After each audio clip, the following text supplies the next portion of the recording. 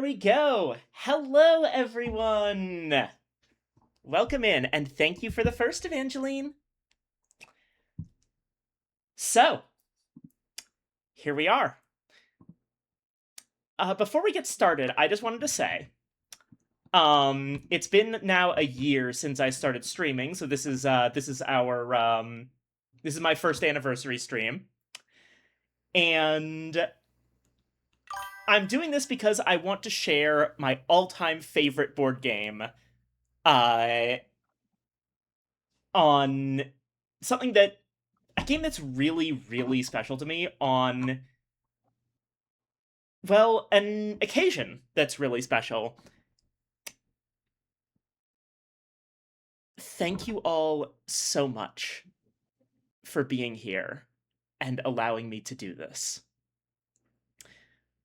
I truly cannot say how much I appreciate every single one of you.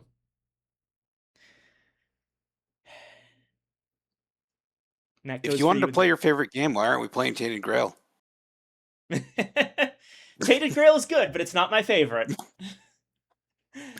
And that goes Blasphemy. for everyone in chat, and it goes for everyone in the call who plays these games with me. And I wanted to say how much I appreciate you all before we got started.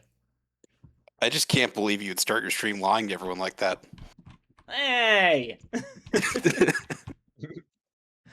All right. So, without further ado, since we have... Hold on, actually. I sent Ollie an invite. Did you not get it yet, Ollie? I accepted it. Did it crash? Might have crashed. Oh, no, I forgot to press play on the launch option. Oh, rip. I'm so sorry. There we go. You're fine, you're fine. Okay. So this, everyone, is Tragedy Looper. It is a game about solving mysteries in a time loop. Let me see. Do they have the rule books? It doesn't look like it. I'm gonna need to go grab this. Oh, I always forget something. One moment.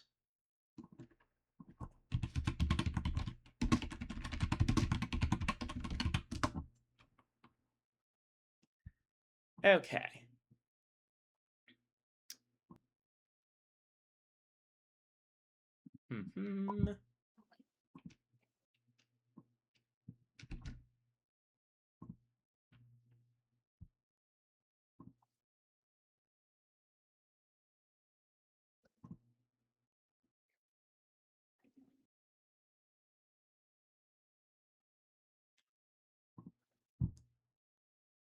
All right, so you're taking on the DM/adversary role? Yes, I figured that the mastermind takes a little bit more knowing the game to do. And also, for the tutorial game, I have already played the tutorial game before. So, I already know the secrets. The way this game works effectively is that each individual game has something called a script, which is basically the different characters' secret roles and all of the things that happen. It's basically the solution to the mystery. And the thing is that the game only comes with so many base scripts, but it does include extensive instructions for making your own. So it has effectively unlimited replayability, but with a little legwork that the mastermind has to do. And because of that, you can't really play the same script more than once, because solving the mystery is part of it. It's very similar to how something like Incident at Galley House works, where you can't there's not really You can't replayability for unknow an it, individual thing. Yeah, you can't unknow it. But in terms of how many potential scripts you can make, ridiculous amount. So it's not like you're going to run out of games to play with this. Gotcha. It's just that the ones that come with the base game, if you're not raking your own scripts, you can play this a total of 32 times with the same people. Which is pretty Okay. good. Yeah. Anywho. Huh. Not quite like chess, where there's a number of possible games that's, larger than the number of atoms in the universe, but 32 is still a good number. Yeah. Okay. I like 32 more than, 10 to the power of something or another. Yeah. Yeah, how many chess games are there? It's 10 to the... I think it's like 120. I'm trying to find the Yep. the dang thing.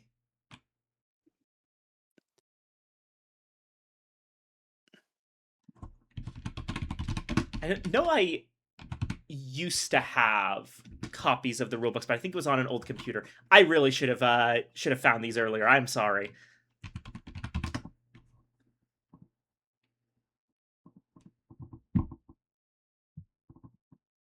Actually, Oh, there we the go. real chess number is unknown, but the lower bound is 10 to the 120. Nice. There we go. That's a good number of games. You could pass the time like that, I suppose. Yeah, it would take you at least an afternoon to get through. Right.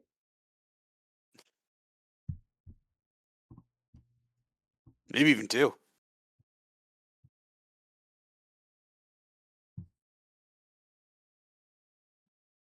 Ugh. It's my brain. Dead.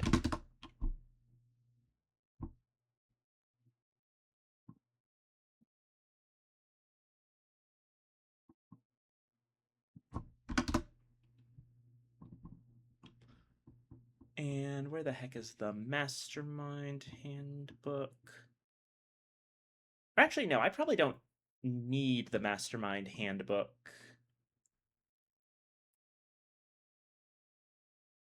At least not in the game. Okay, here we go. So, let me just objects, components, custom, PDF.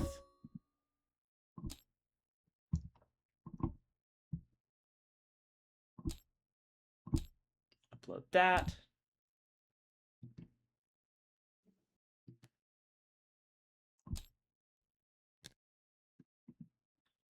And just scale it up a couple times.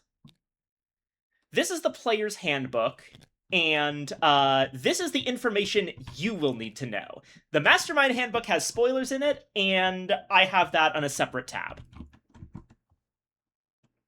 Okay. So, welcome to Tragedy Looper, a time loop deduction board game. A mastermind will unfold a mystery while the protagonists try to figure out what's going on.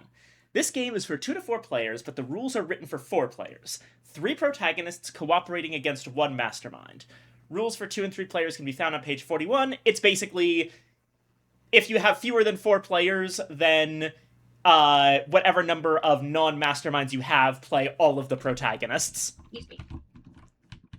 So Makes like, sense. if you have a 1v1 game, then the protagonist side is controlling 3 separate hands, which doesn't super matter because all of your hands are identical to each other. There's no actual difference between the 3 characters. Which, No, I got the blue one. For the record, these are your 3 characters. They are actually distinguished by what thing they're using to time travel. The red-haired boy over here is using an antique pocket watch that he found in his grandfather's attic. The girl has a magic diary, and the Sorry, no, not grandfather's attic. You just found it in the attic. I was mixing it up with the blue-haired boy who has a time travel phone app made by his mad scientist grandpa. Uh-huh. Makes That sense, yeah. Anywho. So.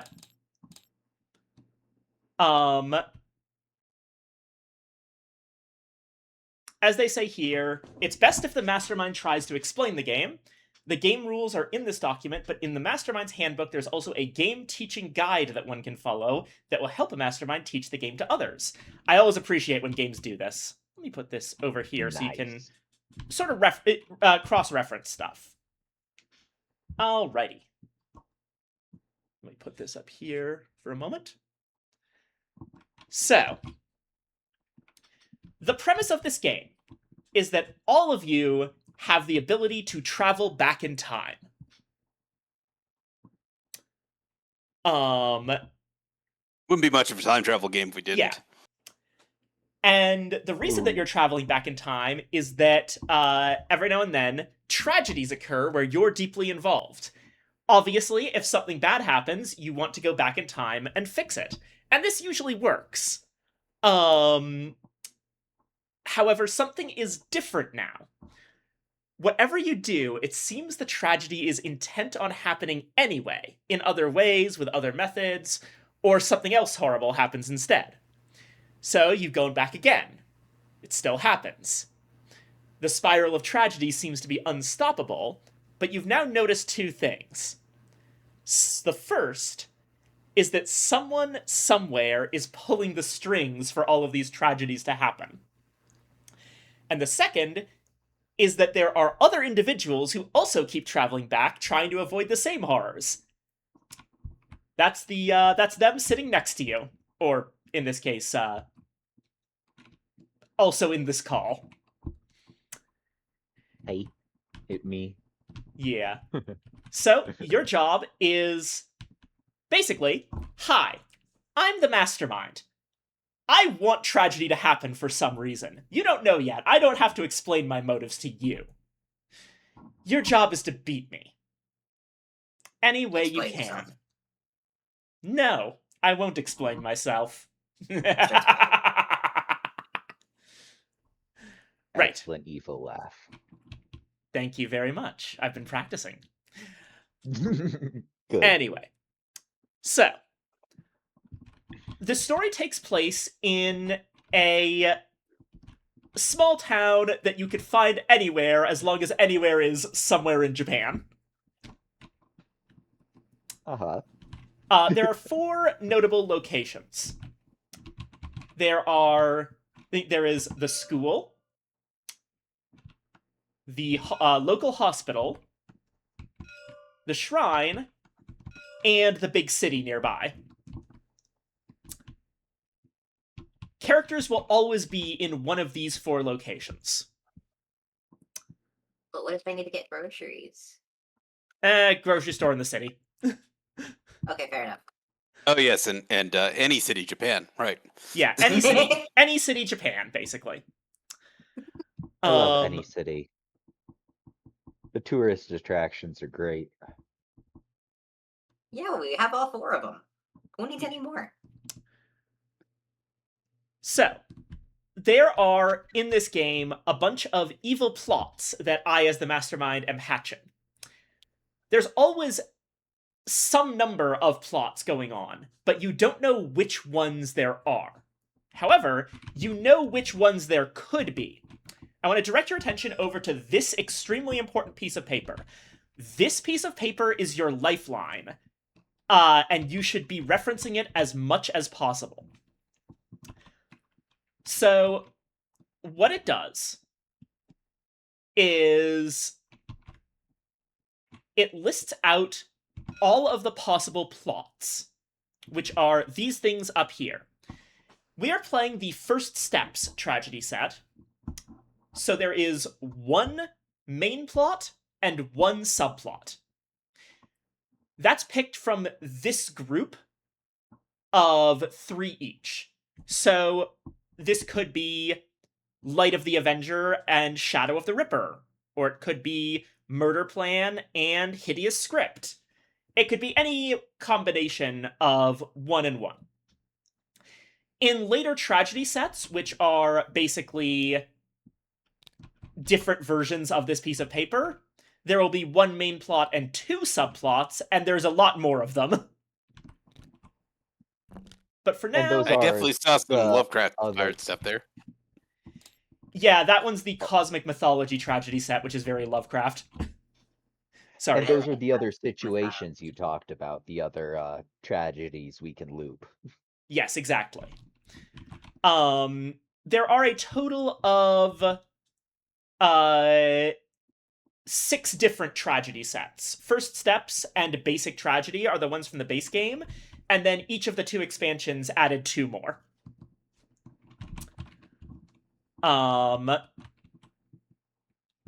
So, aside from plots, which you've got the plot's name, all of the roles that are present in the plot, and any special rules that that plot has. Roles are not the same thing as the characters. Let me introduce a character. This here is the boy student. He is a student and a boy, and that's about everything. That's all anyone ever knew about me throughout school.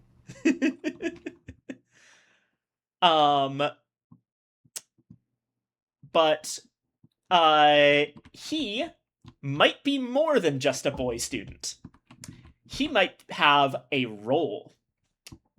These right here are the secret roles. They're assigned to characters in the script. And they act as a sort of way to hide who's who.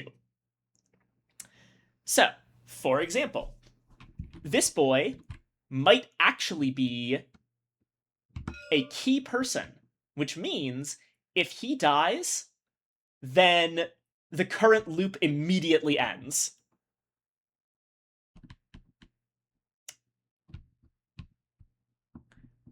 Or he might be the serial killer, who, if left alone at night with exactly 1 other person, will compulsively murder them. Or any of these secret roles. Not all of the roles are negative. For example, the friend role is helpful to the players. But, yeah. So, let's say, for example, you know for sure that the current main plot is a place to protect. What that means is that one of the characters on the board is definitely a key person, and one of them is definitely a cultist. There cannot be roles that are not included in one of the active plots. So if it's Place to Protect plus Unsettling Rumor and has a key person, a cultist, and a conspiracy theorist, I can't just put in a friend. That's not allowed. Friend is not part of either of those plots. So Yeah. the roles determine the plots, and the plots determine the roles. Your job, basically, is to figure out who everyone is. Well, okay, it's a little bit more complicated than that, because your actual job, the way you win this game is by not losing. Huh. Or more true to life. more specifically, we're going to be playing over a number of loops. And also, I may have noticed an alien character. Yeah, don't worry about her. Okay, okay. There's a lot of characters. Well, you can't have the Cthulhu mythos without, Venusian catboy aliens. Guys, Actually- we've also got a godly being. Yeah, here's Oh, the I didn't alien. even- Here's the alien, by the way.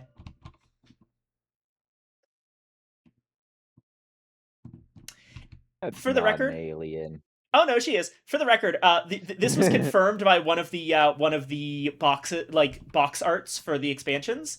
That right there is not a scar and it's not a tattoo. That is a functional mouth. Of course it is. I had a feeling it was a mouth. Yeah. Oh, neat. And the godly being you mentioned is hilariously tagged man and woman. Oh, yeah. This one Makes is sense. mine. Stealing it. But yeah. Anyway. So yeah. All of these characters also have abilities that can be used to help you. These are called goodwill abilities. So the boy student's goodwill ability is remove 1 paranoia from any other student in this location. The way this works is that if you have goodwill counters on this guy, then it kind of acts as a gating mechanism for their abilities. So if you have 2 goodwill on the boy student, then during the appropriate phase, you can activate his ability. This does not consume the goodwill tokens. Okay. Think of it like an affection meter. He'll help you out with stuff if you have enough affection with him. There are some, notably, It's like Pokemon. the alien's slightly different because, well, she does have these goodwill tokens. Her abilities are a 4 and a 5. There's also this little symbol here that looks like it's hard to see because the scans are slightly low quality, but It's a clock, right? it's this symbol right here with the number 1 times next to it. That is the once per loop symbol. Oh, okay. So each of her abilities can only be used once in a given loop. Whereas the boy student's ability can be used as much as you want, though only once per turn, as soon as you unlock it.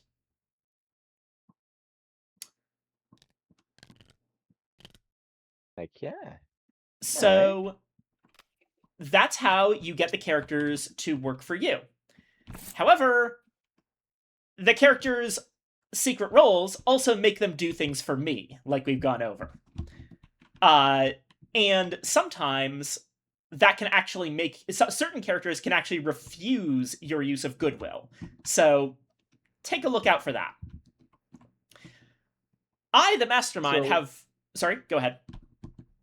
It would refuse, like, would the target of removing 1 paranoia refuse the goodwill, or would the boy student refuse the goodwill? The boy student. So if the boy Okay. student has It would- goodwill refusal, and you try to use his goodwill ability, I'll say something like, he gives you a funny look and then shakes his head, Yeah, valid. basically telling you, Okay. hey, your goodwill ability completely failed to function, which is distinct from, let's say that you tried to remove paranoia from someone who didn't have any paranoia. I would say that the boy student follows your instructions, but nothing happens. Basically, I will always make it clear if the reason something happened is due to a lack of target of a proper target, or the character actually refusing to help you, because knowing that is important. Understood. Yeah, Thank you. gotcha. Okay. But yeah. And also, goodwill refusal can be optional or mandatory. Basically, this means that I get to choose whether to use it or not. For the killer, brain, and curmudgeon, I can let goodwill abilities go through to throw you off the trail, but the cultist always refuses goodwill abilities, which means I can't hide them as well. Sure. Alrighty. So, Why is there a dash next to key person goodwill refusal? honestly, I don't know. I think they were going to use dashes, but then they forgot? Yeah. they okay. forgot. Either that or the dash itself is a misprint. There were a couple of misprints in some versions of this game, unfortunately. There's a pretty nasty one in the This whole first step board looks like it was made in PowerPoint. yeah, that's fair. Uh, But yeah, there's a pretty nasty misprint in the Midnight Circle expansion that, I just recognize this formatting. yeah. Alright, so I'm going to pull this out of your hand so that the audience can see real quick. Don't worry, I'll put them back, Ollie. But Are you stealing metatarsals? so you do not actually have like a piece that goes on the game board in this game. You are assumed to always be able to access any area whenever you want. Instead, you have these cards. And these cards can be played on characters in order to make things happen to them. We've talked about how goodwill works. These cards, for example, are how you get goodwill on someone. So if you used goodwill +2 on the boy student, then he would gain 2 goodwill. Goodwill +2 is a once per loop card, so after you used it, you would set it aside until we move to another loop. Other cards include the forbid cards for intrigue and movement cards, and more cards that affect goodwill, and cards that affect paranoia. So, to quickly explain all of these. Intrigue is a type of counter that kind of works like goodwill, but for me. Oftentimes, my goals as the mastermind will involve putting intrigue on various characters. This is generally bad for you, and you should try to prevent it whenever possible. For example, if you look at the killer role, if the killer is in the same location as a key person, and the key person has 2 intrigue on them, the key person dies. That's bad. You don't want that to happen. However, Or if the killer themselves have 4 intrigue, that kind of sucks. yeah, then you die, which is another way that you can lose an individual loop. Don't worry, by the way, you automatically time travel when you die. Oh, good. Is there a limit to the number of loops we have, or Yes. So, God forbid their last day is spent in a coma. yeah. So, for the game that we're playing here, the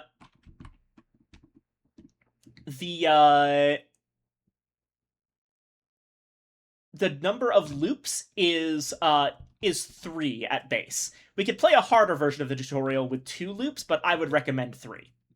That means effectively you have 3 chances. Important note, by the way. Secret information does not ever change between loops. If you learned a thing in one loop, it will still be true in the next one. Gotcha. So yeah. Forbid Intrigue has a specific rule where you can't block intrigue in more than one place at the same time. If 2 or more players play a Forbid Intrigue on the same day, they cancel each other out.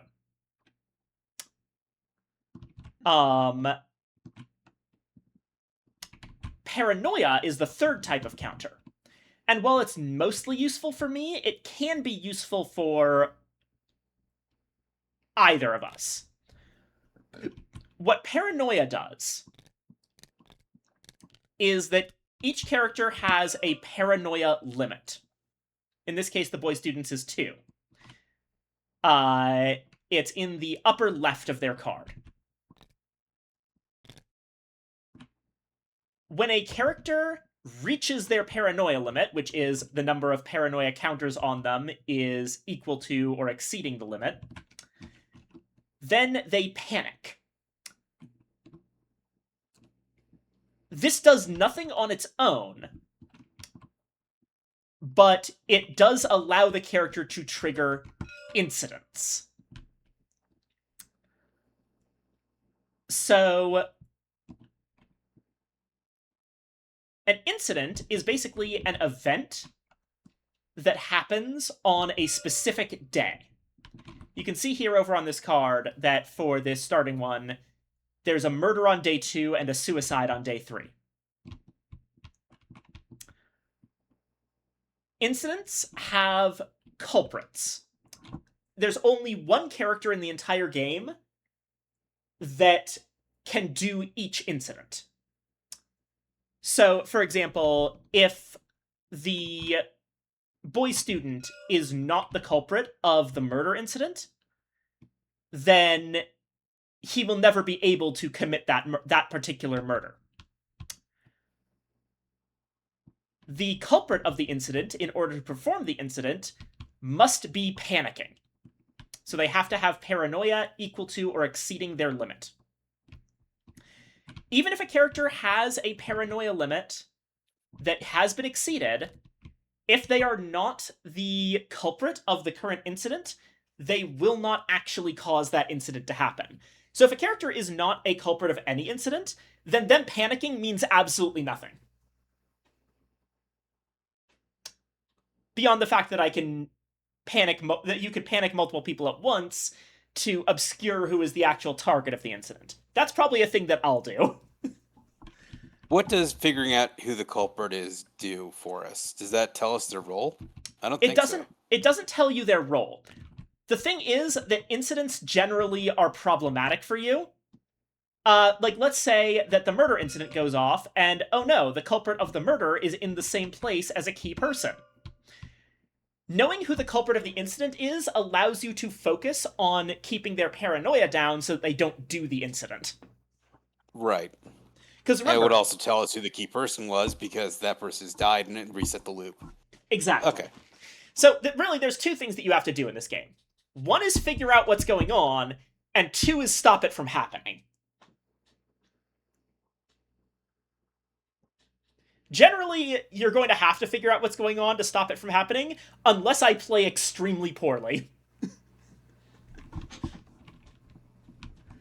Anywho. Outside of these paranoia cards, and the goodwill cards, which I've now explained, you have the movement cards. So, movement is very simple. It's either horizontal or vertical movement. At least for you. I actually have a special unique movement card that only I have access to called diagonal movement.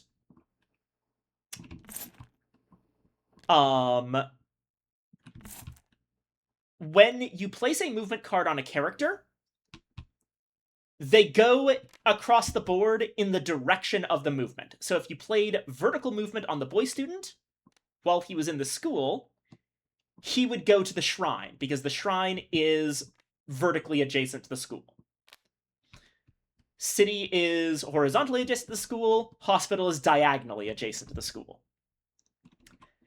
However, while I can only put one card on a given character, and you can only put one card from your hand on a given character, it's possible for both the mastermind and one of the players to put a card on a character. That's where these equations come in. Whenever there's 2 movement cards on a single character, you put them together to figure out what actually happens. So, 2 of the same type of movement, so 2 verticals or 2 horizontals, don't change anything. They just cause the person to go horizontally or vertically, depending on which one it was. If you have 2 different movements, like a vertical and a horizontal, vertical and horizontal causes the character to move diagonally. Meanwhile, the diagonal... Makes sense, because vertical horizontal ends you up diagonally. Yeah. And if I play the diagonal card and you play a different movement card, my diagonal movement card reverses whatever your movement card was. So vertical plus diagonal equals horizontal. Yeah, that just makes sense if you resolve both actions. Because vertical plus diagonal is horizontal. It's just yeah. Exactly. The only place where it confuses if we're it's really different is if it's two of the same. So two vertical, you could either say that's moving forward and then back, but we're just saying it's forward twice. Yeah. Think of it more like two people told you to go in the same direction. You wouldn't then double back just because. And there's also forbid movement, which automatically cancels any movement on a character.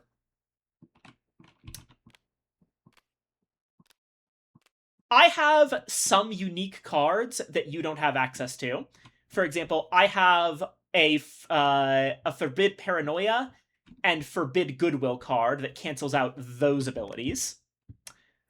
As well as the fact that I have cards that affect Intrigue instead of Goodwill myself. If you want to get a record of what cards I have at any given time, there's a little section here for Mastermind cards. Okay. I have 10 total cards. There are only 9 listed here, but that's because I have 2 copies of Paranoia +1. Alright. At this point, I think that I can explain how the game turn works. So, there's a little turn summary up here. Here is how a turn will generally go.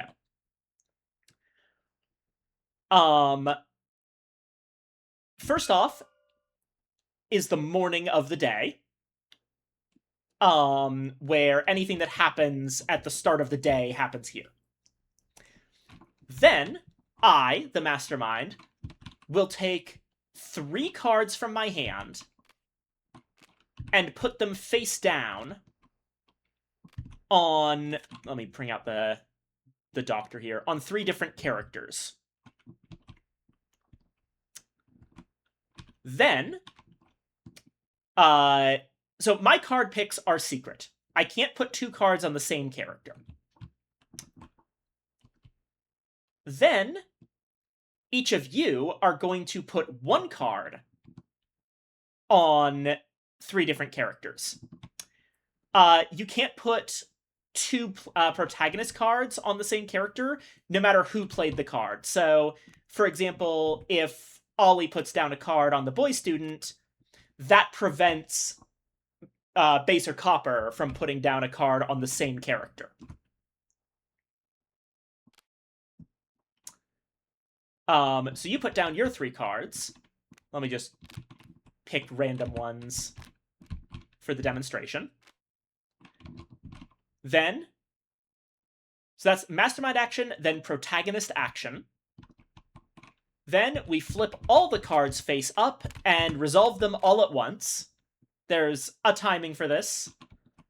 In this case, just and as an example going through it. I put Forbid Paranoia on the boy student. He didn't have any paranoia, so this card just kind of does nothing. Then we put a Goodwill on him. And these cards go back to our respective hands. +1 Paranoia and -1 Paranoia on the alien. These pretty much cancel each other out. +1 Paranoia goes back to my hand. -1 Paranoia is a once per loop card, so it would be set to the side until the next loop. Right. Okay.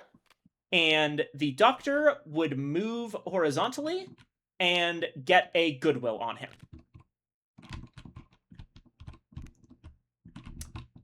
Then, after all of this, we get the Mastermind Abilities step. This is where I get to use any abilities that are caused by characters' roles. So, for example, in this step I might say something like, all of a sudden, a paranoia is placed on the alien. Okay, so the Doctor was a conspiracy theorist, right? Or check the conspiracy theorist very carefully. It's on character in this location. It doesn't specify other character. Oh, so the alien would be... The doctor So or the the alien alien. or the doctor could be. Exactly. Okay, gotcha. The wording in this game is always very precise. Like, the boy student cannot remove paranoia from himself because it specifies other student. Will mess me up, but he Yeah. will survive. Be very, very careful about that. But yeah, so in this example, it would mean effectively that a conspiracy theorist is in this area. Then When we're planning our turns and putting all our cards face down, how much table talk is allowed? good question. So there's actually 2 ways to play this game. There's table talk on and table talk off. If table Okay. talk is on, you can talk about whatever you want, whenever you want. If table talk is off, then you can only talk strategy in between loops. Gotcha. I think we play with it on. It seems more fun. I agree. Yeah.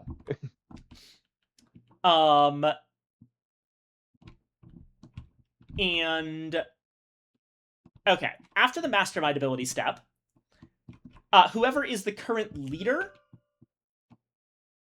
which just switches each turn and is basically a formality, gets to choose to use goodwill abilities. So if you have any goodwill abilities that are active, this is when you use them.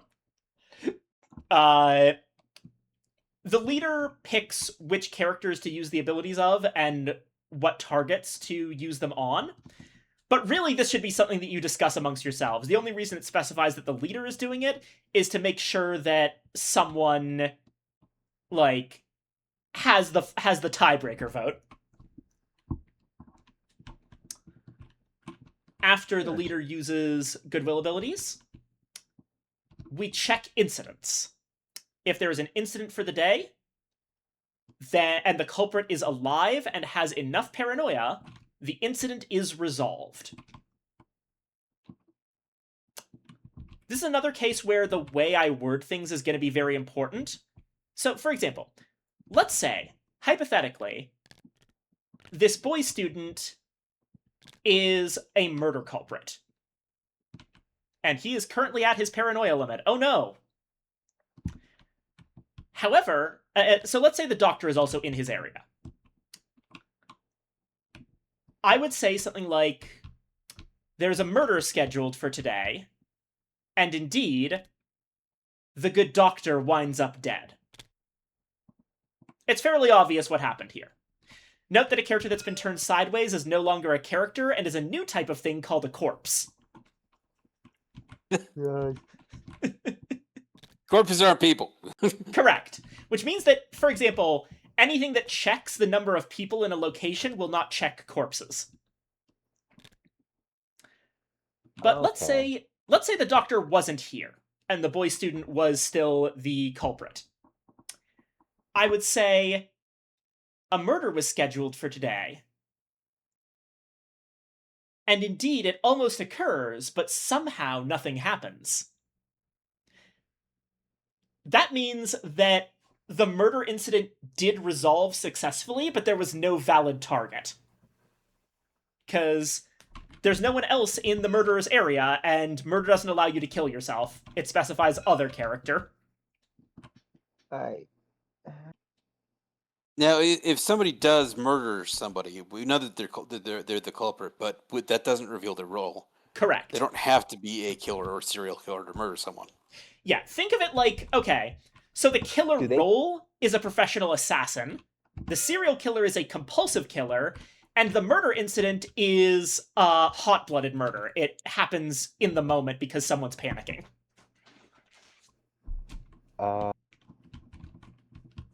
Gotcha. So the What killer is a happens- professional. The serial killer is just a murder fanboy. Yeah. What happens Just doing it for when the love of the they game. interact with each other? Depends on Wait, the timing. killer can do optional. but I don't know. Are you all right? I'm just trying to figure out. Okay, never mind. Never mind. Because the killer has to kill a key person, right? Correct. And a key person Okay. can never be a serial killer because a character can't have more than one role. Yep. Right, but Resolving Anna can that in trip my us head. up with that. So let's say that the boy student is the killer culprit, but uh, but the alien is the serial killer. So at the end of the day, Doctor dies, and we knew a murder was scheduled, but we don't necessarily know if that murder was related to the incident, or it was a role playing out. Actually, you do know that because Oh, we do. incidents happen at a different timing step than night. Oh, okay. The serial killer kills people at night, whereas the murder incident will kill someone during the incident step. So it's not just who they were with when they died, but when specifically they died, which gives us information. Okay. Yes.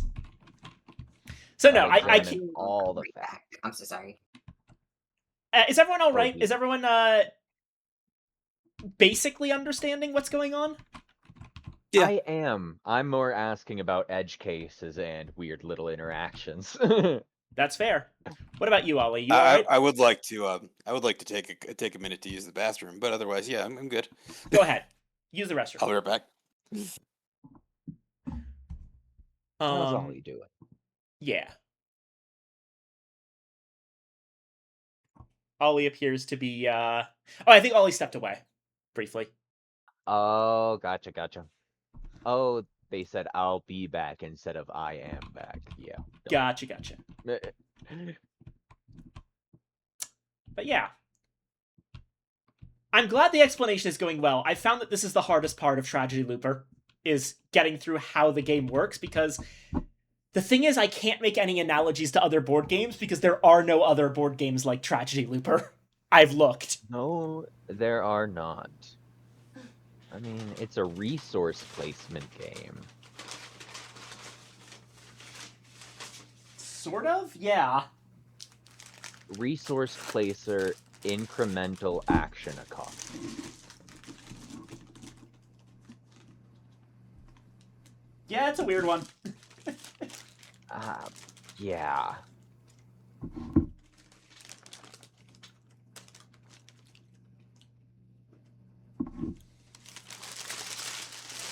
So, Feel free to ask any other edge case questions that you've come up with. I will answer them. I haven't come up with any since, your last explanation. I think I pretty much get how the game's supposed to be played. Let's see. Yeah, we're gonna see how you organize the board at the start, but other than that, we start the turn, roll at the turn summary thing, and then roll through it, and then we play the cards on the characters. Yeah. Yep. Nothing I really don't understand. One thing that I will point out for the record, and I'll bring this up again because I think it's really, really important that you know that this works like this. Yeah. So the Doctor has a weird edge case built into his character. His first ability is remove or add one paranoia to any other character in this location. If the Doctor's role has goodwill refusal, the Mastermind may use this ability as his own. All right, I'm back. Thank you for waiting. No problem. We were just looking at the Doctor's long little ability description. Yeah, because I feel like this should be... Oh, you back, Ollie? Yeah, sorry. No problem. I actually wanted to ask if you're keeping up, if you understand kind of what's going on here. I think so. All right, good. I know it's a complicated one. But yeah, the Doctor's ability has an edge case that I want to highlight, which is his basic ability is just to either add or remove paranoia to anyone in his location. But if the doctor has a secret role that has some form of goodwill refusal, then the mastermind treats that goodwill ability as a mastermind ability during the mastermind abilities step. Basically, the doctor can turn into a second conspiracy theorist. So if there's a situation where it seems like two characters are conspiracy theorists, and one of them's the doctor, that's probably what's happening. Gotcha. Because normally you can't have two conspiracy theorists because there aren't any main plot, subplot combinations that would ever give you more than one.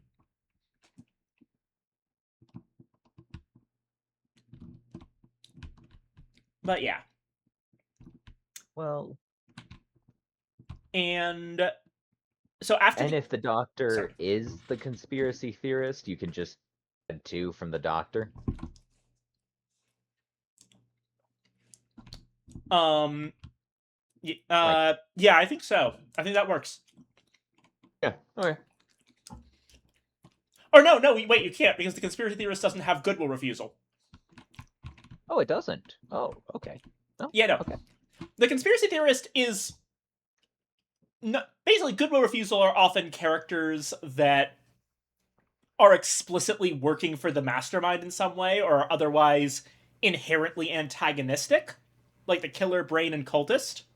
The only other goodwill refusal character is the curmudgeon, who is just an angry person in general. Everyone else is like, they're not... Okay, the serial killer is pretty evil, but the serial killer also is just compulsive. And the conspiracy theorist is just a guy who's a little bit loopy. He's not evil. Oh, yeah. Anywho. Was there anything? Oh, yeah, there's one more. Good There's one question. other. Oh, yes, sorry. Is the doctor not allowed to leave the hospital until he gets 3 goodwill? No, so what that part is for, that goodwill ability often won't actually come up, because it has to do with this character, the patient. And this is actually a great opportunity for me to talk about forbidden movement. So, if you notice... Yeah, I saw that on the board. Yeah, if you notice on the patient... Patient's banned from everywhere. Yeah, he is like fucking... He's a hospital He's patient. bedridden. He doesn't leave the hospital. Yeah. Yeah, he does not leave the hospital. So if you put goodwill on the doctor, he can actually make it so that the patient can move around the board properly. Gotcha. Cure That's like that me. man. My first goal, let the patient be free. Yeah. Hilariously enough, the doctor can cause this to happen even if he's not in the hospital and the patient is. Oh, yeah, no, it just says it applies to the patient no matter what. Yeah. He just gives the hospital a little call. Hey, you know the patient, he can go if he wants. Yeah. So, the patient's one of the characters that can't go to certain places. There are a couple of others. Let me put out some more characters onto the board as I explain all this. The alien can't go to the hospital for probably obvious reasons. Yeah, Alien can't go to the hospital because she does not want to be dissected. Dang it. The office worker cannot go to the school for extremely obvious reasons. Mm-hmm. Bro, what are you doing there? Here's the cop. And finally, the Shrine Maiden can't go to the city. I've always decided, like, the way I've always played this is, like, she'll start talking about spiritual impurities or some shit. Honestly, Yeah. for a Shrine Maiden, it could probably get really overwhelming to go to the city if you're very sensitive to spirits and stuff. Yeah, that too. But yeah, so those are all of the cases of forbidden movement, and this is both listed on the board and on the character card, which with a little X on the appropriate location. Which, by the way, if you're wondering what the blue thing is on each character, that's their starting location. It's where they start each loop. So all of the Yeah. students start in the school, for example.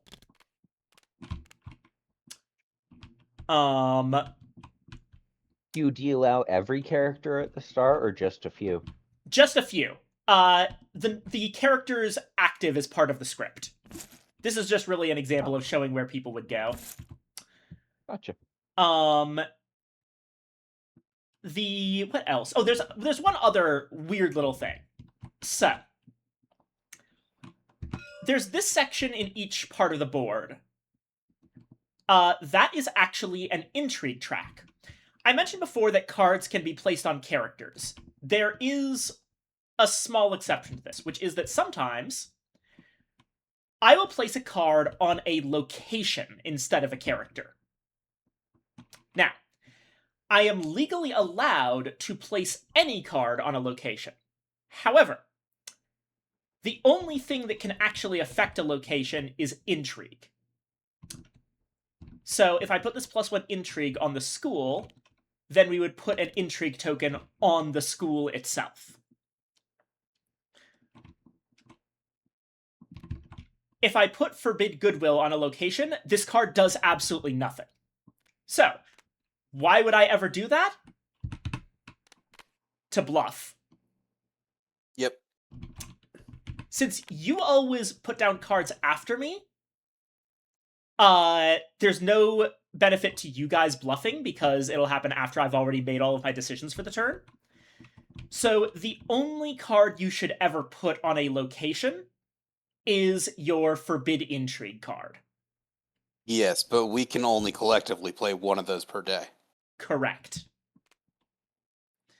So if you, I mean, even without table talk, if someone plays a card on a mastermind card on a location, you can assume they're playing their one intrigue card for the whole group.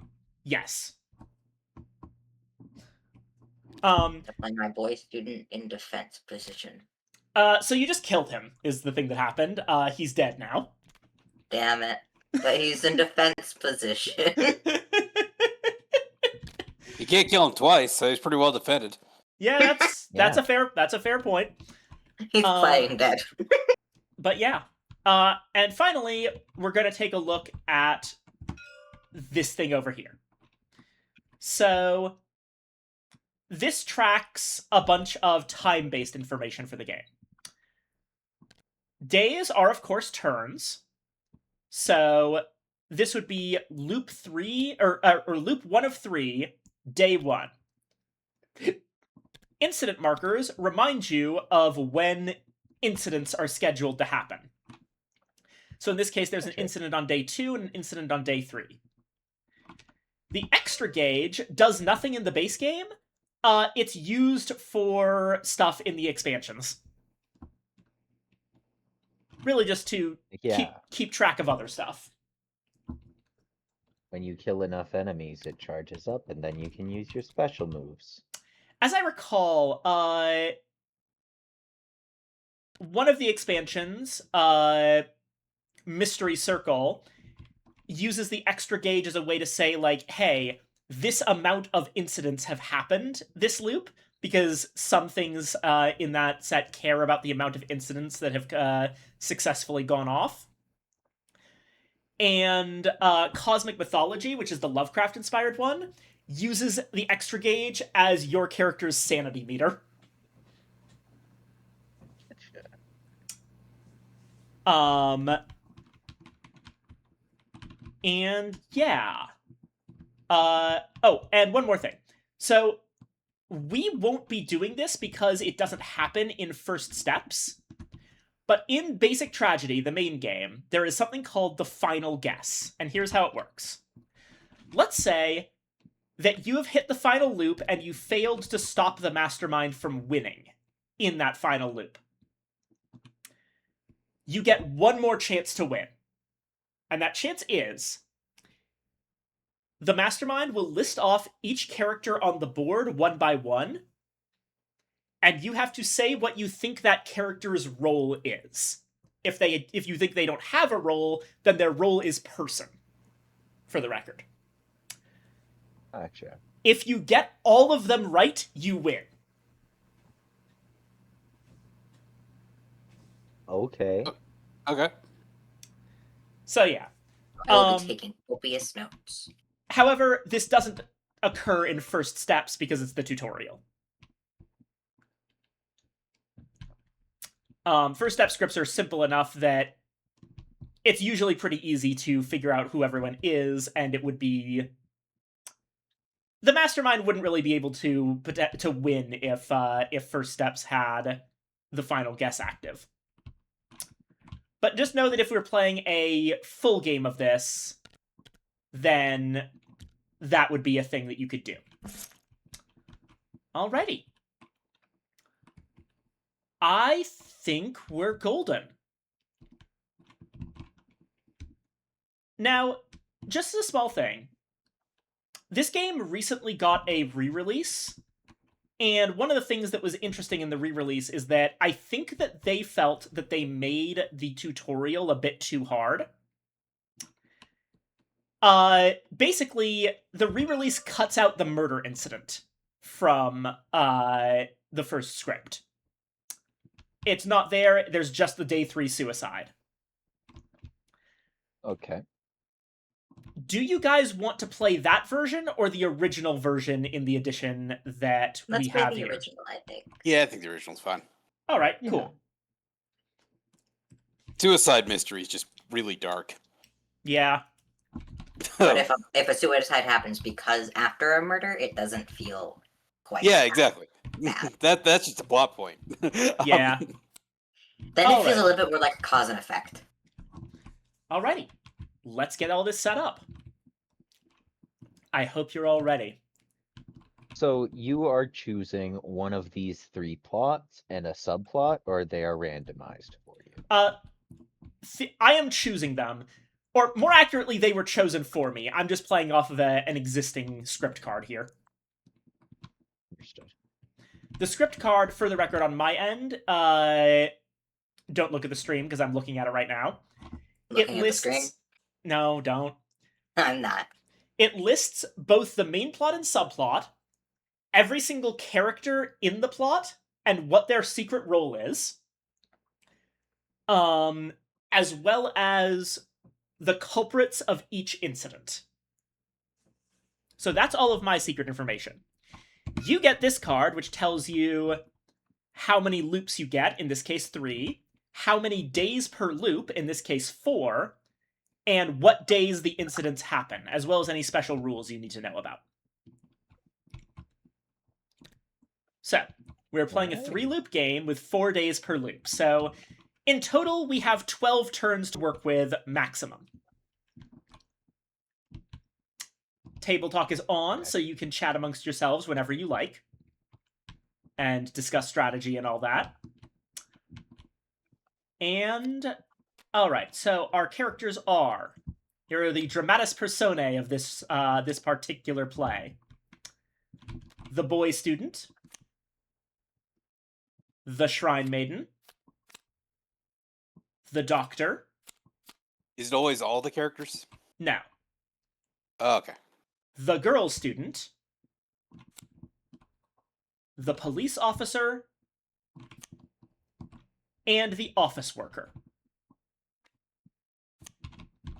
Here is your cast of characters. Okay. That's a lot easier than I was expecting. Yeah. I can actually... I thought... Yeah. Generally, you actually don't want there to be too many characters, because otherwise it gets really confusing. Yeah, I thought we were playing with 17 characters live at any given time. It's like, that's a lot. Nope. Just 6 for this one. So, let me just quickly go over each character and their differences. This will help both make sure everyone knows what's up, as well as help out the chat. So, the boy student and girl student are nearly identical. They both have the ability on 2 Goodwill to remove paranoia from another student in their location. So, the target of that ability has to be other than the character themselves, and they must have the student tag, which in this game consists of both of them, and also the Shrine Maiden is a student. Oh, neat. That makes sense. Yeah. Always remember to check character tags. Shrine Maiden and Girl Student are both student and girl. Boy Student is student and boy. the office worker, police officer, and doctor are all adult and man. Yeah, women don't exist. What about like Mystery Boy and Rich Man's Daughter? Are they students? They are, yes. Okay. You can actually see over here on the character section, it'll actually tell you the character's tags. Oh, okay. Yeah. Forgot about this spot. Of note, by the way, while there is no like there is a distinction between girl and woman. Mm-hmm. There's in Basic Tragedy, there is actually a thing that there's a plot that specifically calls out girls instead of just any female character. It's the one Makes that's a sense. reference to Madoka Magica. Gotcha. So Anyway, it's clarifying and tragic. pretty much, it's the plot is basically called "Make a Contract with Me." Ah, All right. The only other difference besides the gender between the boy and girl student is that the girl student has one more level of paranoia limit, so the boy student is slightly more likely to trigger incidents. Gotcha. The office worker is forbidden from going to the school. He is an adult man. He has a paranoia limit of 2, and his ability on 3 goodwill is to reveal his own role.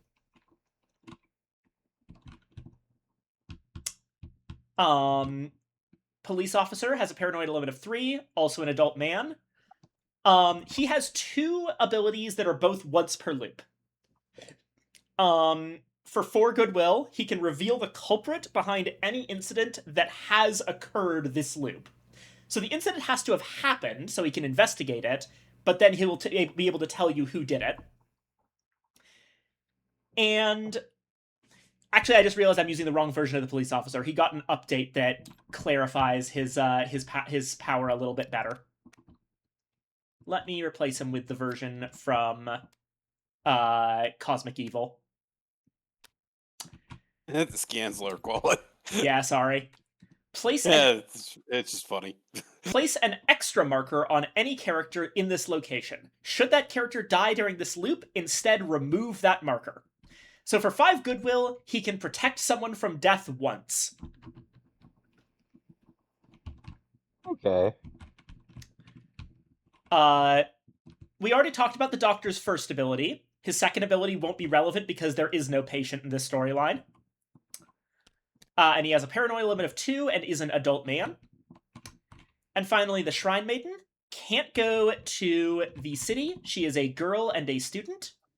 Paranoia limit of 2. And 2 abilities. For 3 goodwill, if she is in the shrine, then she can remove 1 intrigue from the shrine. And for 5 goodwill, once per loop, she can reveal the role of any character in her location. Alrighty. And the last thing is, you've probably already seen it, but there's a little section here that gives you advice if you don't know what to do. As it says, goodwill is pretty much always good no matter what, and try not to ever lose the same way twice. Because losing in different ways gives you information, which is your most important currency in this game. Alrighty. So, let's get started, shall we? Everyone ready? Yep. Alrighty. Okay. Day start. Morning. Nothing happens here. Basically, I'm going to skip over morning unless something actually happens, because it's very, very rare for something to happen at the start of the day. So, mastermind action. I place 1 card on the girl student. Oh, we're fucked now. Okay. Good game, guys. I place one card It's been fun. on the police officer.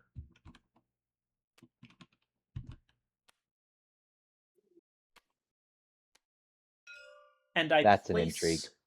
one card on the office worker.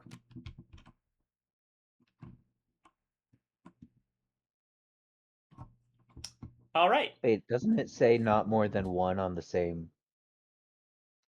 Same Okay. character. Can have Okay, multiple that- cards in a location, just not two on the same character in a location. Okay. So it's now our turn. I want to suggest some things that I think Anna would have done.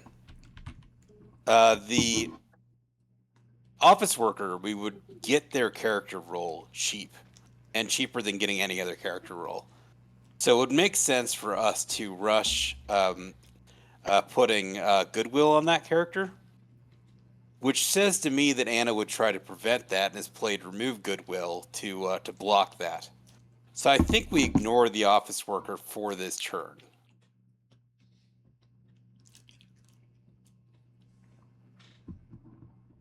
Interesting. Okay. That's just what I'm thinking in terms of what I would do to fuck with me, and it would be that. I think that she might actually try to stop Goodwill from happening on the... Yeah, no one else. No one else would be prioritized, you're right. Yep. But See, like, I think I- they might be wanting to put intrigue on the officer or the hospital, because just due to the style of hesitation. This is entirely vibes based.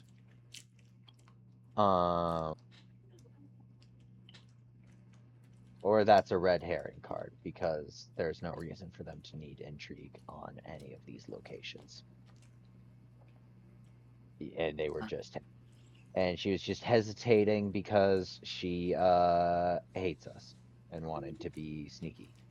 But, Ollie, what's your suggestion? Well, I think that the inner machinations of Viken's mind are an enigma, and I kind of wanted to look at the Shrine Maiden and give her something. What I'm curious about is why is she playing a card on the girl student? If the goal is to induce paranoia, the boy student would be an easier target. So, they have two incidences. The mastermind has two incidents. A Right. murder and a suicide. They've got to get their intrigue up before those points. See, really quickly, it might be easier to go for the boy student first, but if you wanted to go for both, or even just go for the girl student because, for whatever reason, you would want to start stacking paranoia immediately if you can, because she's 3. Right, so you get 2 on her, and then 1 on each in another turn. Keep in mind also, remember that there's no guarantee that the boy student is actually the culprit of any incidents. Oh.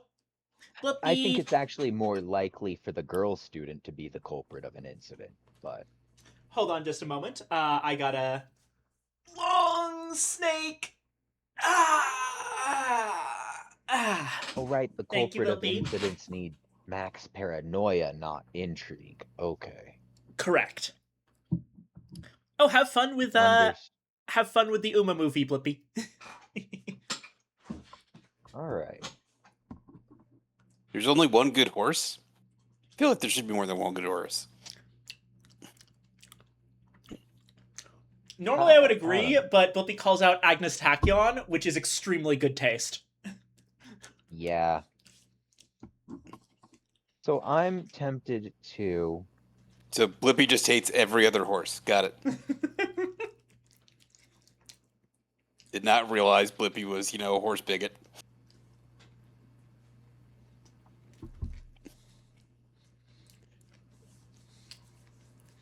Let's see. I'm gonna call it right now that this one is a paranoia.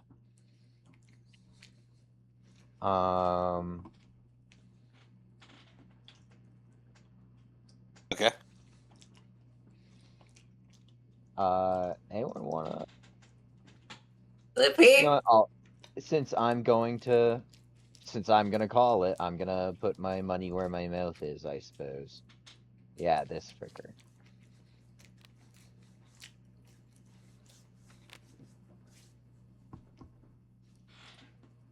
If that's all right with the rest of the group, am I the leader? Oh, right. Shoot, we forgot to actually determine leader. Who wants to be leader? Just to start off with. Best if you want to be leader, that's cool.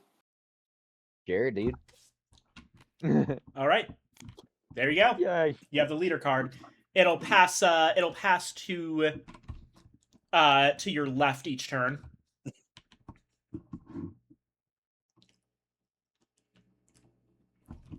All right.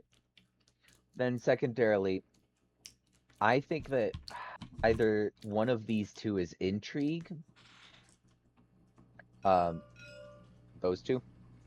Mm-hmm. But I wouldn't know. I think stacking goodwill on the Shrine Maiden will be useful. Yeah, That's we also can what just I was do what thinking. Viking does. Anything we can do to get us information is going to give us an edge. And patience will give us information. So if we can just stack our own economy, that might genuinely be a very good idea. So yeah, I'm all for putting goodwill on the Shrine Maiden, but I've already played my card. Right. Well, if we want to put goodwill on the Shrine Maiden, but then we have one other card we can play. I'll do the Shrine Maiden on my turn. And we can't both put it on the Shrine Maiden, right? Correct. No. And No, for but the I'll take care record, of that. You take care of something else. it is currently your turn. You can just put the card right down, Ollie. Oh, I can? I don't It- have the leader card. I don't no, have no. access to your hand. No, Fast played. You play. So the only thing that the leader card actually does mechanically is that the leader is the one who chooses which goodwill abilities to use. Chooses which what? Goodwill abilities to use. Or in other words, Oh, okay. whenever something needs to be a decision that the protagonists make as a group, the leader is just the one that gets the final vote. Yeah. I And see. we can use as many goodwill abilities as we have active, right? Correct. The only real Alright. distinction is that you can only use the same goodwill ability once in a turn.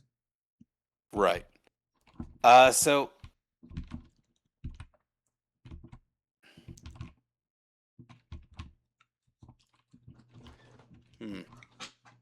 And so my goodwill +2, I can only do that once per loop, right? Correct.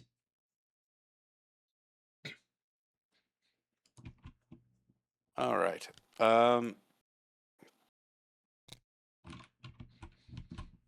I think I will play goodwill on the boy student. Because if we're right about paranoia, that'll be nice to be able to reduce it faster. Well, I'm gonna Alrighty. be blocking it anyway. For now, yeah. I don't know. Yeah, valid. Then it would be Yep. nice to have an automatic block, you know? Right Yeah. up. Yeah. Are these your final choices? Yes. You know what? We're not gonna play any better with more indecision. Alrighty, I'm flipping them over now. We are locking in. So, these were your choices, of course. And these were mine.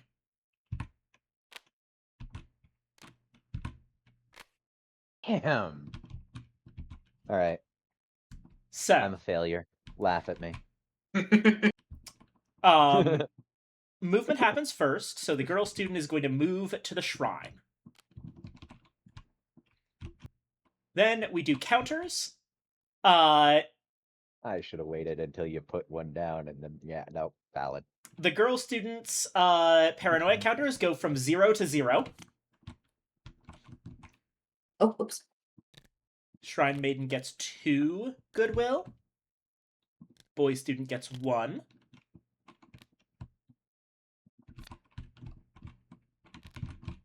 No, don't take it back into your hand. Oh. Remember, that's once per loop. Ah, gotcha. Yeah. Yeah, that's why I didn't use it. And paranoia gets put on each of these guys.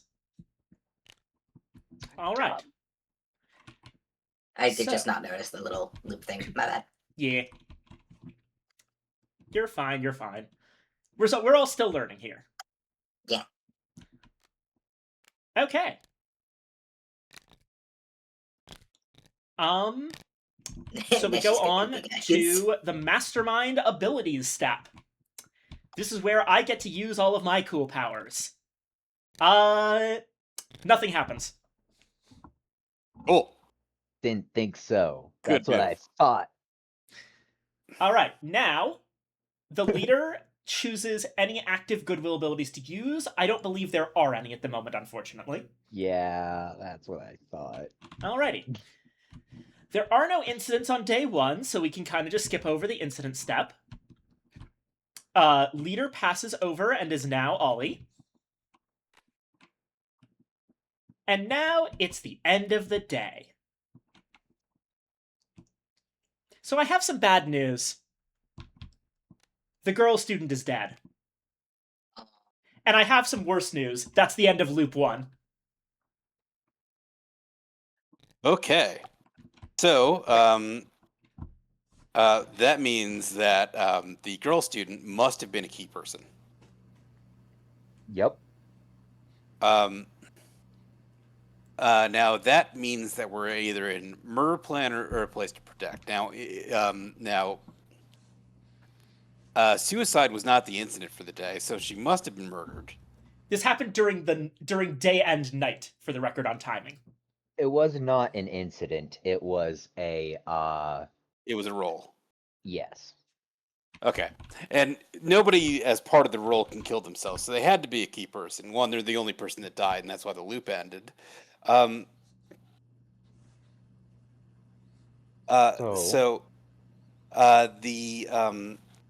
That means that our shrine maiden is is a serial killer. That's the only Because- one that has the conditions that could have But done. that's on day Right. end. Weren't we just on night, not day end? If you look at the turn No, that- summary, day end is also known as night. Oh, okay. Yeah. So yeah, the shrine maiden absolutely is a serial killer.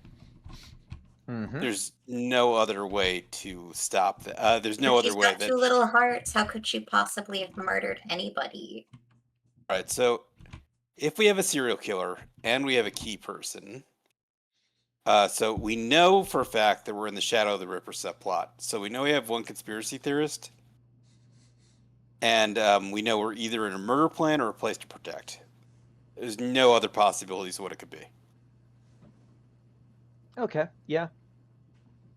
Just One sec. I'm not. Obviously, I can't explicitly come out and say if you're right or not. But I think this is honestly a really good microcosm of how you play this game and how the information game works. Because yes, you did just lose in a single turn, but that gave you a right, lot we of got information. A lot of information from it. Yeah. Basically, whenever I make a power move, that gives you a lot of stuff to work with. However, Right. keep in mind, if I manage to win the same way again, it won't give you any new information. That's what Right, you want to which- avoid. Yeah, that's why they said don't lose the same way twice. So we need to make sure that the girl student is not in the same place as the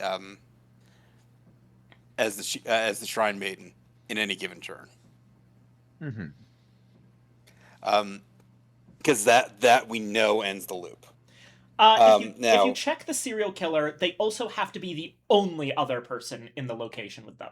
right. If So the serial they killer can't is be there with- alone together in the same location. That's what Exactly. we need to know. If the serial killer is with Um, 2 people, then they won't have an opportunity to go for the kill. All right.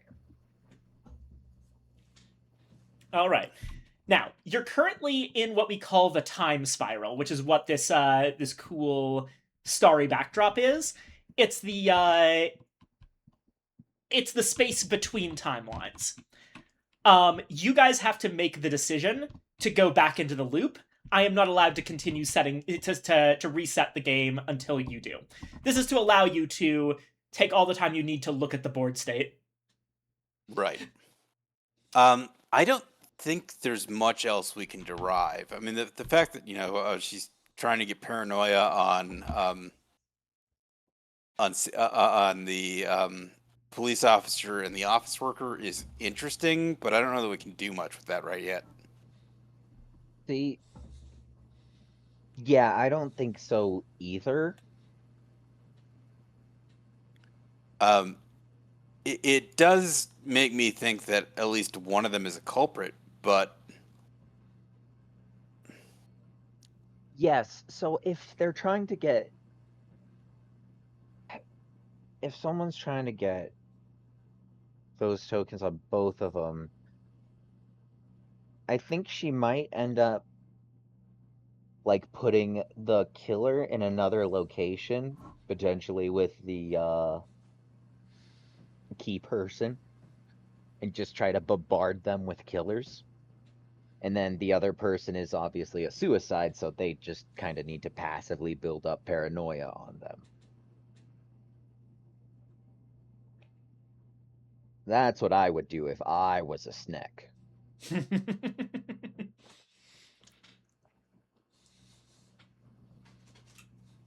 oh, actually, we as soon as the next loop starts, we will be able to figure out exactly what the plot and subplot are. As soon as it starts? Yep. Look at the plot rules. On a place to protect, 2 intrigue go to the school. No, okay. That's not what that means. So that's Okay. a loss condition. That means if on the end of the loop there is, or that's the natural end of the loop. Basically, if when you hit day 4 in this case, there is 2 intrigue in the school, that means that the protagonists lose. Oh, okay. Basically, that's a goal for the mastermind. It's not a thing that happens automatically. Gotcha. So if it is a place to protect, that means that I could be planning on putting intrigue in the school in order to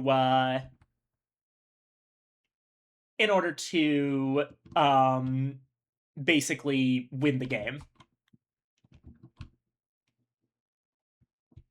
What are the other loss conditions? Because I could see if we have murder plan, how would we lose since there's no loss condition here? Murder plan has a key person. Okay, and that's a loss. Got Yeah. it. So loss conditions in First Steps are death of a key person, death of the protagonists, which can happen via the killer roll, and the Light of the Avenger and Place to Protect loss conditions. Also, if a hideous script is active and you have a friend, the friend acts somewhat like a key person, but the key person ends the loop immediately, whereas the friend just causes you to lose if they're dead at the end of the loop. Gotcha. So friends need to be protected, but they yeah. Yeah. And friends don't actually give us information as to which plot it is, because any plot can have friends. No, nope. Only a hideous script can have a friend. Yeah, okay. Correct. So if there's a friend, it's So a we don't have hideous any script. friends. We know that. You have no Yeah. friends, you get no bitches, you stack no paper. Yup.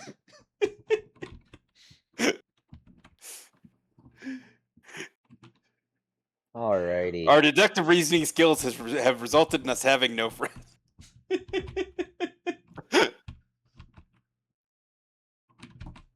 Alrighty. Just let me know when. Anyone else have anything they'd like to consider on this? No, I think we're good. Because I would like to start discussing our strategy after the Snick takes her evil turn. You good, Ollie? Yeah, I'm good. Awesome. Okay, that sounds Good. like a consensus to go back into the loop. Everything resets to back to where it was. Yep. We rewind time. I'd hum the Steins Gate theme, but I don't actually remember it that well.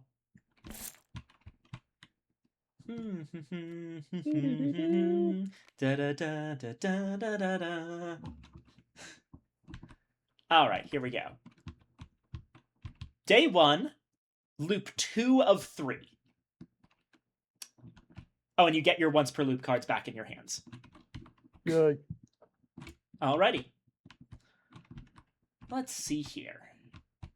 What to do.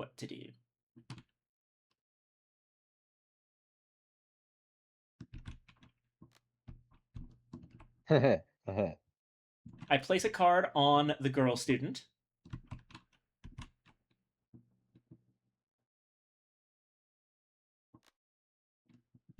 I place a card on the doctor.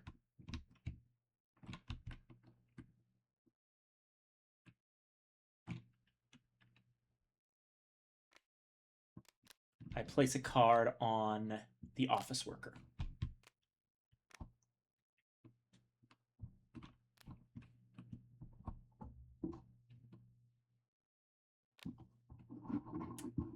That's my 3 cards locked in. Go ahead.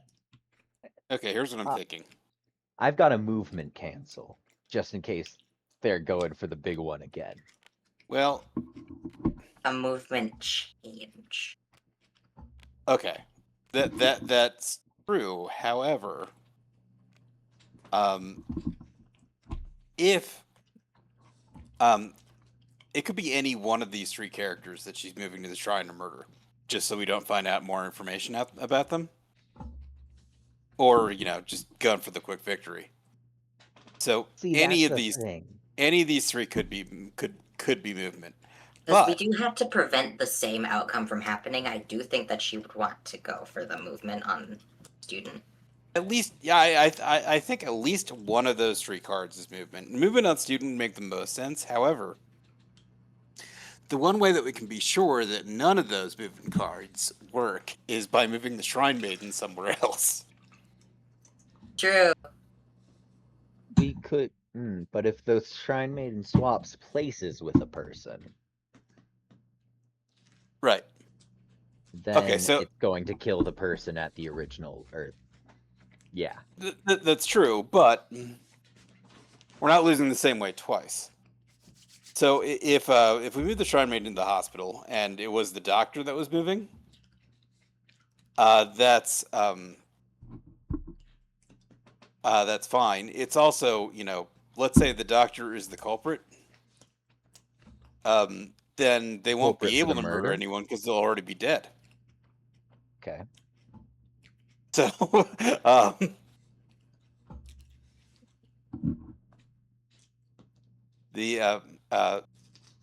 also, if a character is murdered before they can commit suicide, does that count as stopping the incident?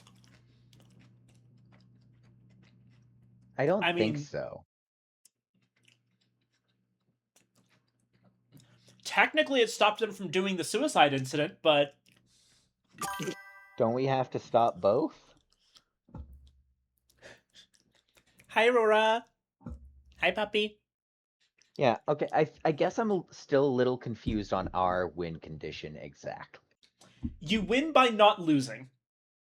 You win by Basically- preventing tragedy. You go if you have Valid. not triggered a loss condition by the time 4 days have passed in a single loop, you win the whole thing. Mm-hmm. if I manage to get you guys to trigger a loss, basically if I manage to trigger a loss condition in all 3 loops, I win. If you prevent me from making you lose even once, then you win. Understood. All right, So- so Oh, I see. theoretically,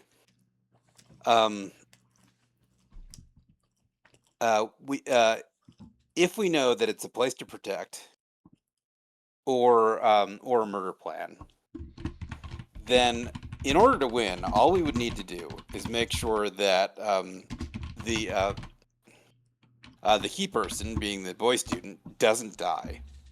Girl student. Sorry, the girl student, you're right, doesn't die.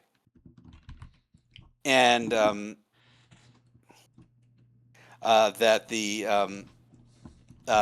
we don't need to worry about friends. We know we don't have any friends. So the only other loss condition would be that if it's a place to protect. There would be Okay. potentially one more. What's that? If this was murder plan, there would be a killer, and the killer could kill you guys if he got 4 intrigue. Okay. Well, we'll see where the snack puts an intrigue.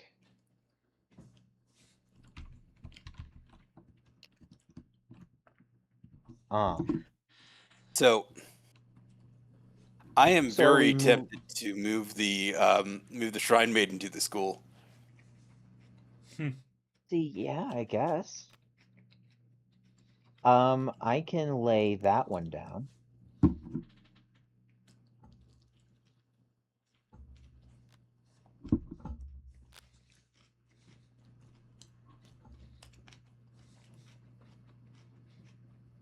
All right.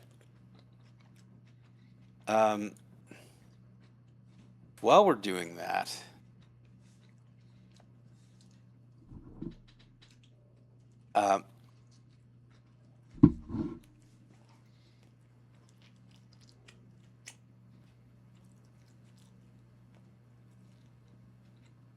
can't reduce paranoia. I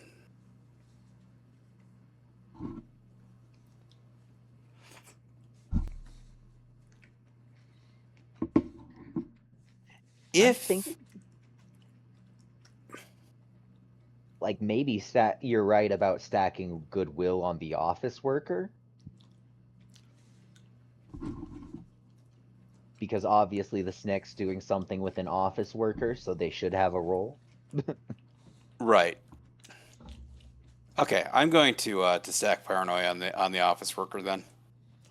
Paranoia or goodwill? Goodwill. I meant goodwill. Yeah. No, and that is the card I chose. Okay. Yeah, cool. And then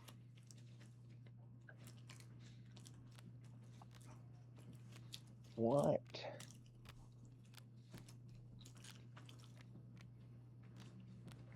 What does Ollie want to do? I mean, What the did doctor. paranoia? Sorry? Paranoia is mostly a precursor for folks to act on incidents, right? Correct. I see.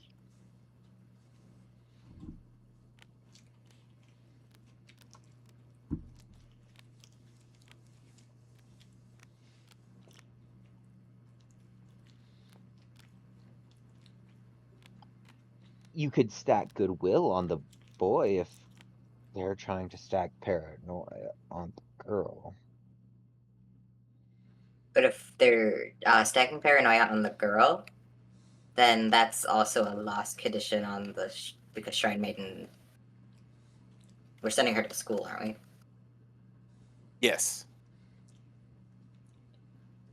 And the killer can murder someone with someone else in the room, right? Yes. The serial killer needs to be alone to do the killing. The professional assassin can just do it. Think of them like Agent 47. I see. Yeah. Once but- the key person has 2 intrigue. So what I could do, okay, just in case, we could use a sideways movement card on the girl student, so that we take her out of the school into an area that the Shrine Maiden cannot go for temporary holding, and then send the Shrine Maiden down to the school. So we're killing the boy? The boy doesn't necessarily have to die, does he? If you Well- do that, then he will be alone with the Shrine Maiden. Do we need the boy? No, We don't know. Let's find out if we need the boy. really. Let's find out if we need that guy. I mean, we know he's not the key person. We know that much because we know who the key person is. It's okay, one guy can die. Alright, whatever. This is probably bad strategy, but we can play multiple games. Yeah. Yep. Yeah. All right. Heck yeah. Are We're we doing a locking? little experimentation here.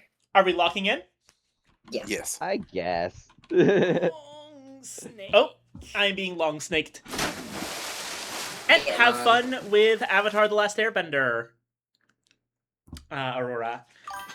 Ah.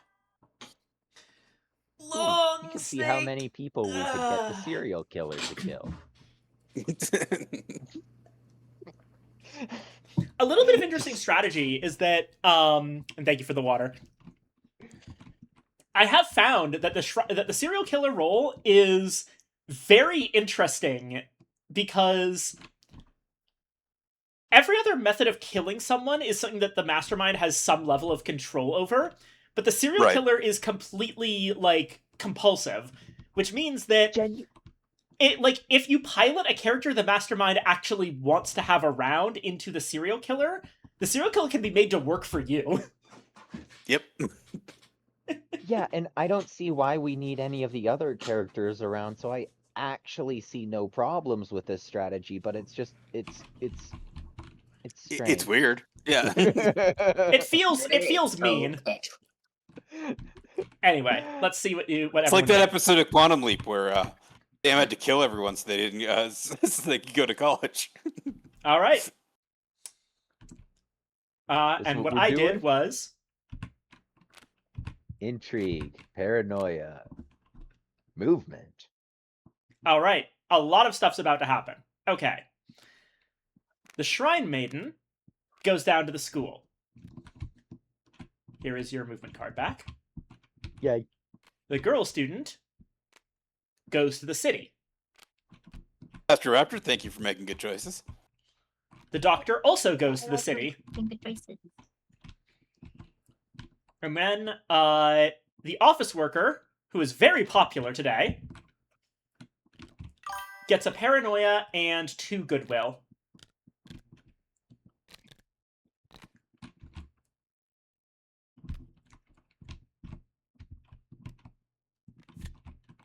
Man, it must be busy hours at the city. Do you think there's an event going on? Probably. And the girl student gets 2 intrigue. So this is the current situation. so the office worker's the murderer. All right. No. So,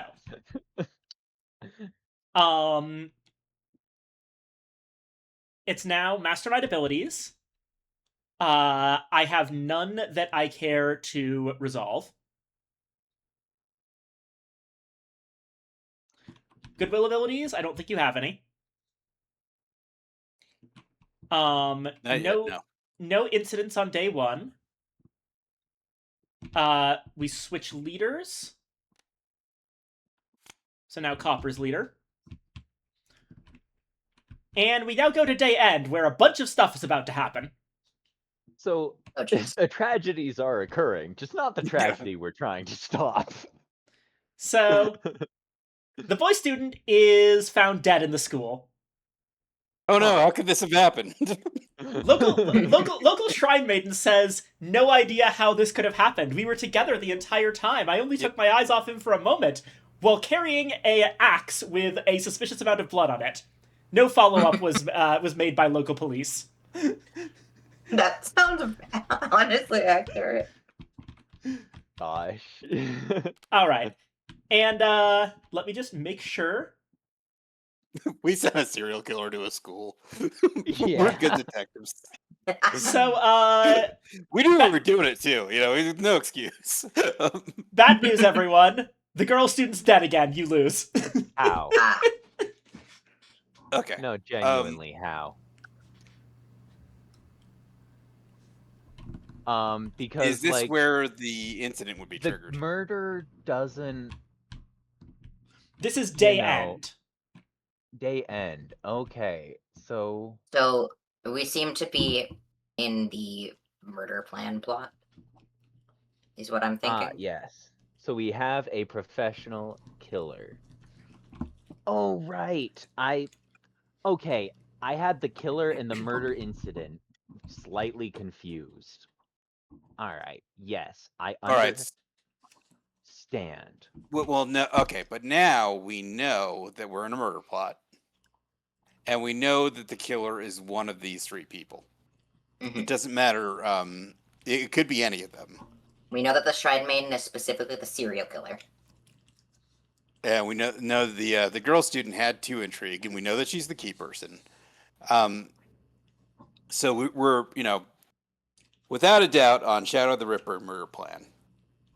There's no other way that could have gone down. Yeah. So really, it's just a matter of protect the girl somehow.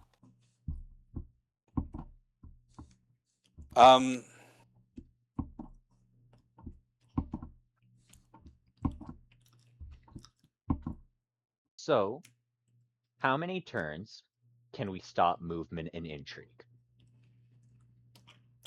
In theory, if you know where the intrigue is, you can stop it as many times as you want, but you can only stop intrigue in one place at a time each turn.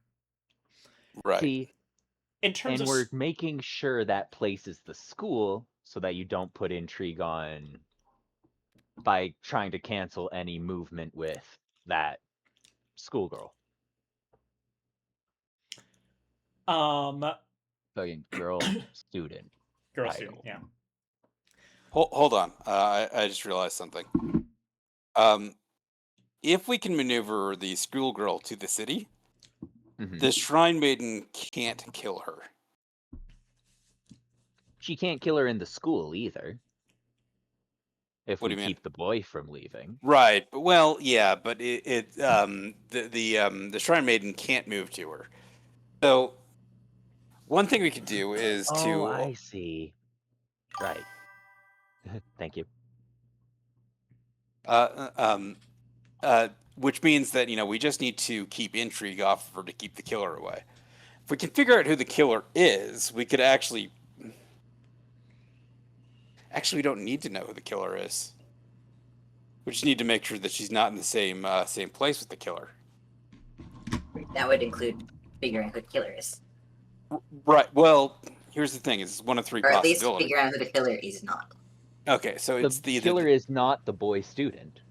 Well, it's either the doctor, the office worker, or the police officer. I am thinking that it might be the doctor.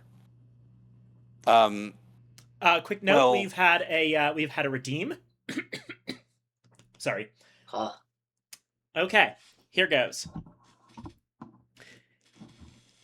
Ha-da-da. Hope you Okay. enjoyed that, Evangeline. Anyway, back to mystery.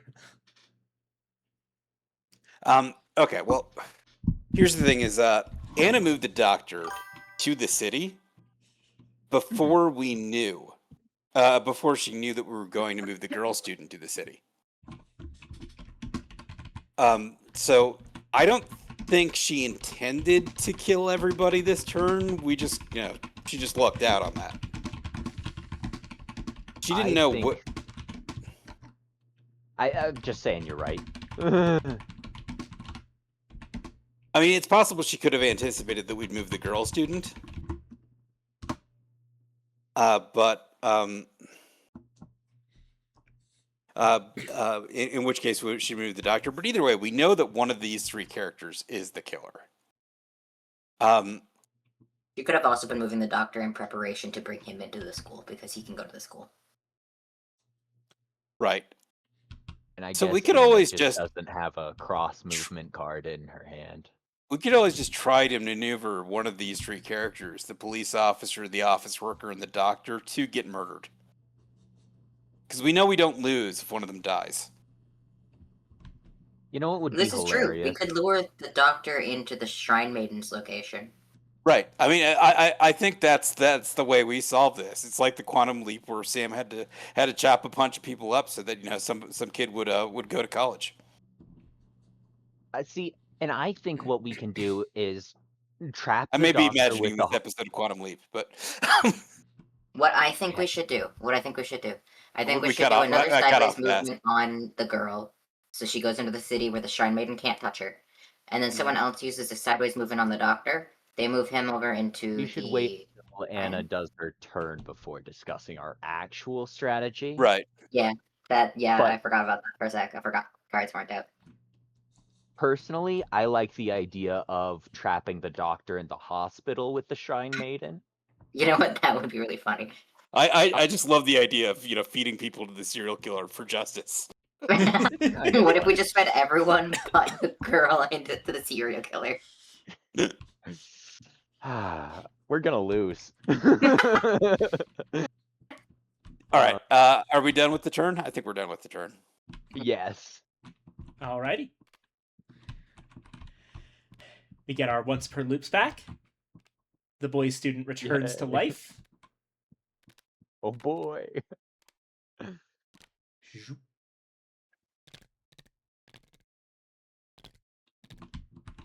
I do think it's funny that we can't even last a day repeatedly. That one was your own fault. You were the one who moved the girl student over there. She would have survived another day. Yep. At least. Oh. Tried to do too much at once, but we figured out a lot. I gotta say, I was not expecting you to do that. That was very funny. Maybe the inner machinations of my mind are.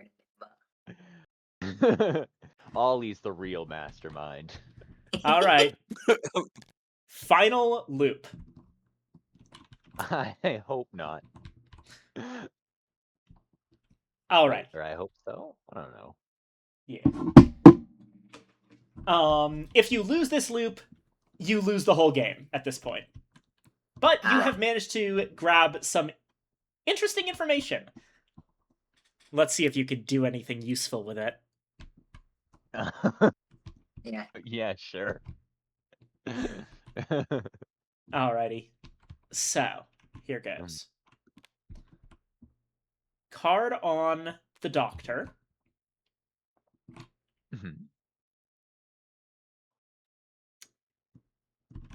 Card on the girl student.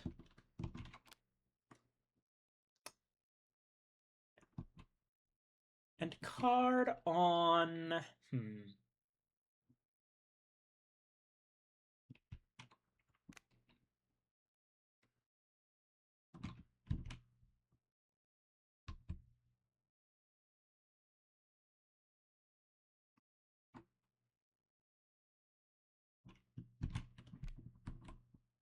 Card on the police officer. So. Okay.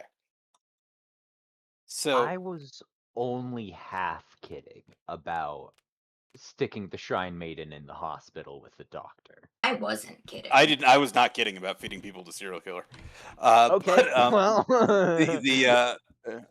Hey, she can okay. eat up. All right. I'm trying to think about what Anna may have done. She probably wants to put intrigue on the girl student. Because the girl student needs to intrigue to be murdered by the killer. Otherwise, the serial killer needs to be alone with her. Yeah.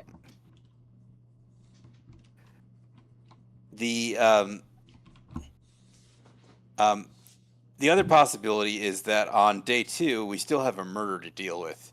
So one other character on the culprit's location dies. So we don't know who the murderer is. So that is another way we could lose. Hmm. But stacking intrigue on the girl student will definitely will definitely make her more vulnerable. So that's probably what she's trying to do there. Now, I'm guessing the other two cards are an obfuscation of some sort. She's moving one of them to the school to kill the girl. So, The other one she's doing something else with. We don't know which is which, but we know she's moving to the school. who's in agreement with me that the ideal turn would be stopping intrigue here Mm-hmm. and then feeding the Shrine Maiden here? Well, we also could be. recommend a forbid movement. The only thing that I'm thinking about is if we move the Shrine Maiden to the hospital, and the doctor is moving, then we don't really get any benefit from that. Which is why Other I'm than- recommending the third move be forbid movement on the doctor. I was including that as part of feeding the Shrine Maiden, was a stop movement on the hospital. Okay. Is that the ideal turn for everybody? I I'd think say that works. sounds as good Oh, we as didn't pass the anything. leader card. Alright. No, it's exactly where it needs to be. Okay, I thought I had it last time. Okay, never mind. No, So- turn 1, it was base. Turn 2, it was Ollie, and now it's the third turn of the game. Okay. So Doesn't matter, Who since- has yep. what cards? Because I've got think we- cards for all three of those options. I think we all do. Okay. Well Yep. then, Don't we all I'll just have one of each card? Yeah, we Yes. have all the same cards. Yeah. All right, I'm going to hit this one with a forbid movement. Yeah, there's no actual necessary reason for you guys to obscure your cards if Table Talk is on. If Table Talk, Yeah, that's talk fair. is off, that it does need to be flipped upside down, but we're fine. I'll That's handle the valid. movement of the Shrine Maiden. Right, and I will forbid intrigue. Can I do that on the character or the whole? Do I Character. have to do the? Since they're separate targets. Yeah. Let's do that in case this is movement, just to make sure. But although if it is Alright. movement, it wouldn't matter. My next theory, though, really quickly, is that she could be moving the police officer into the school to kill her, and he's the killer. Or for some reason, she's protecting the doctor. Well, if the killer can't kill her if she doesn't have intrigue on her. All right. Are we Yeah. locked? Are we locked in? Yep. All right. Valid. Let's see. So, the doctor was moving it to the city. Nah, he wasn't. The police officer is moving to the school, Nerd. and the girl student is getting a paranoia. Oh. Interesting.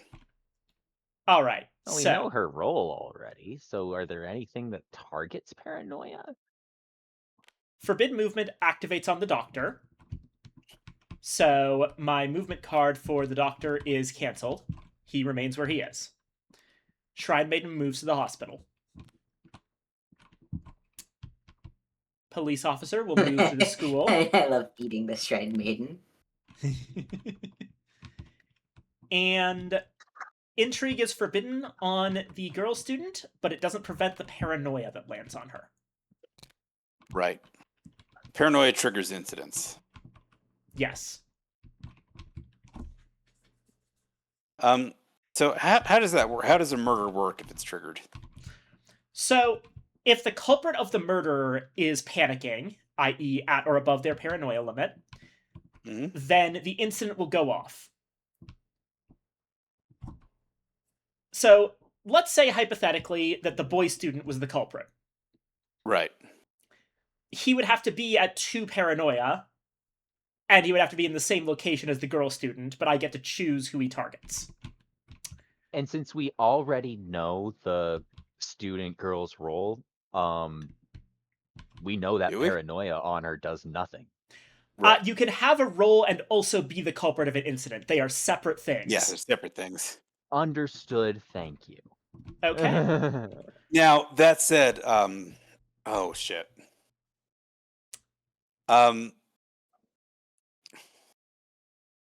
Oh, we didn't she's consider a suicidal, possibility isn't that she's she? suicidal, that we may need to protect her from herself. Oh, dang it. Alrighty. So, mastermind abilities step. So I've got bad news on that front. Another paranoia is placed on the girl student. Lovely. Okay, so let's see, we are running the murder plot. So that could be no, and a Shadow of the Ripper, which has a conspiracy theorist. There we go. Yeah. In First Steps, there's actually always a conspiracy theorist because every possible subplot has one. Oh, yes. Right. Okay. Alrighty. So, Doke. little understanding quiz. In the school, which are the possible candidates for the or not serial killer, for the conspiracy theorist? Well, it really possible could candidates would be would be all three of them. Not quite. It's the Oh, police no, officer. because the girl is the key student, so she can't be a conspiracy theorist. The police officer and the boy student could be. It's the police officer. That's my opinion. Why do you say it's the police officer over the boy student? I mean, the fact is he didn't add paranoia before, but he doesn't have to, I don't believe. Didn't she give the office worker a piece of paranoia last time from the conspiracy theorist? Didn't she? Yes. Oh, Yes, okay. she did. I thought that came from a card. All right. That did come from a card. Okay. Yeah, that. No, there was one. Didn't you put paranoia on both of them while they were in this location? That was 2 cards. Wouldn't it? That was 2 cards. Right. Then that would mean it would have to be the boy because he's the only one that literally has not been in a room alone with anyone without dying yet. But yes, but it's optional. They don't have to place paranoia. Oh, it's optional? Okay. Yeah. Okay, never mind. Yeah. That's where I see what you're thinking, but it's I think boy is more likely, but it is in my best interests as a mastermind to not take game actions that don't immediately benefit me. Right. Alrighty. So, no goodwill abilities right now. No incidents this turn. Leader is swapped over to base. And day end, the doctor dies. Huh. Well, we knew that. Who would have guessed? Yeah. Alrighty. Day 2. For the first time this game. Boy. There's meant to be a murder today. So let's see what happens. Okay.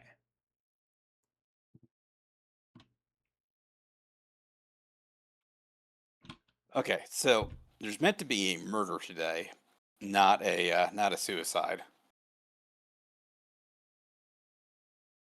So,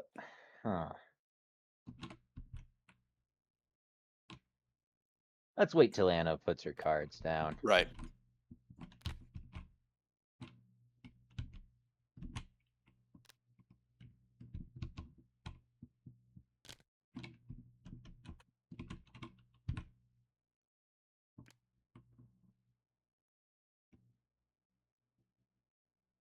That would work, Anna.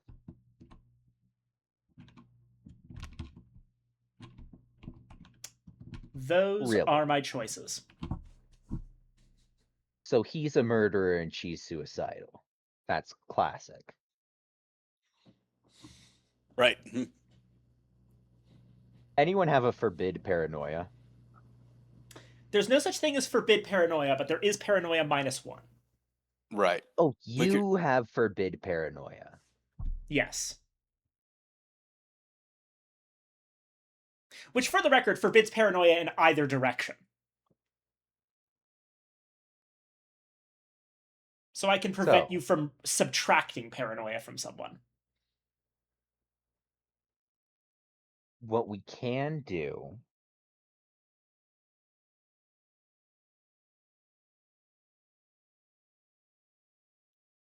Use the boy to remove paranoia. If we get to Goodwill on him, but Is we can that- also play paranoia -1. We could do both.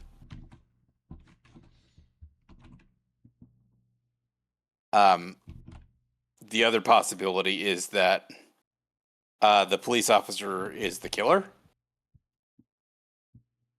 In which case, if this is an intrigue card, we lose. So,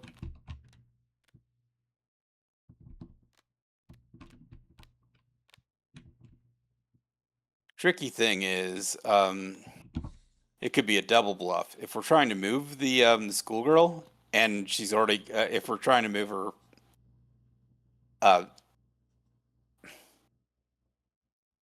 in the opposite direction that Anna moves her, she ends up with getting serial killed.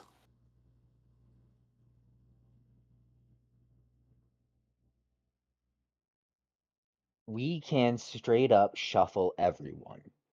Recommendation. Small one. Not sure if this would work. We see if we can move the shrine maiden over to the shrine and the police officer up into the shrine and kill him. See, Okay. I'm straight up thinking we move the student girl into the city just so that in case this is another movement card, the only other place they could go is the hospital, and then we move the shrine maiden The only problem is if we back leave to the shrine. If okay, so Anna can't put intrigue and move her at the same time. Correct. So even if she's putting intrigue on her and the office worker is the killer, if she ends up in the city, she can't be killed. The shrine maiden can't get to her. The police Yeah, she officer. can. Can What be do you mean? movement and intrigue on the same time. That happened the second round.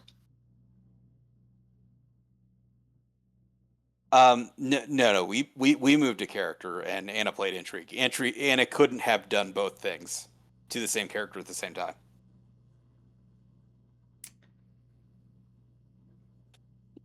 We moved the schoolgirl, Mm-hmm. and Anna put intrigue on her, and that's what got her killed.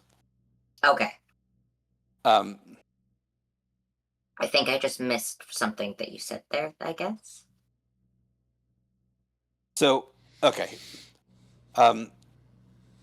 If the plan was to kill her this turn, and the police officer is the killer, then Anna would play 2 intrigue on here, and if she ends the turn in this square, she's dead.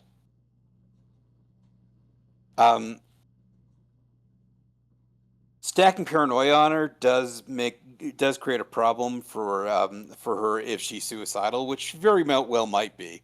I think that makes it really interesting that the girl just has to. The girl's just trying to die, but but that won't necessarily kill us this turn. Well, she is the key Keep in mind person. Right.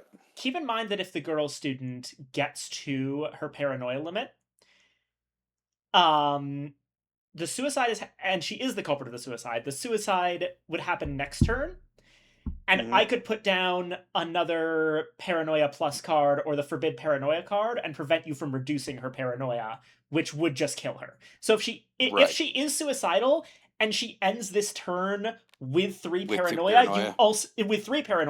you also lose. Right. Okay.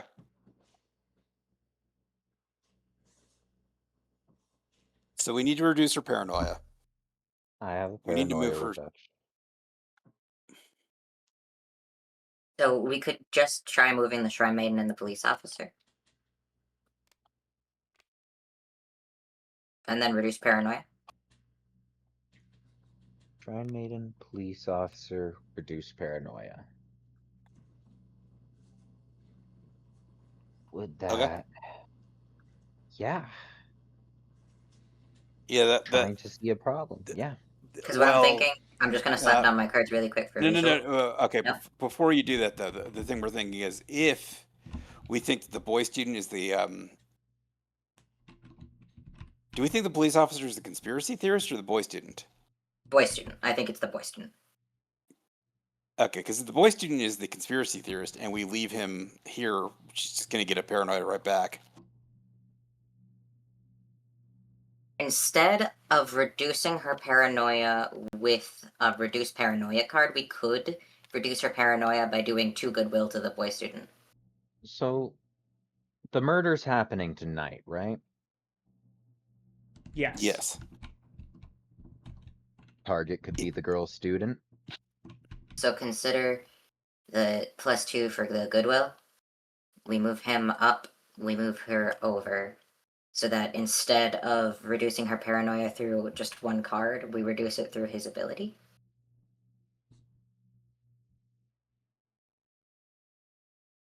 So, do we? Because it reduces the same amount of paranoia. Yes. The issue is whether or not they are able to refuse goodwill. If that boy is the killer, he can just not do that. I don't think he is the killer. Why not? Can't be. Yeah, he can't be. Killer has to be the office worker, the police officer, or the doctor. You are correct. Thank you. The boy Because the student boy was dead that round. could still be the brain who has optional goodwill refusal. Keep that in mind. The boy could be the murder culprit, No. but Wait. yeah. Oh, yes, the murder culprit. Right. No, But yeah. But in order to do, and if the boy is the murder culprit, then adding 2 paranoia to him would make him killer. Yes. So there is still lose condition if we take this path. Right. I think the most reasonable thing is to be unpredictable.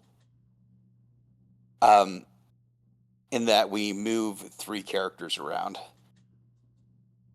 That's what I like too. So what are we So thinking?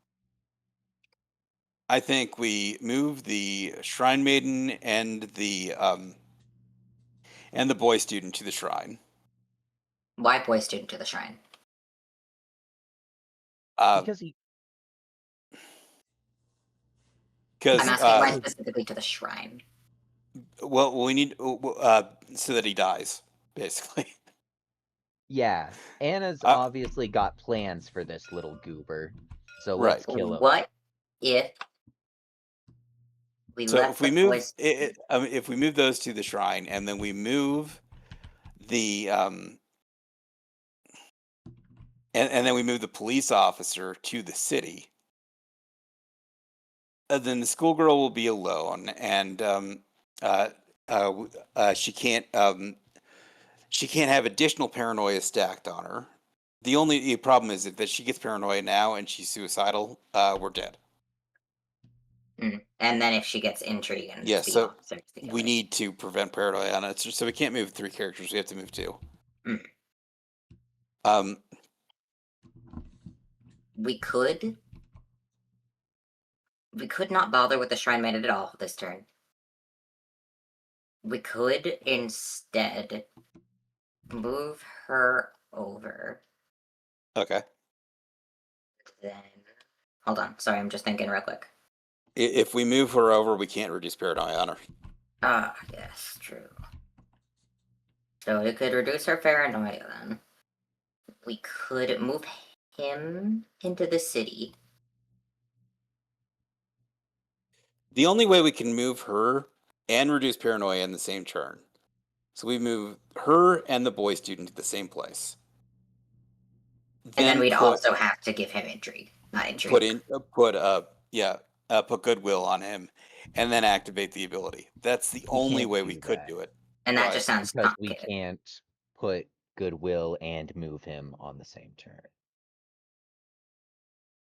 You're So we correct. could give her the. So we can't move her safely. Yeah. So we could Okay. just move everybody away from her and get rid of the paranoia. That's my plan. I like that. Yes. The And only I the only think counter to personally- that is because Anna has diagonal movement. She could move the Shrine Maiden here, and that just ends it. Yeah, but we kind of have lose conditions no matter what we do. If we're gonna think about every lose condition we could have, we've got to do something. Okay. And It's I so don't much think- fun watching you dance in my palm. It's so I much mean, the- fun biting your pinky finger.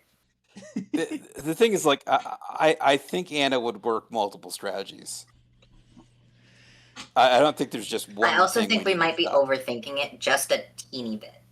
And I don't mean that in a bad way. I think that we're just coming up with too many plans for one turn. Um. And we might just lose anyway. Yeah, Okay. So since we found 4 different scenarios and a lose condition for all 4 of them. if we get intrigue on her, she's dead. Unless we move her to a square by herself. I honestly like this one that Ollie has written out. Which is what? Moving the This police dude officer moves- up, the boy to the city, and the girl we reduce paranoia is mine. Yeah. I mean, there's only one counter to that, and hopefully won't be it. It's just that one card on the hospital, on the Shrine Maiden has me concerned. Which is completely understandable. I'm hoping that it's just a sideways movement card. Or Probably. perhaps an intrigue card. Or not intrigue, paranoia.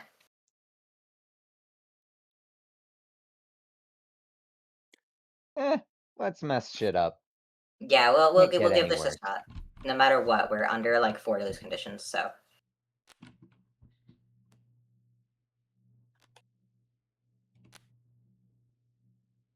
All right, If and you've then got a- what do you want to do? Movement. yeah, yep, we'll go to horizontal. the side. Wait. I don't think he's the murder culprit. Or, well, he could be the murder culprit, but at least that's one thing that we can avoid. Let's instead put goodwill on him. We were thinking And about reduce- that, but remember, he could be the brain, and he could have anti-goodwill, which is why we were moving him. And if he does, that's fine, but we don't lose. Also, if he is the murder culprit, Hmm. she could just put 2 paranoia on him, and yeah, then he 'cause kills could the be girl. 2 things here. The only way I could put 2 paranoia in one turn is if the conspiracy theorist is still in the area. Which we yeah. think that And he is they are. potentially a conspiracy theorist, and he can put it on himself. Oh, wait, no. Yeah, okay. I think putting goodwill on him is better, but let's. I'll move him if you guys think that was better, but I think goodwill to I reduce think- paranoia is. I think It's that's the- safer Yeah, to move him. you think it's safer to move him? Okay, I also think it's safer to move him. I think that just has too many possibilities. all right. All right, we locked in? Hmm. I guess so. As Let's locked in as lose 3 tonight. losers can get. Horizontal. Alrighty. Oh. So, you just did some very interesting fucking with my plans. Hee That's actually pretty good. The Shrine Maiden goes back to the shrine. The police officer goes to the shrine. The boy student would have gone to the shrine, but due to your interference, he actually goes to the hospital. He's checking up on the doctor, and he found him dead. Oh No dear. problems here.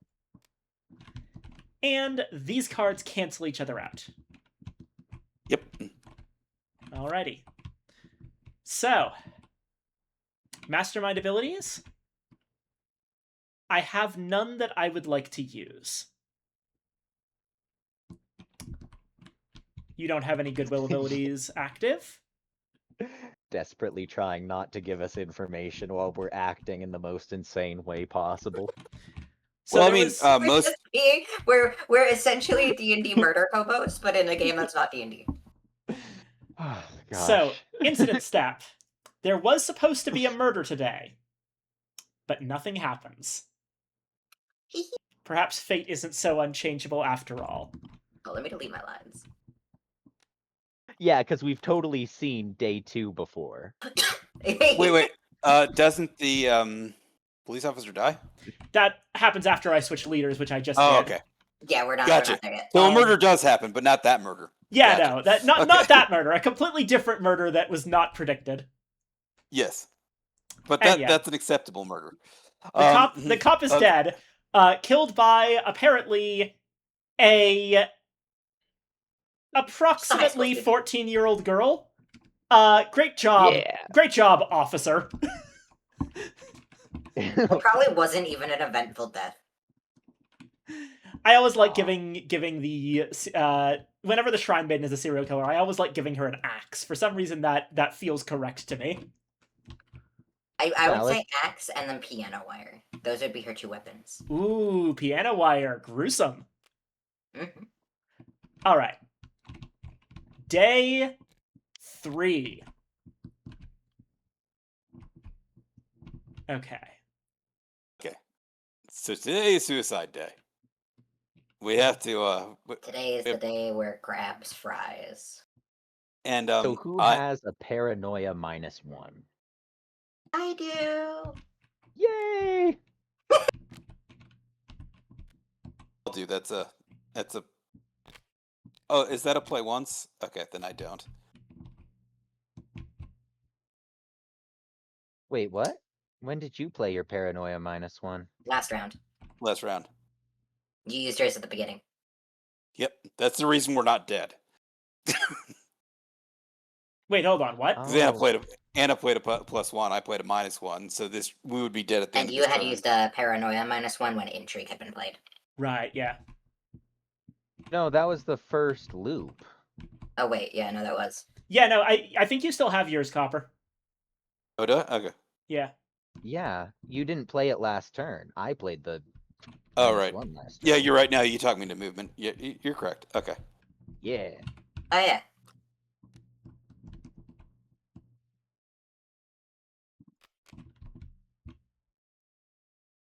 All right. There you go. Okay. Now give me a moment. The mastermind needs to use the restroom. Yeah, that's a good idea. I'll be doing that. Recommendation. Cancel movement. Move to the side. We gotta be cautious once again. Wait, hold on. Hold on. I don't know why I even said cancel movement. He literally can't go there. So cancel movement. Paranoia. Oops. Damn it. Cancel movement. -1 paranoia. Move the boy. Kill him. Now, the problem is what Anna can do is she can just add intrigue, move the killer. This guy cannot go this way. Right. And okay. And that would be the only other option. Yep, if we canceled her movement, if Then her they movement can't is go canceled, if she can't go down here, he still can't go down here. If this is a movement card, he can only go up here or over here. I'm back. Welcome back. Do you like my board? It looks like a football play. I'm glad it seems like you're all enjoying this game. Very much so. Can you tell what this arrow specifically with the exclamation points means? You really, really want to move the boy student over here? Kill. Okay, well, hold on. Because I mean, look, I'm all down for the murder plan, but the murder part is not the solid plan. okay. The rest of it is we what I know. think is the better idea. we know that either the killer is already dead, or the office worker is the killer. Yep. Yeah, I do believe that this guy was the killer.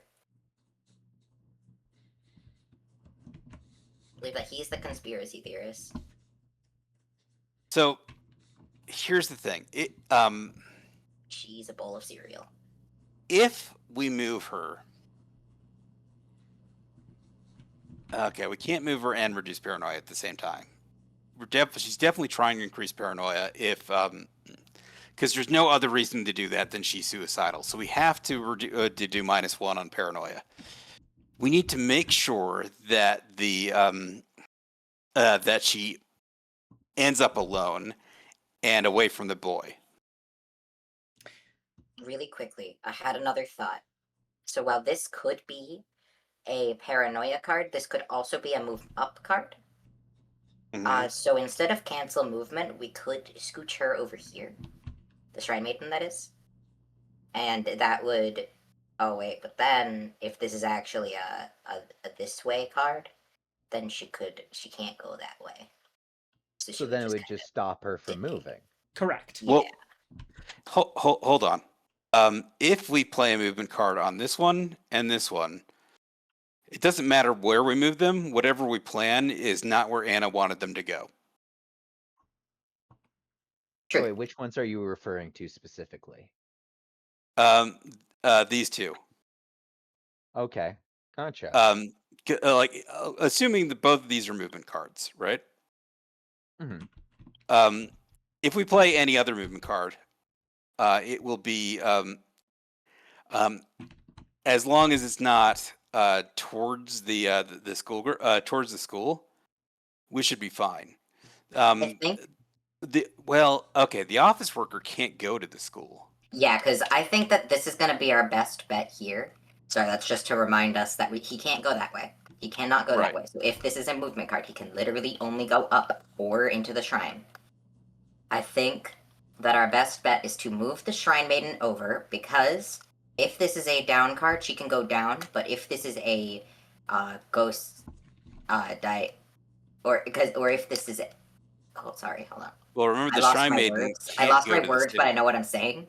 So if this is a down card, it would shift her down here, and then it would just cancel her movement. If this is not a movement card at all, she would just move right over here. Wait, Anna, how does that work? Okay, If- so if any movement would end up placing a character in a location where they cannot be, the entire movement is canceled. Yeah, that's what I thought. So, I think that we basically just move her to the side. As a, hey, if you were moving down, no you don't. And then if she wasn't moving down, she's just moved over to the side, so she's one space a little further away. What could happen as an edge case scenario is this is an upward movement card, this cancels out, we've just killed our key person. If Why we're moving, did she okay. place a down card and an up card? That is a very good question. So Because she can only place... I'm not saying that this is what happened, but I'll tell you this possibility. The reason I would do that is because I predicted that you would make that exact move.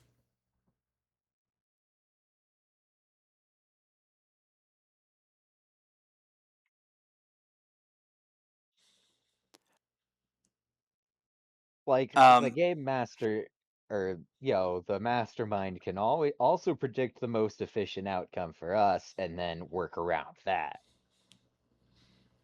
But when have I been known for my efficiency? Now. I'm known for making a mess. The thing gets done, but there's a mess. But yeah, no, you're right about the unlikeliness of it. It's very, very unlikely in the first place, and then, yeah. There's no way to use the schoolboy to reduce your paranoia. No. I wouldn't. It's just not really worth it. No, it's just not possible. So we need to reduce your paranoia. which means she can't be moved. Let's just put that card out there first. I don't have that card. All right, Okay, you got it. here we go. I got that. So her paranoia has to go down. It has to happen. And I believe that we should be placing a movement side card on her. That is what I believe. So I'm going to put okay. it just in the corner as a note, basically. Right now, that's the thing is if Anna played diagonal movement, then that's going to kill her. The only way we can protect that is to also move the office worker to the school. Oh, we She can't. can't go there.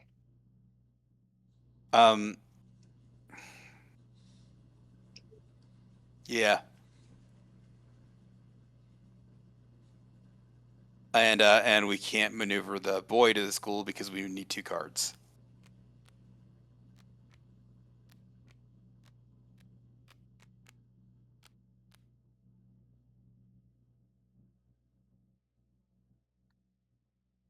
So, what are we doing with the Shrine Maiden?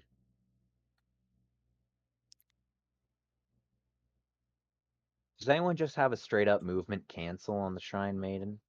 I do have a forbid movement. Well, okay. Here's the thing, though. Like, what would Anna be playing on the office worker? Because It's not really movement. quickly, imagine that it's not a movement card on the Shrine Maiden, and it Okay. is a movement card on the schoolgirl. That would also screw Then we us. should send the boy student over there too.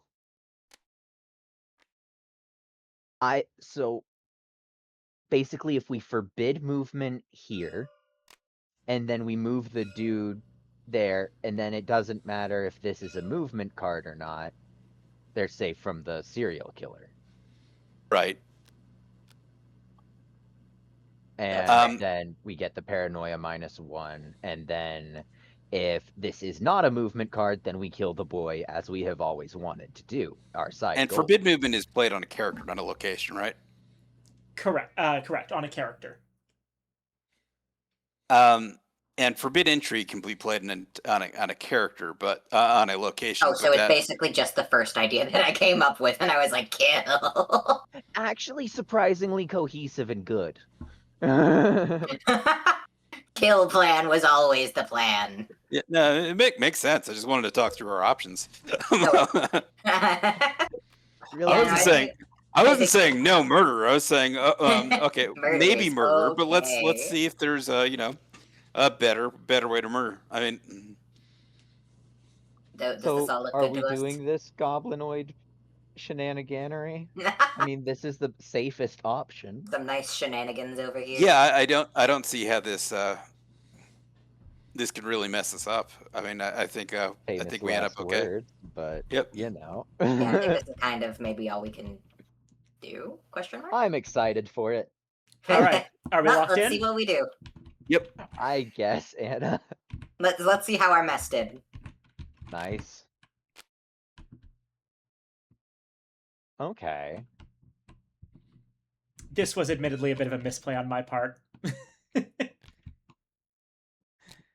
You're wondering why I would make that play. It's because I fucked up. Okay. It Yes. didn't really feel like anything, so I was kind of ignoring the office worker altogether. My thinking is that you wanted to put intrigue because he's the killer, but yeah, he needs. I got my numbers slightly off. I don't have time.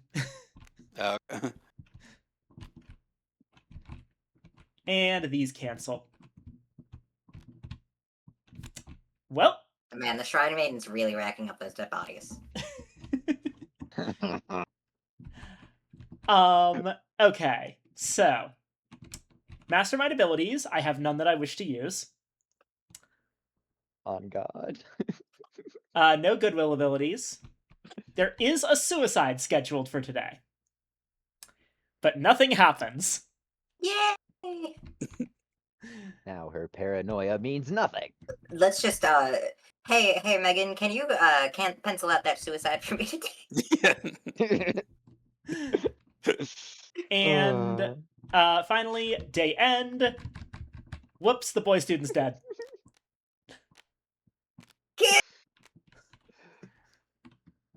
Okay, so there has not been a single night that the Shrine Maiden hasn't killed someone. She needs some sleep, guys. She's just doing this before bed. She's fine. Day 4. Okay. I think that I'm screwed. I think that you guys are winning, but I'm going to do my best. I think I got something unbeatable. You probably do. Okay. Show me We'll what give it a is. shot. Let her move first. We have 2 forbid movement cards. Hold on. Let her move first. Let her, Oh, well, yeah, let her cook. Yeah, I'm saying it doesn't matter what she plays. Entirely valid. It doesn't matter what you play. We always come back.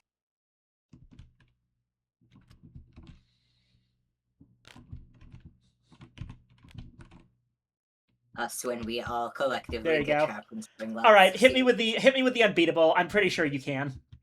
If we put So- play forbid movement on the office worker and the shrine maiden, then I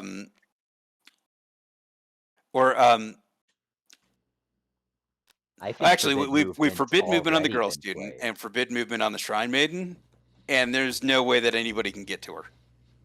Yeah, and I'll just forbid intrigue on this dude here, because yeah. Because even if she is suicidal and she's paranoid, we've already passed that event, so it can't happen, I right? think we should ignore Correct. the office worker again. So wait, do you have another forbid movement? The only forbid movement we had was the one that you used. I have a forbidden movement. But remember, Ollie And then used, Ollie used use the forbid movement. Oh, okay. I think So we only have one forbidden think- movement? ignore him. Yes. He means nothing to us. Okay, well, then we just... I think we need another minus paranoia and a forbid No, we move. don't. Paranoia does nothing for the schoolgirl now. No? Time's up on suicide. You only get one shot. Oh, you only get Right. one? Yeah. Yeah. Okay. So imagine. Consider. Move her over here. Move him up here. Cancel movement. Okay. Well, yeah. The only thing is we got to then worry about double bluffs, but... Well, how does double bluffing hurt us? Suppose they've Like, played... honestly, we're farther along than I thought we'd get. Suppose Anna has played a cancel movement here and a move up here. Just for killing the person's sake. So I don't actually have a Uh, forbid movement. You don't? Yeah, I didn't think she did. I Check think my I think cards. we cancel her movement No, you we don't have a move these forbid two. movement. Okay. to here. And Okay. then just have this whole row, 2 sets of murderous.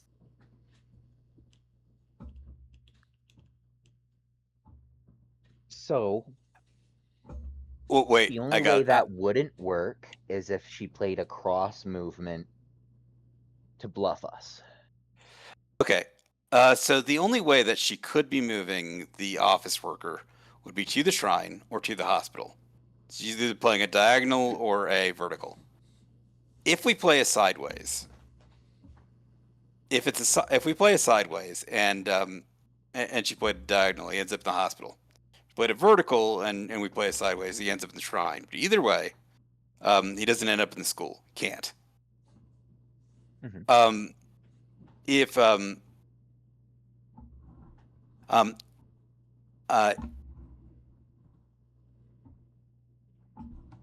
so how can we make sure that she ends up in either the school or the city?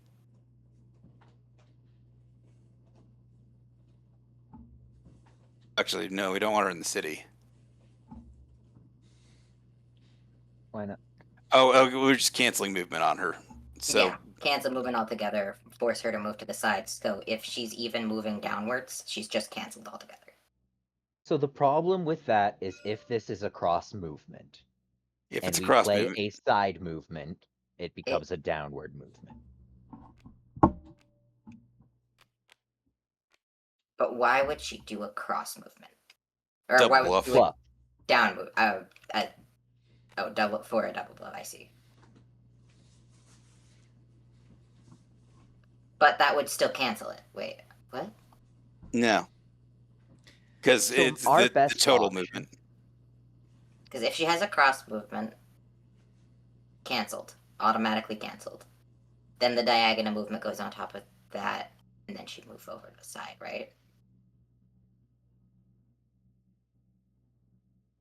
So I have a safe option.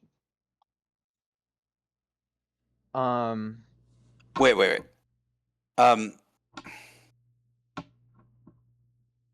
Oh, sorry. Go ahead. Go ahead. No, you have a safe option. Yes. So if we put this, a left on this, and we put, then the options for this card are,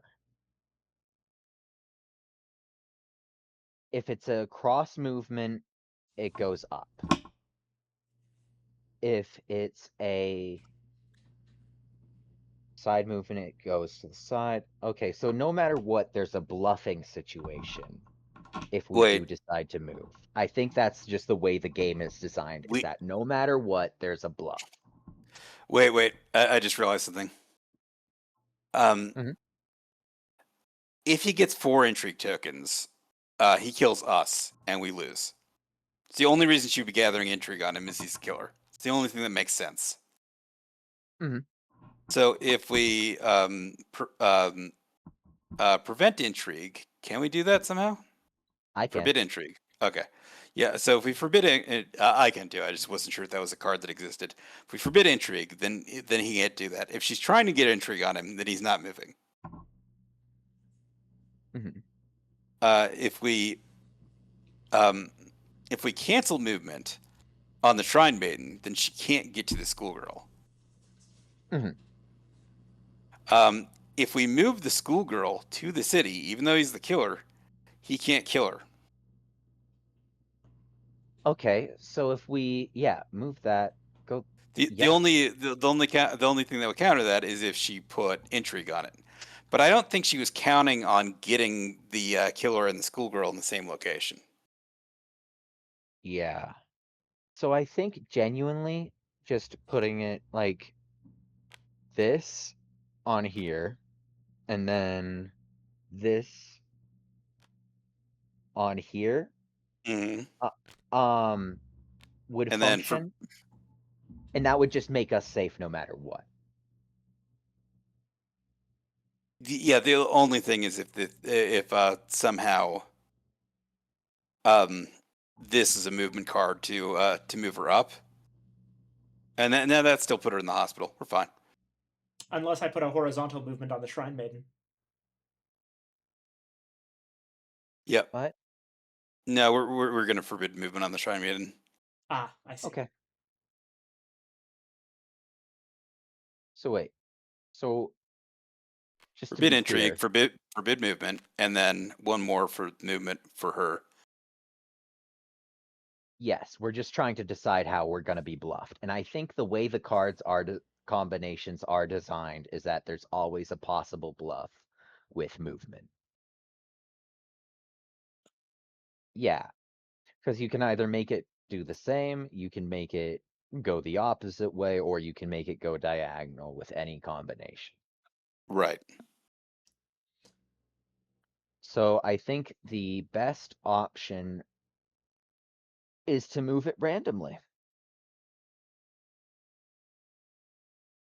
I don't think moving up is, well, we only have 2 types.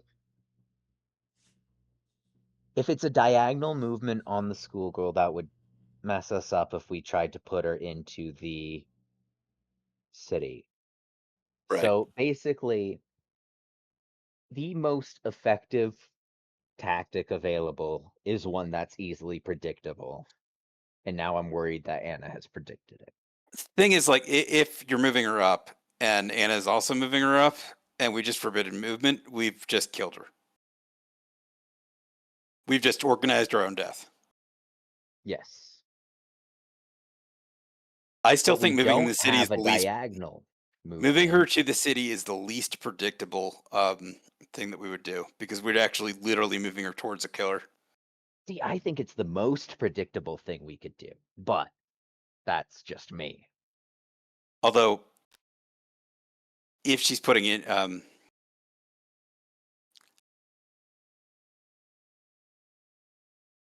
If she put a diagonal movement here, and we try to put her in this character in the city, they're gonna end up at the shrine.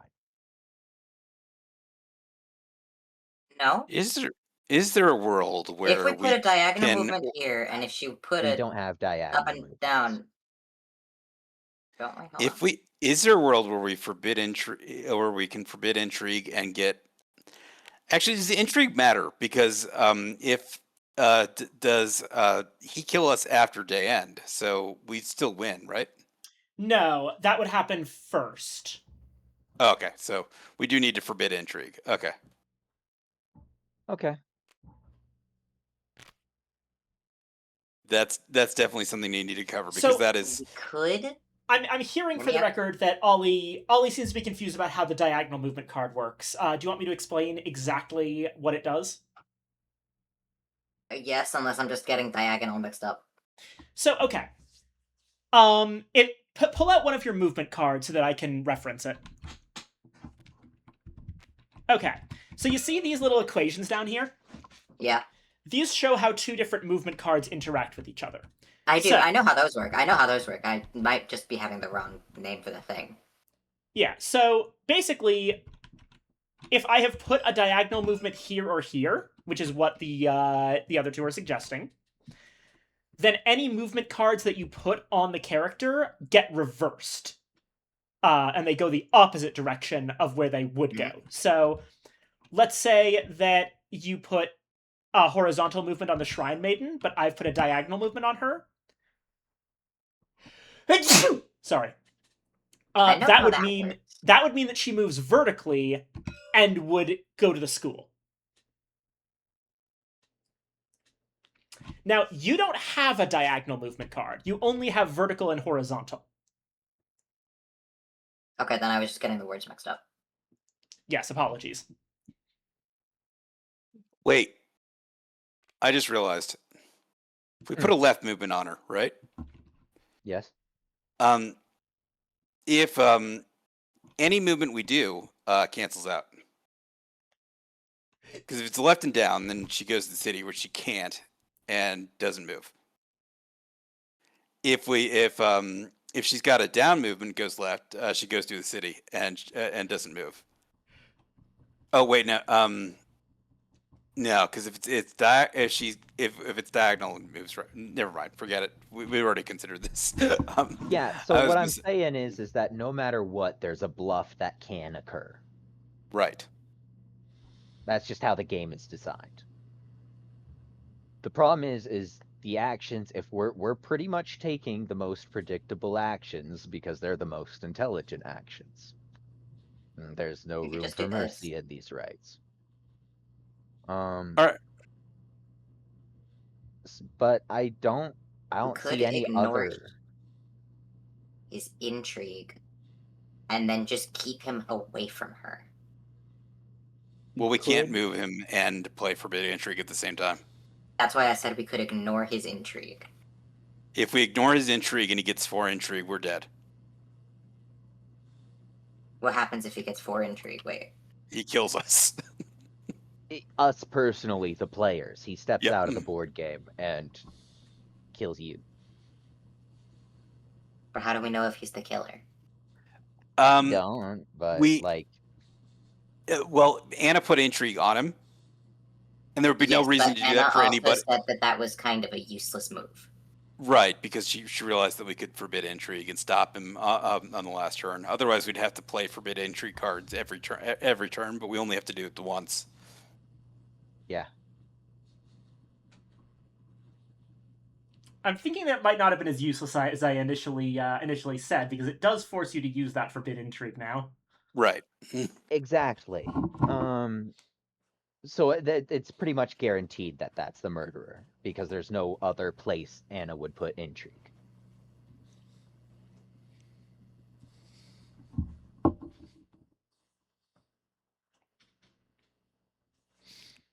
still really think this guy was the murderer.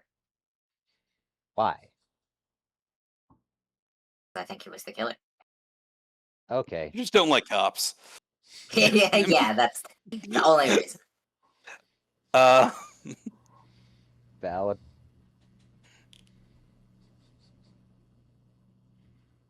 So yeah, want to gamble? I think we what are have doing? to. I don't see.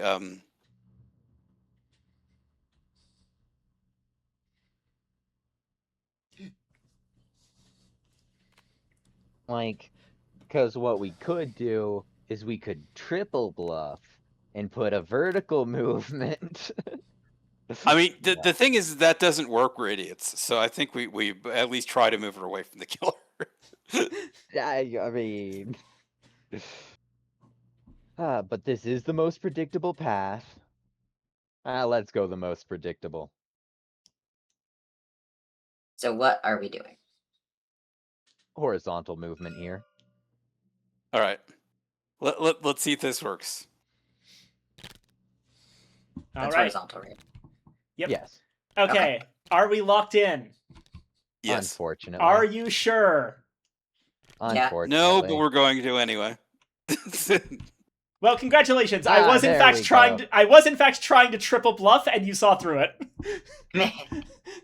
Okay. See, you were trying to do a diagonal here so that if we moved them horizontal, that'd go there. And then, Right. yeah. Okay, I see, because this would have canceled out if we had done nothing to this. Yeah. I see. That was the Yeah, if plan. we had That is- 2 forbid movement cards, this would have been instantly over because it would have blocked everything. But yeah, So she goes over to the hospital. Trying to make this move, and the actual reason I said that this was a useless move is because I only have 1 You plus didn't. 2 intrigue. I literally mathematically couldn't have gotten to 4. oh, okay. The reason I said it wasn't so useless is because you didn't realize that, and I managed to bluff you into thinking you actually had to use a forbidden intrigue card on him. Right. I really didn't think we had to. You see, I didn't get this notation on 1 times infinity, but I guess I get it. That's because it's only once per loop. It's once per loop. Yes, yes. Yeah. So, day 4 ends, and somehow the girl student is still alive. Congratulations! You win. I mean, Yay! I guess. We lost day 1 every other round, and then the last round we went ham. Yeah. Okay, so who was the murder culprit? Okay, so let me go through everyone's roles. You already know that the girl student was the key person and the shrine maiden was the serial killer. The killer. So this was murder plan Shadow of the Ripper. The killer, the professional assassin, was the office worker. Damn. Yes. The culprit of the day 2 murder was also the office worker. Okay. Okay, so he's got a personal thing he's got to get done outside of his business hours. Yes. And But the thank suicide culprit was the girl. She was, Okay. yes. Yep. The doctor Man, was the everyone- brain.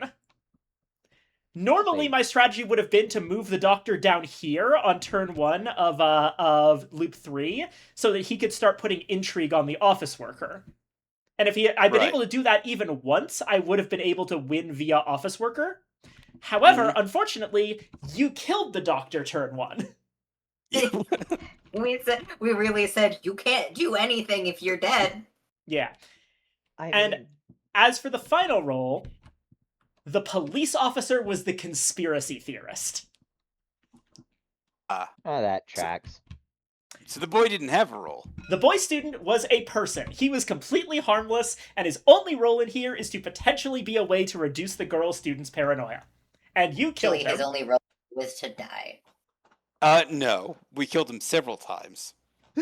Yeah, that's why his only role here was to die. He died a lot. Yeah, it was his only role, and he was very good at it. So yeah, Gosh. that was the setup. And for proof, here is the script card. Hey. Gosh, that is what a game. I know, right? Pretty good. We Um, did pretty. How was our strategy? How is Uh, it accurate? You did very well, I will say.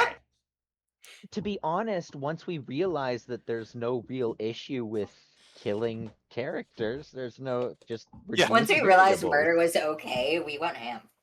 Yeah. Well, I mean, it's funny because we lost our first loop on the first turn, but we got so much info though to carry us for the rest of the game. So, Now, what I so should have three done, student. what I should have done for the record, I should not have used the +2 intrigue on turn 3. I should have saved it. Mhm. I should have put a +1 intrigue on this guy instead. And what I should have done for turn 3, reminder is that this is where we started, was diagonal movement on the Shrine Maiden, +1 intrigue or whatever on this guy, and +2 intrigue on the girl student, so that if you did what you just did, you would end up moving her into the city and also having +2 intrigue on her, so that the killer would just kill her. Yeah, but if we were in that position where he only had one intrigue on him, that would have changed the calculations for what we would have done. Yeah, probably. It would have been a lot messier. I mean, there's no reason to go ahead and figure out what we could have done to counter it, but it's but It would take too long. Yeah. we would have had different motivations for doing. We wouldn't have tried to stop intrigue on him. Yeah. So, let me get the plot of this right. I'm gonna do a bit of Anantashesha overview. So actually, I have Um, something for you on that. There is, in the book, a listed setup for what's going on here. Well, yeah, but with all that, we seem to have enlisted a serial killer's help in weeding out the competition. Yeah. What we were doing, we knew that there was an active serial killer. We simply baited her. Yeah. So We used what we knew to our advantage and lured her to do our bidding. Yep. so the plot, and don't worry, you'll still be able to do a little bit of editorializing, but the plot given is, quote, "A girl has learned a secret, and to silence her, some organization has sent out an assassin to get her. There's also a serial killer in town and a confused police officer, just making things worse. Do you think you'll be able to protect the young girl?" Yeah. Yeah, we'll we just- protected the young girl, but we also killed half the town. we'll just But we ask protected the young serial girl. killer for That was the help. goal. We also don't Gosh. have a doctor anymore, and we also don't have a police force. Well, the doctor was We the did brain, attack- so he was actually the one in charge of the secret organization, which I've always assumed was an organ harvesting operation. Fair. They were doing organ harvesting. The girl saw it, and to silence her, they sent the assassin after her in the form of an office worker. And yet that officer was so in character that he never left the city. Yeah, sir. Just In fact, he quit his job and he decided, actually, this slaps. I'm just gonna be an office worker for the rest of my life. Yeah. Well, in chess, it often makes sense to trade equally valued pieces to reduce everything on the board to simplify the position. We just did that with people. uh-huh. You could also I love playing flesh chess. you could also make the argument that the office worker stopped trying to kill her on the third loop because well, the guy paying him just died. Mhm. Yeah, You know what? Valid. guy paying me just died. I'm already an office worker. Gotta feed my wife and kids. But yes, Gosh, feel free to do this any is more good. editorializing that you like. It is a fun game to do that for. Tutorial? We've got to play again now. Oh, yeah, Alrighty, definitely. right away. You down? Yeah, right away. Yeah, I don't want to take a quick break, but yeah, otherwise, yeah. All right. So Oh, before we take that break, well, first off, Ollie, are you down for that? I don't know. Can I get back on that after the break? Sure thing. Even if you decide to drop out, I could still play another game with these two. Yeah, I did know that. Otherwise, I probably would have stuck around anyway. Gotcha. And okay. Whoops. I didn't mean to do that. Uh, But just let me think about it because I'm really itching to play Wordsmith. I've been thinking about it all day. that's fair, that's fair.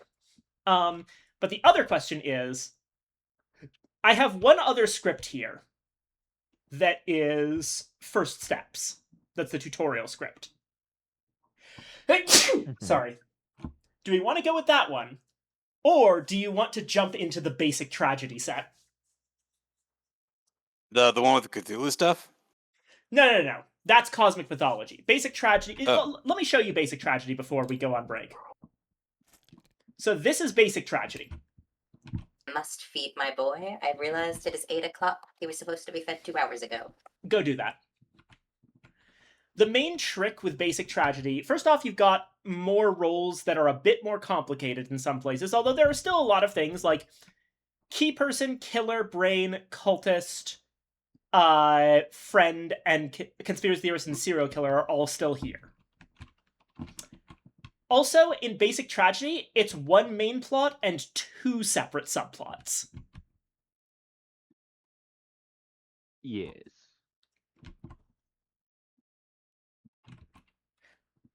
I'll say that personally, I think playing First Steps once is all that you need to get you into basic tragedy, but that's up to you whether you feel ready for it.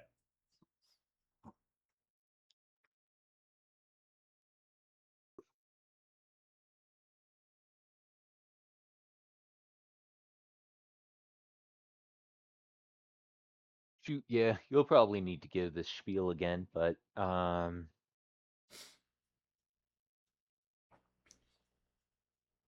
yeah, I've got no issues with moving up, doing one more. We'll probably get more confused and lose, but you know, it'll be fun. Yeah, I agree. Let me check what I've got here. And for the record, the other tragedy sets beyond basic tragedy. 2 got added for each expansion. So Midnight Circle has Midnight Zone and Mystery Circle. The gimmick of Midnight Zone is basically it's a lot more fantasy themed with all sorts of crazy stuff going on.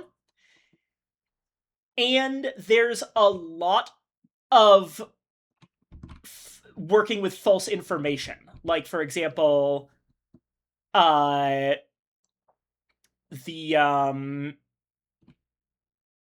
which was it? The Obstinate is a role that is always the culprit of at least one incident, and always triggers its incidents regardless of the amount of paranoia on it. Huh. So you can no longer that- trust exactly... If there's only one person with paranoia on them and an incident happens, you can no longer trust that it was definitely that person who was the culprit. Gotcha. Or the ninja, who, when the ninja's role would be revealed by something that revealed roles, instead of saying the truth, state any other non-person role that is in this script. Gotcha. Okay, so we're looking for 2 of the same role. Yeah. So, basically, Midnight Zone has a lot of stuff that works with hidden information. Mystery Circle goes in the opposite direction. There is no fantasy. Everything is...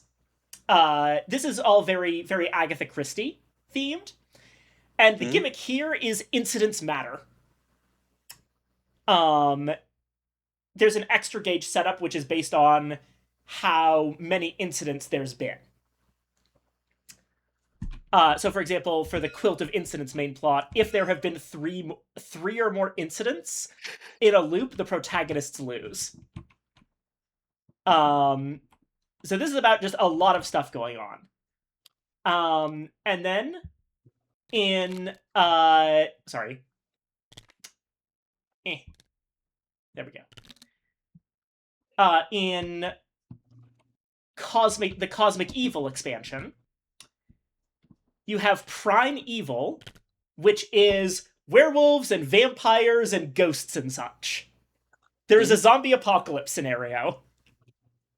There's a lot of focus on death in this one, and specifically on corpses. There's a special rule for this tragedy set that intrigue on locations. Every intrigue point on a location also counts as a corpse. For the sake of stuff that cares about corpses. That's very important for the zombie apocalypse one.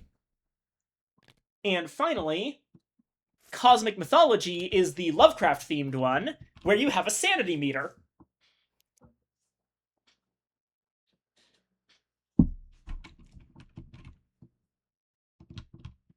Also, hilarious note.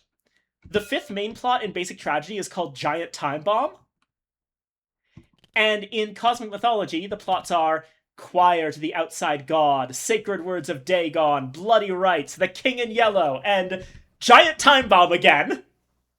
Right. I noticed that.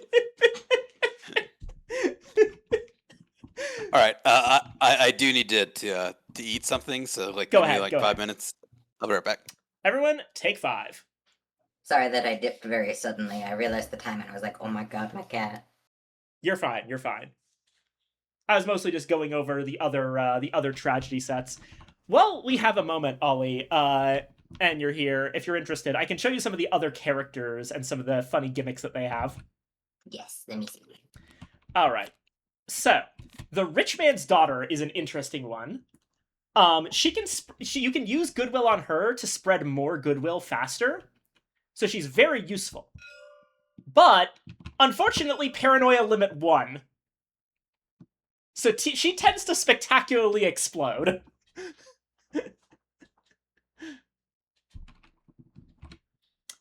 The alien is notably the only way that protagonists generally have to kill someone on their own terms, and also is the only way that you can revive someone once per loop. So she can be useful if you're dealing with a friend death. The patient has no goodwill ability, which means that it's very easy to hide rolls with mandatory goodwill refusal on him.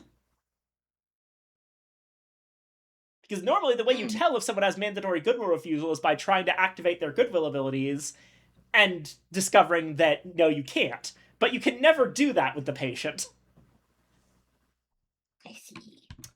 The godly being has some very powerful abilities for 3 goodwill, revealing the culprit of any incident, and for 5 goodwill, removing 1 intrigue from a location or a character in the location, which is always very powerful, as well as a high paranoia limit. But the trick with the godly being is does not appear in the game until scripted loop number. So the godly being does not start as on the board. They only appear after a certain number of loops. I see. The journalist allows the players to put paranoia and intrigue on stuff themselves, which is weird but can be useful for certain niche scenarios. Normally, this guy just acts as another body to do stuff, though. The class rep, once per loop, lets you get back one of your once per loop cards. So she's very useful. So the class rep just is like cheering up the alien, like, you can kill another? Yeah. No. It doesn't work on character abilities. It works on cards. Ah, understood. Yeah. The henchman has a paranoia limit of 1, so is also very volatile, which, makes sense. He's my direct subordinate. And also, unlike every other character, he doesn't have a set starting location. He gets to start wherever I want in each loop. But if you manage to get 3 goodwill on him, he will stop doing incidents. If you're his friend, he becomes your friend. Exactly. All he needed to stop being evil was a friend. the Informer. Oh wait, the Informer is another one who got changed up in Cosmic Evil.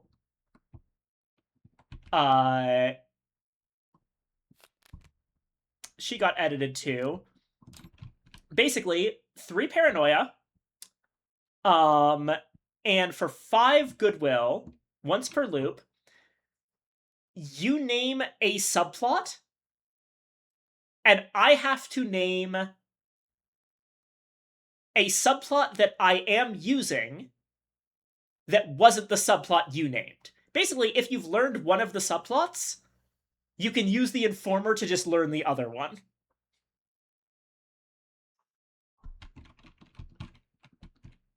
Also, she's hot. Anyway. So true. The mystery boy can make some crazy scripts happen because he gets a role that isn't specified by one of the other plots. So I can have a plot setup that doesn't have a serial killer and just drop a serial killer into it. Okay, thank you for waiting. Yeah. But if it's loop 2 or later, you can force reveal the mystery boy's role. And this ability can't be refused by goodwill refusal. Which does mean that this is another good place to hide mandatory goodwill refusal characters. Or it would be if it didn't make him reveal the role. So actually it's not, I'm dumb. Yeah, a little bit. The nurse is a weaker version of the doctor who can only remove paranoia from characters if they are actually at their limit. But unlike the doctor, can't be refused by goodwill refusal. Looks cheaper though. Yeah. But also this makes the nurse, yet again, another good character to hide mandatory goodwill refusal. The pop idol can remove paranoia for slightly more expensively than the student characters, but she can do it to anyone. And for 4 goodwill, she can also start spreading goodwill of her own. And finally, from the base game, we have the boss, which is, he's a Yakuza boss. Right, yeah. There's this little token here, the boss's turf marker, where on script creation, one of the areas is his turf. And for all of the boss's abilities, but not incidents, the boss is always regarded as being in his turf. Nobody in legitimate business calls themselves a boss. Yeah. But if you manage to befriend him, then once per loop, he can send his guys to find out what's up with that fellow over there and reveal the role of any character in the boss's turf.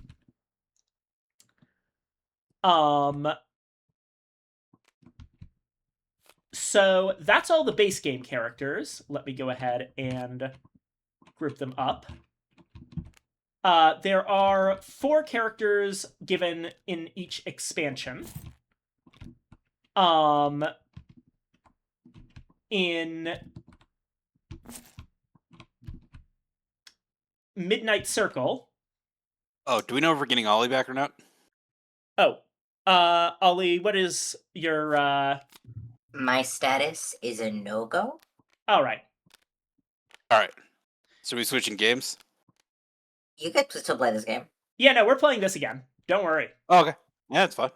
Yeah. I'm just right now showing off the characters because it's a little bit of a break and I kind of felt like it. So here are all of the DLC characters, and they all do something interesting. So One of them's a kitty. yeah, one of them is a cat.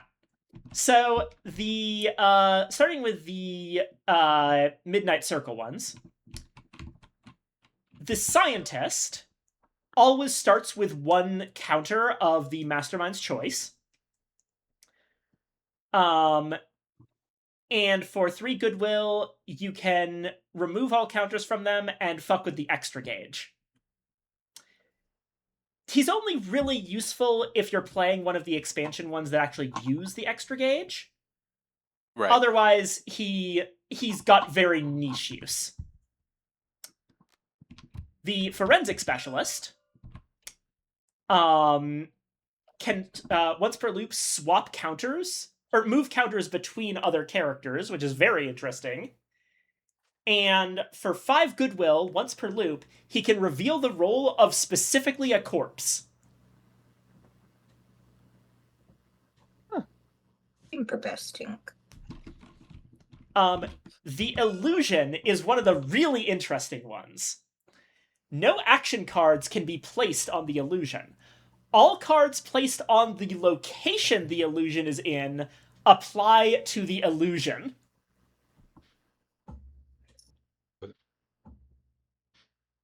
So now we get why you can legally place. Remember when I said that there's not really any reason to place cards for you guys to place cards other than forbid intrigue on locations in reaction to me putting intrigue on locations? Right. The illusion flips that on its head. Mm. And her abilities are for 3 goodwill, once per loop, move any character from this location to any other location. So she can do out of turn movement. And for 4 goodwill, remove this character from the board for the rest of the loop. You might be wondering why the fuck. Well, I mean, if you know that she's the killer, then or some reason we don't want her around, that would be useful. So the funny thing is, removing a character from the board doesn't count as killing them. So if you do this to the key person, they're still alive. Yeah. Huh. So a key person illusion can be very funny. And then there's the AI. The AI cannot ever leave the city. Can't be a person. Must have a role of some sort. Paranoia limit 4. When determining whether an incident triggers to which this character is the culprit, all counters on this character count as paranoia. So realistically, that paranoia limit of 4 is lower than it seems, because it's counting all the counters on her. Or him. Actually, it's just a construct, does not have a gender. Them. For 3 goodwill, once per loop, resolve one of the incidents noted in the open information. The culprit is considered to be the AI, but all choices made are done by the protagonist leader instead of the mastermind. So you can simulate an incident and it becomes real life.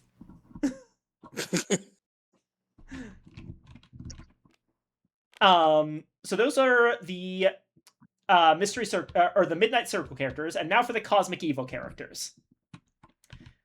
The soldier, 2 goodwill, he can put 2 paranoia on another character. And for 5 goodwill, the protagonists cannot die this loop. That's pretty good for us. Yeah. The transfer student doesn't actually appear in game until a certain day, because she transfers in. But she has the very powerful ability, any number of times, to change an intrigue token on another character in her location to a goodwill token. Wow. Also, I like the detail that she is wearing a different school uniform than all the other student characters.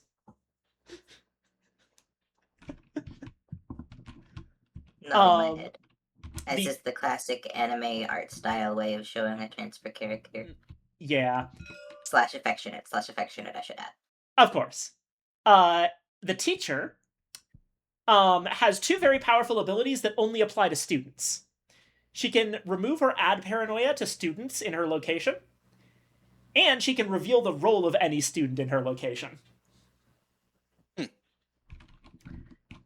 She is great for scripts that focus on the school. Yeah. And the Black Cat is fucking weird. As Black Cats are wont to do. As at the start of each loop, you automatically put an intrigue on the shrine. It's got a paranoia limit of 0, but whenever an incident for which this character is the culprit occurs, the effects of the incident are cancelled. So the Black Cat lets you put a decoy incident into the game.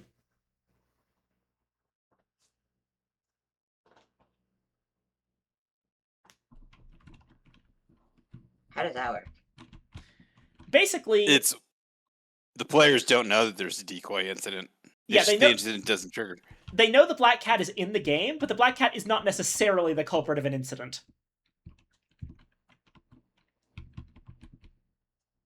I see. So, you know, you have players running around chasing their tails, trying to stop something that was never going to happen. Ah, Yeah. Also, it occurs to me that there's actually 4 more characters, but to grab them, I have to do something a little bit complicated real quick. you have to That's press okay. I'd actually like to get back to playing the game. No, I'm Like- sorry. I'm sorry. This is a different table that I that is a little bit more Japanese, but it does have the characters that got no, these ones. That definitely looks more Japanese. Yeah. And Yeah, let I me do. go back. Or heck. There we go. But yeah, in the new version of the game that was just released, we got 4 more characters who are these weirdos. Yeesh. One of them is a tree. It's the sacred tree. Yeah. Can't move. Yeah. Can't move. Paranoia limit 4. And during each Goodwill abilities phase, the leader may move a counter from this character to another character at this location. If this character has Goodwill refusal, the Mastermind must also do this during Mastermind abilities. The Sacred Tree, I'm not going to go into detail on it, but it actually makes a lot more different kinds of scripts possible than were available before. Because a lot of scripts that are very clever are hamstrung by the Forbid Goodwill card, and the Sacred Tree provides a really powerful out to the Forbid Goodwill card. I believe that in my copy of the game, this character is called the Prophet. It's basically cult leader is the gimmick here. Any incidents that she's the culprit of resolve twice. She puts Goodwill on characters that are at their paranoia limit. And she reveals roles of characters that are at their paranoia limit. She mainly exists to incentivize players to actually put paranoia on characters. The Copycat allows you to double up on the role that's already in the script, as opposed to the Mystery Boy, who gives you a role that isn't already in the script. But his Goodwill ability reveals which character he's copying. I see. And the young girl is a student that can't leave the school unless you put 1 Goodwill on her, so she can. And from that point forward, you can actually, once per loop, move her during the Goodwill abilities phase, which can be extremely powerful. And that's all the characters. As you can see, a wide variety. I like them. Anyway. Feel free to stay in the call, if you want to, Ollie. But have fun with Where Winds Meet. We are going to get started. I also have a fun thing that you might like that I'll send to you later. It's not art this time, but it's a fun idea. Yay. But once I clean it up, I'll send it to you because it's a mess. Nice. It's Alright. like 50 sentences jotted down with diagrams. Alrighty. So, this is going to be slightly complicated because you guys might have to switch colors occasionally to look at Ollie's hand. Oh! Do you need Ah! me to leave the game? I've set you to spectator. It's fine if you don't. Ah, Lilin, thank you for the resub. Appreciate you. I probably should leave the game so my computer doesn't try to crash. Oh, probably, yeah. Blah, blah, blah, blah. Oh, and Blippi has redeemed. Harada. There you go. Ah, I'm being watered. Long snake. And stretched. Long snake. Okay. Without any further ado, you two ready to get back into it? Yep. Hell yeah. Okay. Can we just place these just on the table in front of us and flip them? Probably the easiest. Yeah, sure. No real problem with that. We're still probably going to be playing with Table Dock on, so hold on. Let me. Well, okay. That's I don't know what happened there.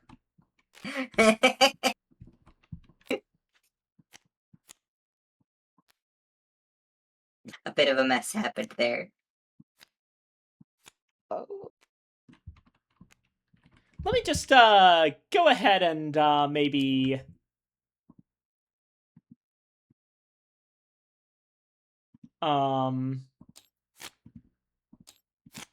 just delete your hands. That's probably the easiest way to do this. All right. valid. The way cards work in Tabletop Sim is sometimes so fucking weird.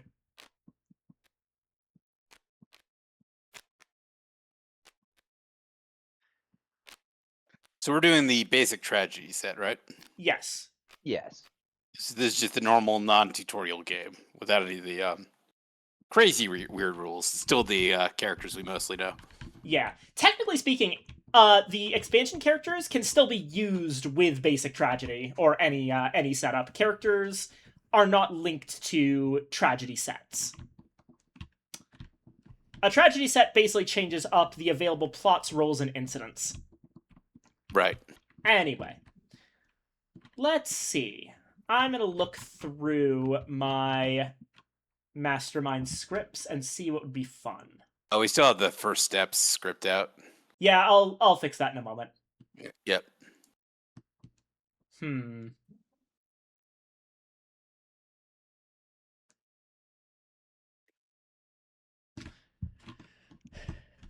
There's a little rundown of some of these in the thing. Okay, so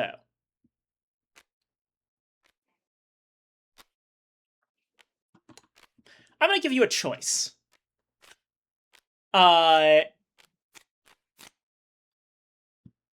Script 3 is listed as difficulty 2, and script 4 is listed as difficulty 3. What you just played was difficulty 1. Let's go to a 2 then. We'll work our way up. Cool. All right, we will be playing script 3 then. I can't say the... Actually, wait, I think that... No, yeah, I can't say the name of the script just yet, but...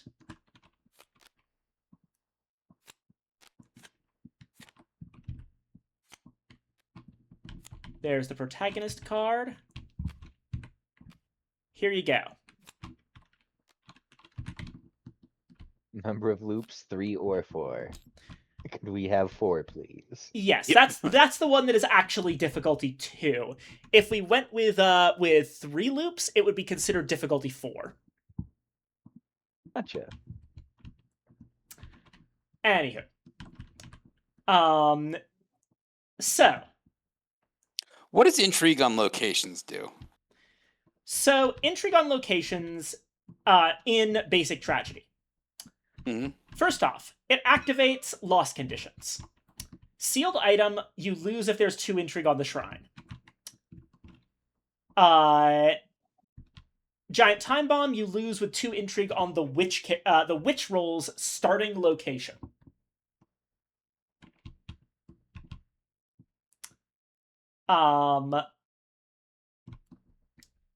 In addition, some incidents care about intrigue on places. Specifically, hospital incident. If there is 1 intrigue on the hospital when hospital incident goes off, everyone in the hospital dies. And if there's 2 intrigue on the hospital, the protagonists die. Gotcha. Because I was noticing Foul Evil puts intrigue on the shrine. Which, you know, if we have the sealed item, means we just lose. Yeah. But if that happens, then we know a lot. Yeah. So, in terms of stuff, we've got murder plan, sealed item, sign with me, which is that one I mentioned was make a contract with me. Change of future and giant time bomb. Subplots, which there are now 2 of. Circle of Friends, which has no special rules but adds 2 friends and a conspiracy theorist. A love affair, which adds the lover and loved one roles. The Hidden Freak adds a friend and a serial killer. An unsettling rumor is conspiracy theorist, and once per loop, I can place 1 intrigue in any location. Paranoia virus adds a conspiracy theorist, and also all persons, i.e., people without roles, that have at least 3 paranoia turn into serial killers. Threads of Fate place 2 paranoia on all characters who had goodwill last loop. And Unknown Factor X adds the factor role, which is very complicated, and is another way in which intrigue on locations matters, because if there is 2 intrigue on the school, the factor becomes a conspiracy theorist without actually gaining the role. And if there's at least 2 intrigue on the city, the factor becomes the key person without actually gaining the role. It can be both of these things. It can be both of these things at once, by the way, which is always very funny. Yeesh. You know, it just occurred to me Yeah. that if we get paranoia virus, what happens if 2 serial killers land together alone on the same square? I believe in that case it's up to the mastermind which one of them dies. I'm not sure because this is mandatory day end. Exactly 1 other location in this location the character dies. So I think they would both die. That's probably the case. I'd have to look that up though. I don't think I've so ever if we got seen paranoia that virus and a key person, we could just maneuver everybody to die except for the key person, and then wait out the rest of the game. Huh? Yeah, I suppose that would work. I know the object isn't to kill everybody except the 1 person, but that is a fun way to play.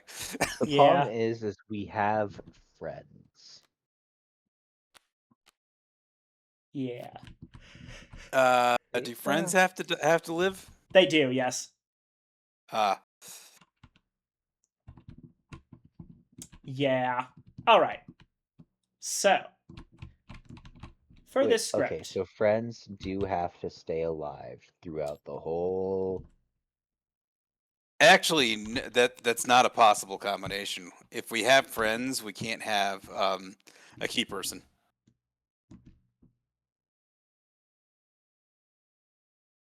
What? You can't have friends, a key person, and paranoia virus all at once. Is I think what Copper means. Oh yes, that makes sense. Okay. Now, what's interesting is it possible to kill everyone while still avoiding the incidents? And in which case, do we still win? What do you mean? Okay. So, paranoia virus doesn't have a loss condition. Correct. So let's say, and neither this murder plan, right? Murder plan's loss condition is the key person. Right. Okay, so then the others do. So if we got, let's say, sealed item and paranoia virus together, we could orchestrate that everybody dies, and as long as we keep intrigue off the shrine, we can't lose.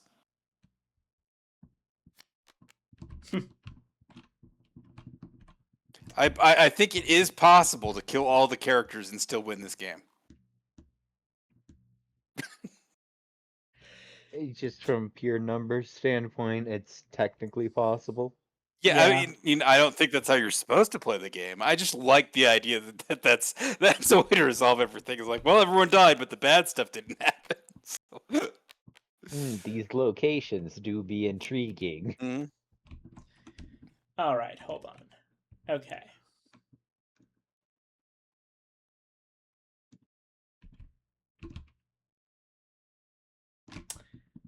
Right. Here are our characters for this one. We're going up to 9 characters from the previous 6.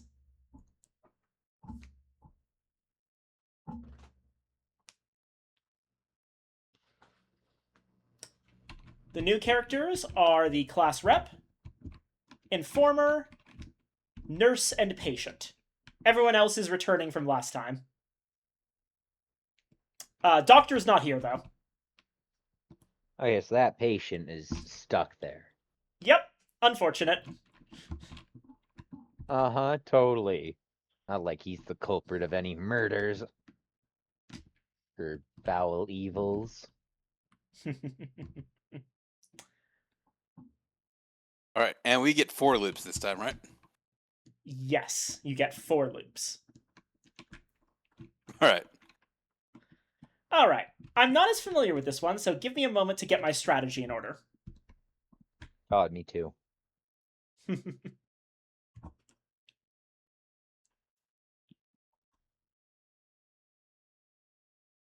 All right. So, unfortunately, for the first loop, there's really not terribly much we can do. I wouldn't say Other first than, loop, but first day. yeah, first loop, first day. You kinda gotta see if we survive it, and then see what's been set up and Yeah, how. I don't want to say too much until Anna plays cards, but I've got a couple Like, from a ideas. general game Yeah. theory standpoint, like, Yeah. you know.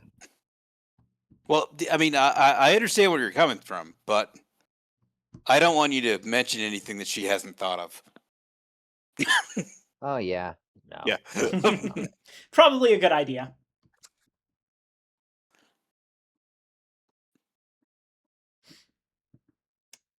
Alrighty.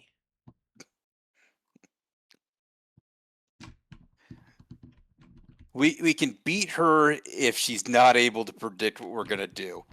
Otherwise, we just have to accept the fact that she's smarter than us, and Yeah. Not 100% sure that's true, but go off. Anyway. Flattery should work.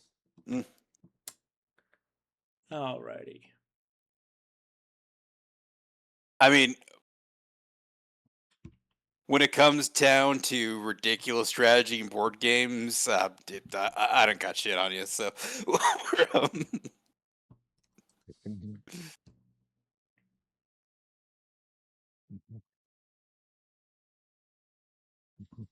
Alrighty. Also of note about the incidents. So Foul Evil is put 2 intrigue on the shrine. Increasing unease puts 2 paranoia on any character and 1 intrigue on another. And you, of course, already know suicide. Hmm? Okay. So, let's see here.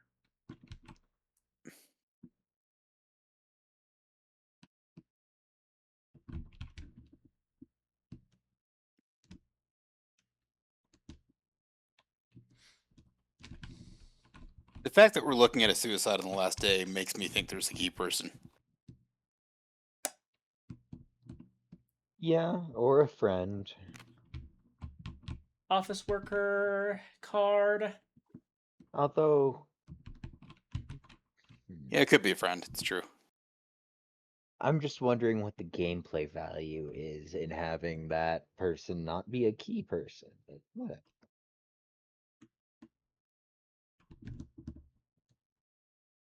As versus just a friend. Alrighty. Shrine Maiden.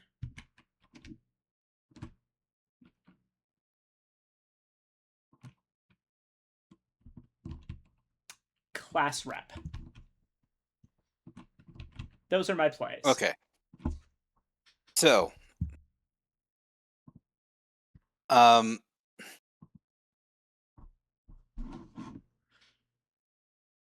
Honestly, do you want to stack Goodwill this turn? I mean, there might be. Anna could do a power play again, but that would reveal a lot. well, my thinking is that putting Goodwill on the office worker was a good play for us. But now I'm looking at this, and that's that would have been our a good starting move was to stack Goodwill on the office worker, so we get at least one roll to start off. I'm thinking that this is minus Goodwill just to block that. Okay. She is not playing any cards on locations, so Yeah. one of them, the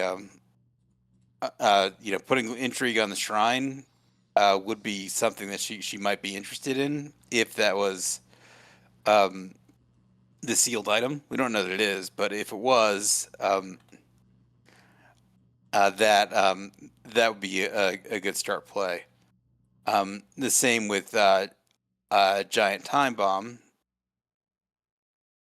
Well, Do we have a okay, witch? so We don't have a witch, do we? in order for the culprit of the The witch is a role, not a Oh, character. witch is a roll. Okay, yeah. in order for the culprit of the foul evil to do that, they've got to have paranoia on them. Right. I think that would probably be the Shrine Maiden, but I think what we can do is just put Goodwill on the student. And then Okay. if it's either of these two are paranoia,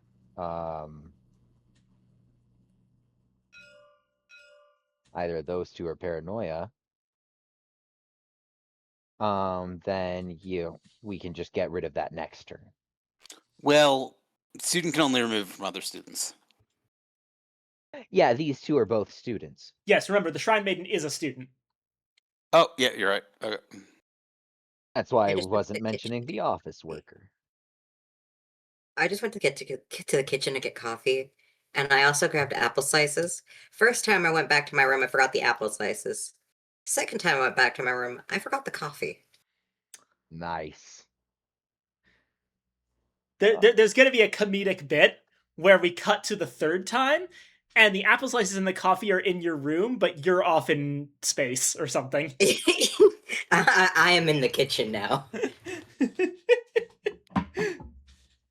Another possibility is we start working towards getting the police officer to reveal a culprit.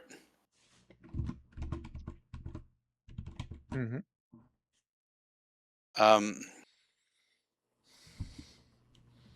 Or the Shrine Maiden to reveal the location of any character in a location. Actually, I have a real comedic bit for this. Hold on. I'm taking a picture of this. Yeah. I'm loading Discord on my phone. So we can stack Goodwill.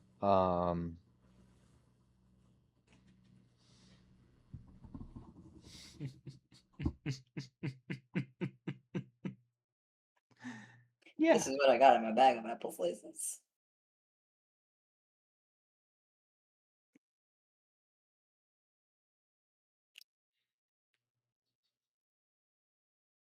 That's a sliced apple. It is.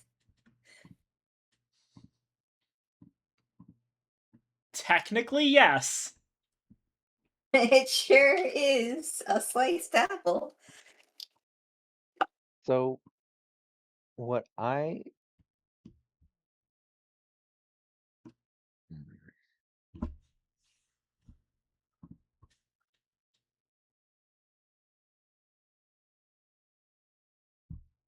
believe it or not, I actually think putting an upward movement on this office worker.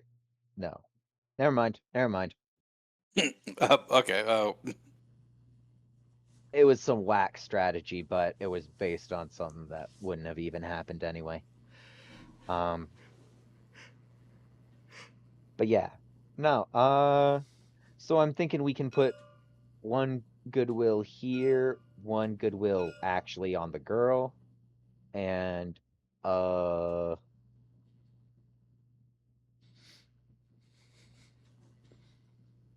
shoot. problem with that is like, yeah, all right.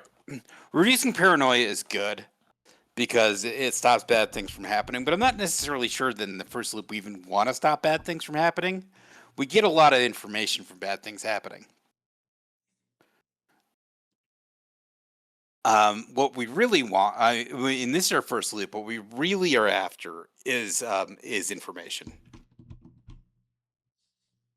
Okay, yeah. Yeah, keep the RTS strategy for when we're duking Right. it out.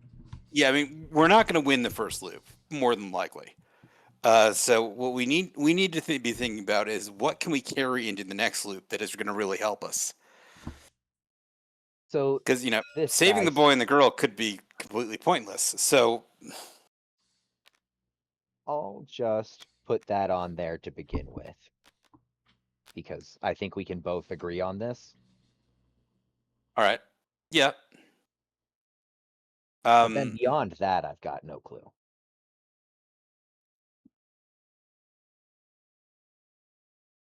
I could put. Whoa. Yes, play all of them. Yeah, these are all stuck together. Apologies. Gotta solitaire that stuff.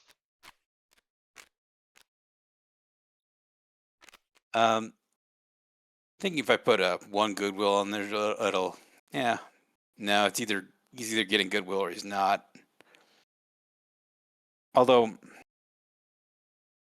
getting paranoia, that could be it. But let's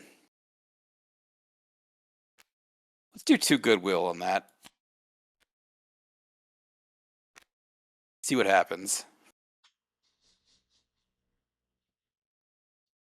And then we have one other thing to play. So where do we want to put goodwill? Yeah, that's kind of the question. Could be useful just to have it on the nurse. Why? You can remove paranoia anyone we move there. Well, then at that point, if we're removing paranoia, why not put it on a student? Or she can't. She can move. Okay. Well, the nurse can remove paranoia from anyone. As long Oh, as but they've got they're to Only be when they're panicked. panicked. yeah. She's not Okay. quite And as Then yeah, let's put it on a student. she doesn't have quite as And the- good bedside manner as the doctor. And the boy Let's put student it on the with boy student. We were kind of mean to him last time. Valid. Right. Yeah. Let's resolve some goodwill. incidents. Alrighty, let's see what we got. Like 3 wise men.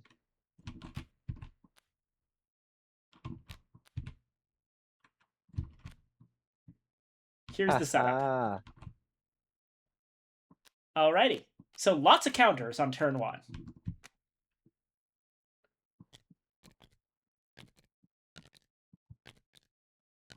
Six goodwill to spread around between 1, 2, and 3.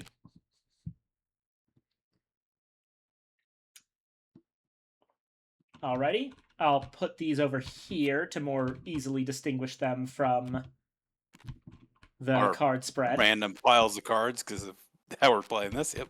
Yeah. yep. And then paranoia,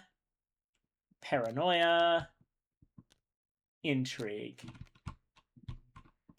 Paranoia, everybody's coming to get me. I don't know if anyone even remembers that song. Flagpole pretty Sitta? good. Yeah. Never heard it.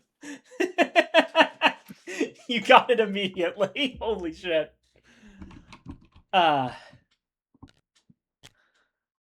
Anywho. Mastermind abilities. None that I wish to use.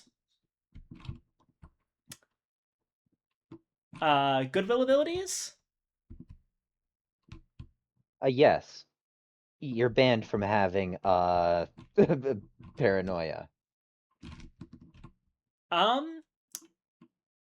That go. I assume you're targeting the class rep. This one? Yeah. That goes through. Paranoia is removed on the class rep. Okay, okay. So this one did not refuse goodwill, or did not refuse the goodwill ability. He might still have optional goodwill refusal, but that does prove that the boy student is not a cultist or a witch.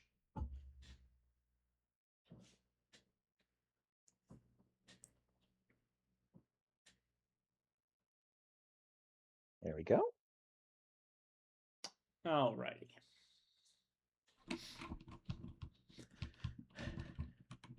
Alrighty. That felt pretty good to me. Yeah. Incidents. Let's see.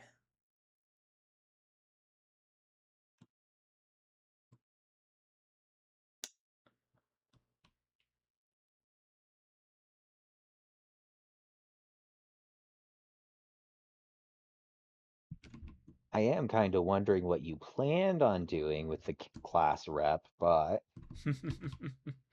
not allowed. So no incidents today.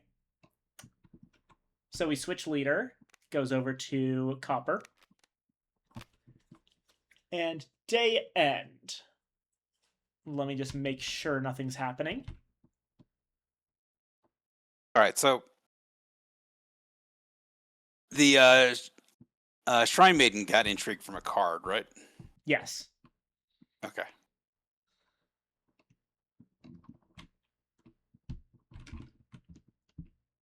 Intrigue. Okay. Yeah. Looking at all the intrigue tags.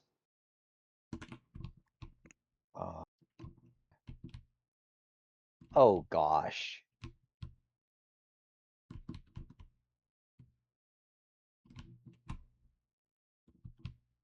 Potentially this.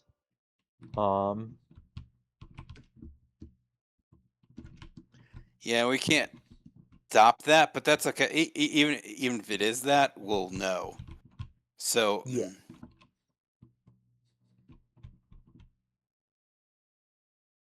If she's got 2 intrigue and we go, does that mean it ends the loop or at loop end? No. It is loop end. Okay. So we could just straight lose this in the first game. Yeah, but if we lose that in the first, we get a lot of information. Yeah. Because it means that there's no killer, brain, cultist, time traveler, or witch. If that's the case. Yeah, not from Yeah. Well, no, Okay. not from anything. Yeah. Yeah, no. I was just clicking. All right. Yeah, nothing happens on day end. So let's We continue didn't into day die 2. on the first day. Wow.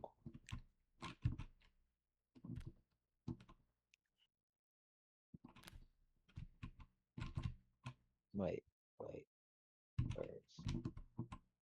3, 4, and 6 have incidents. Let me organize this a little bit. Oh, yes, apologies.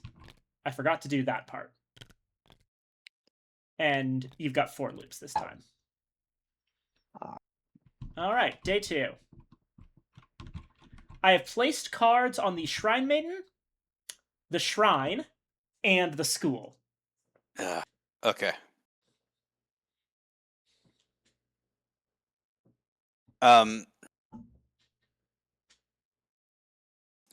So if it's the sealed item, and she's placing 2 intrigue on the shrine, that ends the loop.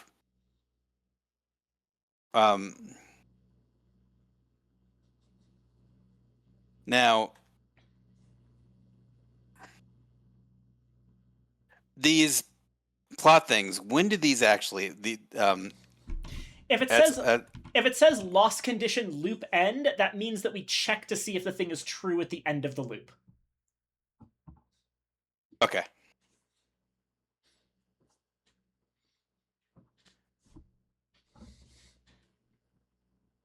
So basically, the game will keep going, Mhm. but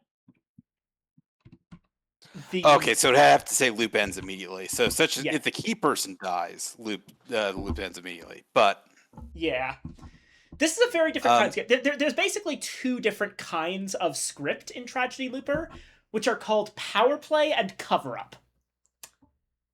The one that we just did was a power play script. That's the one where it's Right. fairly obvious what I'm trying to do, but I have a lot of ways to do it. In cover up, this it's one not. you're trying to hide what you're. Yeah, I'm trying to hide what's actually making you lose. Okay. So See, I don't think we bothered to prevent intrigue on the shrine. yes, I think if it's either intrigue here or here, those are loop end checks, Hmm. and we can just assume that that's what Anna wants, assume that's her goal, and play the rest, see what else she gets. Although she could just stop playing after she gets her goal. Now, if she's putting intrigue on the school, we can deduce that the one of the students or the class rep is the witch.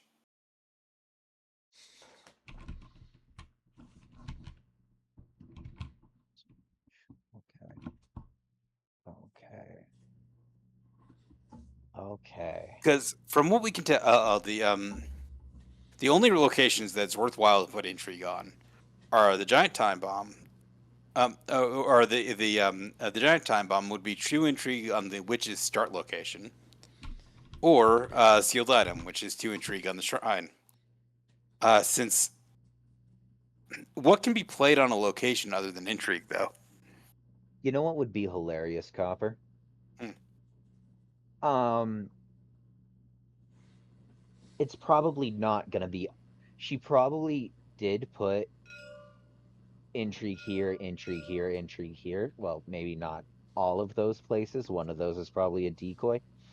But even if it looks like she's going for the giant time bomb or the sign with me, Hmm. if all of those activate it loop end, then it could be any one of them. I don't know if she has 3+1 intrigue cards. See, and that's what I think. I think there's a +2 intrigue, a +1 intrigue, and then a decoy. Right. Not in that order specifically. Yeah, I know what you mean. You can check which cards I have and how many of them under Mastermind cards if you like. We can see mastermind cards. I can't see how many you have. Oh, it yes, looks you like can. you got There's two paranoia +1. Okay. There's 2 copies of Paranoia +1 and 1 copy of everything else. Mm-hmm. And 1x infinity means once per loop. Yes. Okay. Well, I think we So- put 1 goodwill in the office worker to make sure we get that. Yeah, valid. So if we do a goodwill +1 there, then on goodwill actions we will definitely be able to get this person's role. So And which could tell us a lot. Or it could be useless.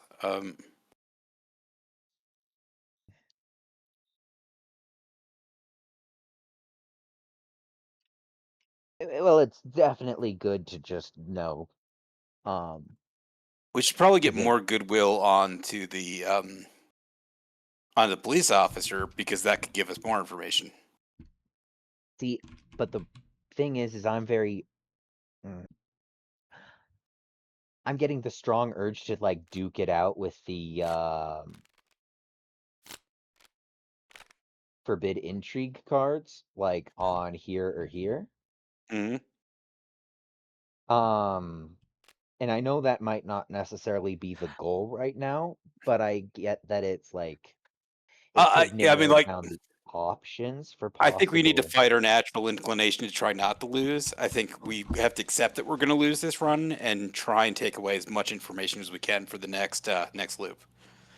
And since these all are turn and we can just Right. Put stuff on the police officer. Hmm. Yeah, I'd be willing to play that way. Do you want to do +1 or +2 there, just because we should have one more +2? No, we don't. Um, did That's we? a plus. Okay, we used. We used all our +2s. They're all up here. All right, we'll just do a +1 then.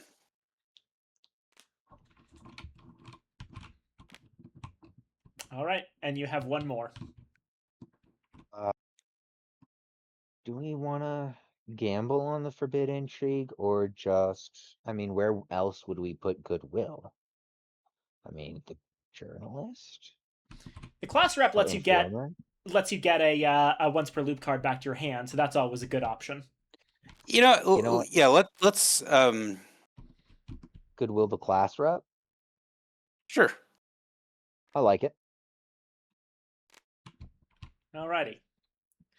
That your final answer? Yes. I freaking guess. That was the intrigue +2. Forbid goodwill on the intrigue +1.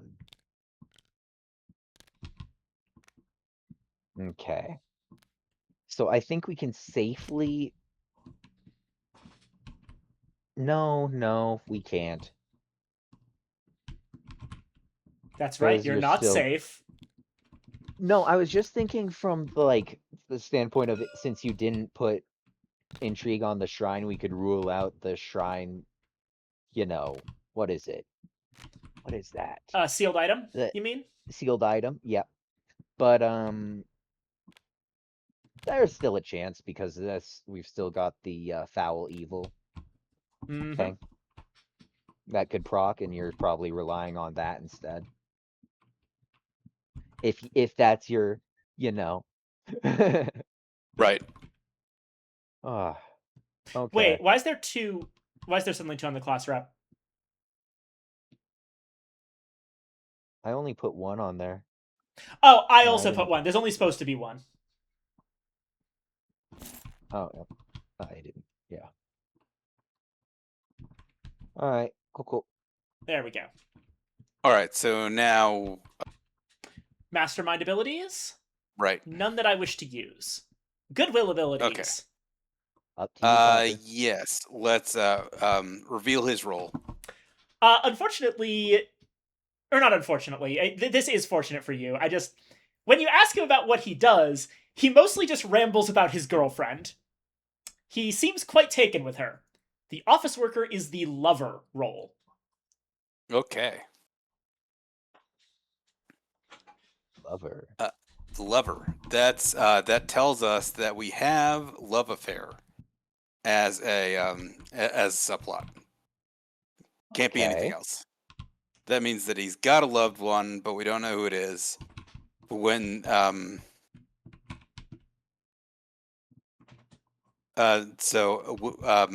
when the loved one dies, he gets 6 paranoia. Yeah. When he dies, the loved one gets 6 paranoia. Right. And the loved one has a second ability. And if they have at least 3 intrigue and 3 paranoia and 1 intrigue, the protagonist dies. Yeah. Who's the protagonist? That's you. Us. Oh, protagonist. That's us. Yeah. So, Oh. are you too familiar with the concept of a yandere? Mm, Nah. Extremely Japanese game. And it's optional. Yeah. I can choose whether to do valid. it or not. All right. I'll be right back, folks. Alrighty.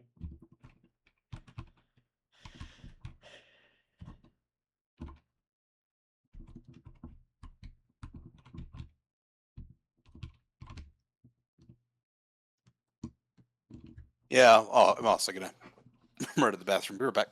Gotcha.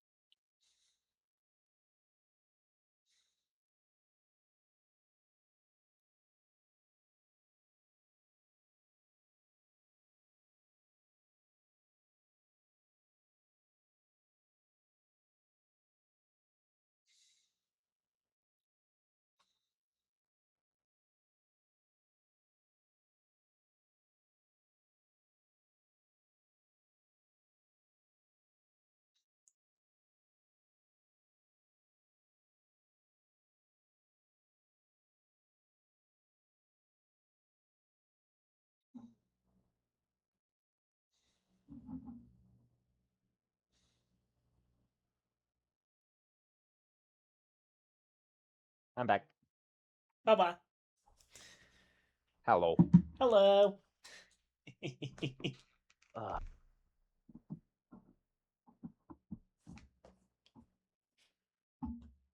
Sorry about that unfortunately thing. I was getting into character, and it's like, unfortunately, you ask him about his work, and he just rambles about his girlfriend. Then I realized that, wait, no, this isn't actually unfortunate for them. yeah. All right, I'm back. It's very informative, in fact. Very good. All right, and now what we can do, Copper. I was thinking Informer. Yeah. Yeah. Because there are two subplots, right? Yes. Okay. So if we Informer and name the one subplot that we absolutely know we have, we get the other one. Yep. Righto. Okay.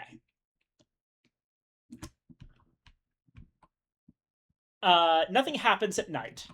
So on to the next day.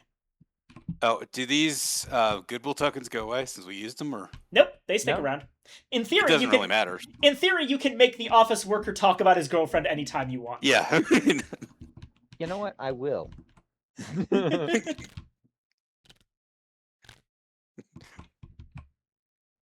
Maybe he'll change it. We don't know. Alrighty. Speaking of which, office worker. Uh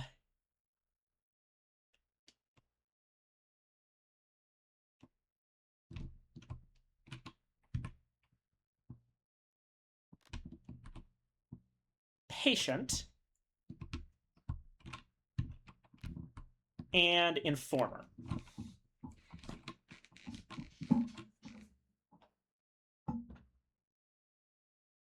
All right, this is a kill move. Yeah. Uh, Oh wait, am I the leader this time? I'm stealing this. Yes, apologies, forgot to do that. so let's assume there's a serial killer at loose.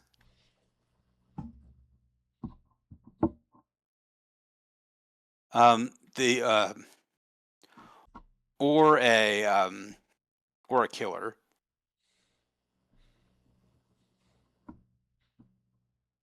Well, who can kill? Just the serial killer and the killer, right?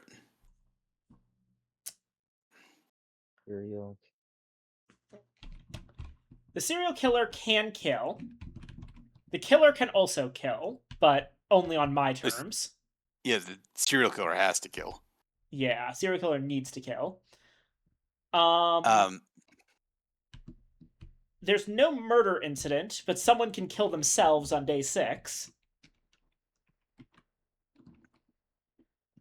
Other than that, yeah, there's not a lot of death here. Right. It would literally just be the serial killer or a potential killer. Okay. So we don't necessarily know that we have either of those. We could have either, both, or neither of those. Yeah. We only have a killer if it's a murder plan, and we only have a serial killer if it's hidden freak.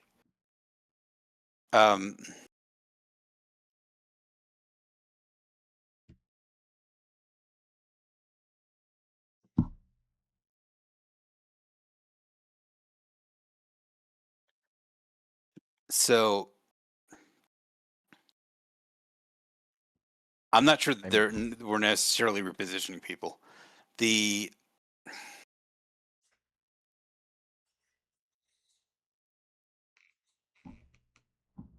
office worker. Now, the office worker could still be a culprit, right? Correct.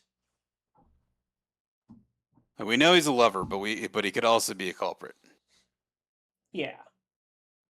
And then foul evil would put 2 intrigue on the shrine, which is kind of what what we're worried about. Which it is interesting that would be there because that doesn't really do anything unless we have the sealed item. This is day 3. We have an incident. If we forbid intrigue on the shrine, it stops the incident from happening, doesn't it? No. Forbid No. intrigue only stops intrigue cards. Oh, okay. So in order to Um, stop the incident, we need to make sure that that whoever's triggering the intrigue doesn't reach their paranoia limit. Yeah. Gotcha. So basically, we're watching for who Anna puts paranoia on this turn because none of them currently have enough. Right, but if office worker gets +1 paranoia and is the culprit, well then we know that. And they can't out paranoia the informer because they have a 3 threshold. So it's got to be either the office worker or the patient. Right.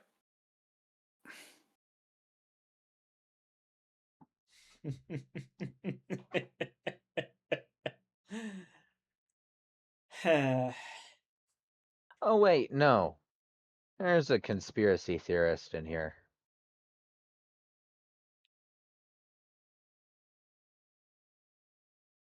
Do we know that, or you think there might be? I just think there might be. Yeah. Well, I mean, the second incident could have a conspiracy theorist, but we don't, we don't know that yet. But Well, We- we will see. we'd find out. So if we reduce paranoia on the office worker, it would stop whatever she's planning. But I'm not necessarily sure we need to do that.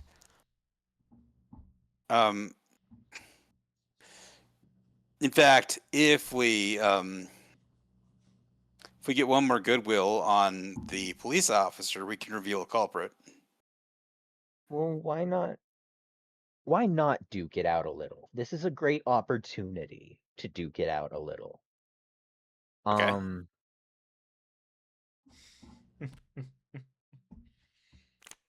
See, we don't have the.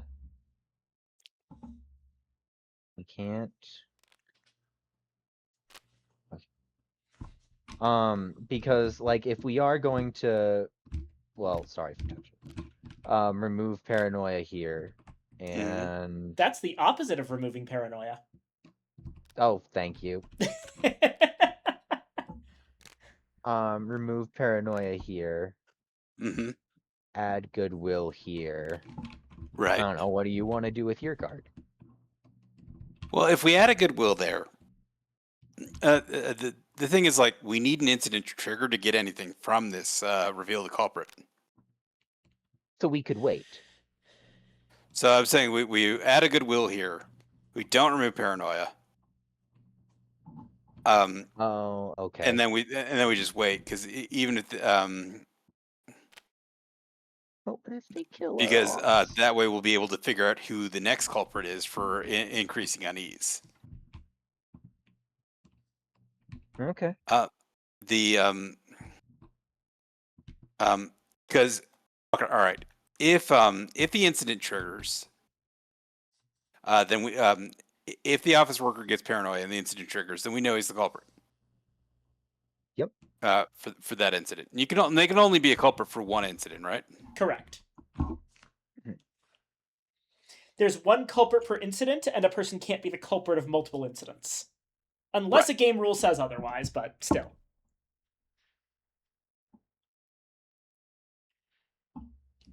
If that's the case, what other bonuses can we chase? Class rep. All right. So we add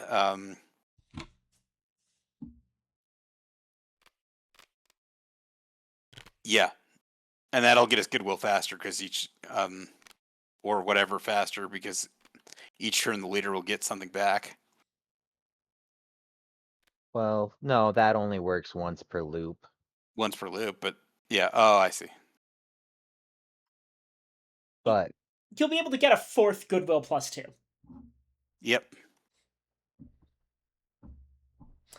Probably useful after you toss them all away in turn 1. perchance. But not like I was doing anything else with them. Fair enough, fair enough. Yeah, I mean, it did come out strong early. You know, it's, Yeah. It's just like you protagonists to focus on making friends when stuff is happening behind the scenes. let's Are you gonna see. tell us? Are you gonna be monologuing next about? You know, we're really alike, you and I. It's enough. You know, it's not necessary. No. I won't be doing that. If we were really alike, Also- you would be smarter. We could start shuffling people What? around. Oh, I'm sorry. Are you more the quoting Shakespeare type? But like, you know, not impressive Shakespeare, like really well known and overused quotes. Hmm. To sleep, perchance to dream. I was thinking If we something. shadows have offended, is that what you want to hear?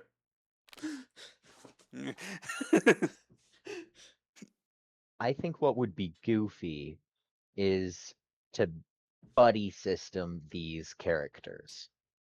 Okay. Put like that there. All right. And then it's just like if they have targets on each other, then we know who's. It's about statistics, and I could not explain it actually. But basically, the more split up they are, the more we can narrow down who's targeting who. That makes sense. Yeah. Not bad. Maybe you have a chance after all.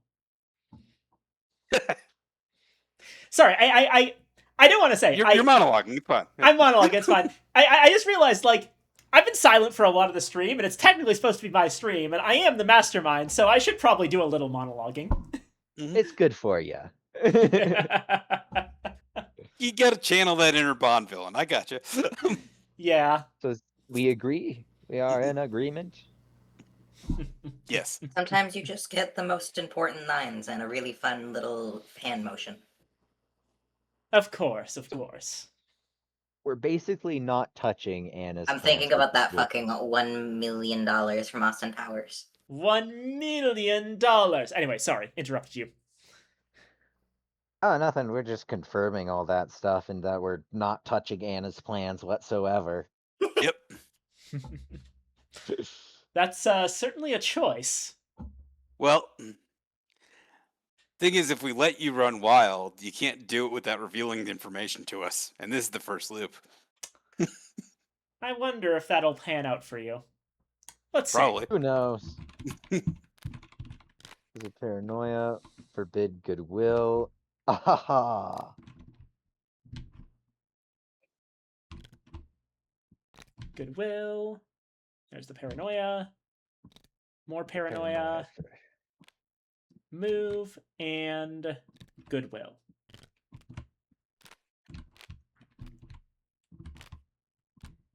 All right. I'm going to straight up just use this.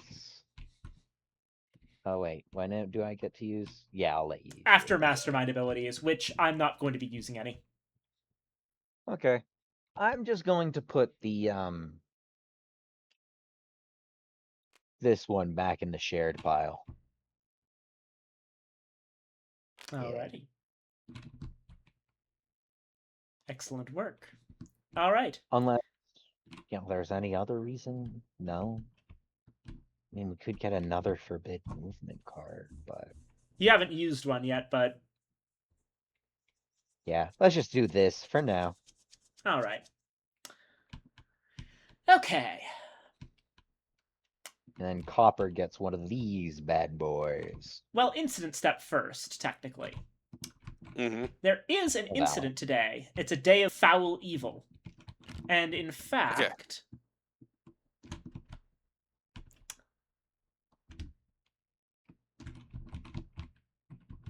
2 intrigue appears on the shrine. Okay. Office Fair is the lover and the culprit of the foul. Yep.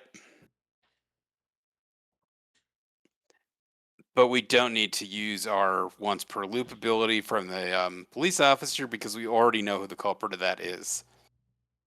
Yeah. Heck yeah. Okay. Glad I didn't use that. Foul evil. Alrighty. Let's see.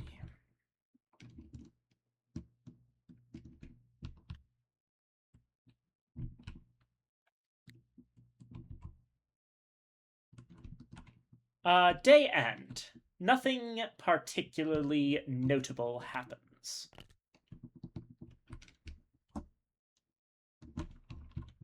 How many days is this event? 6? Heck yeah. It's 6 days per loop. So we're on day 4. Yeah. We cannot get the Informus int up to the requisite amount of goodwill. That's Because it correct. requires 5, and we only have 4, potentially. We could get the police officer up to 5, and that would save the office work, and then save the office worker, which would stop the loved one from getting 6 paranoia. We could figure out who the loved one is by who gets paranoia. True. Okay. So maybe don't save the office worker. She's planning to kill him.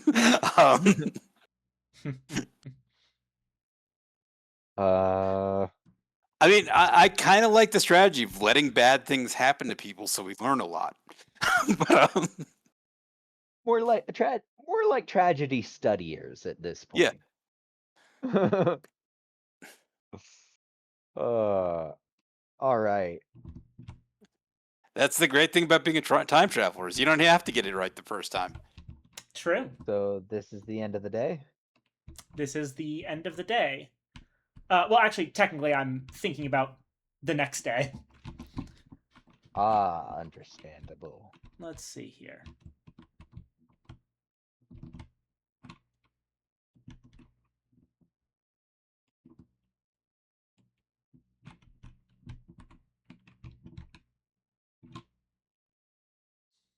Okay.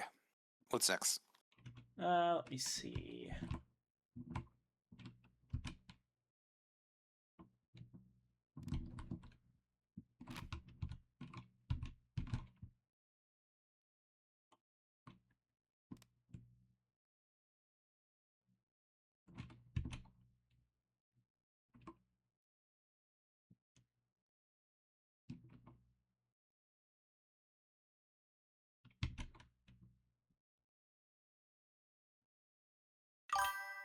Oh. That's actually true to the vibes of the source material, so you get points for accuracy. Yeah. See? I haven't even seen the source material. I'm just, sociopathic when it comes to figurative scenarios.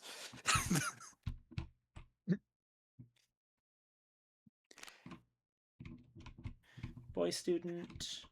They're not real people. You don't have to treat them like people. So, next incident is increasing unease. And Shrine Maiden.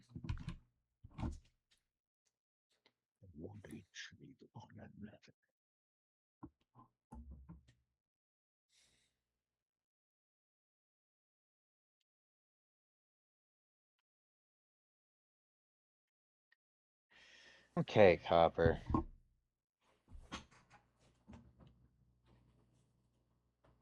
All right.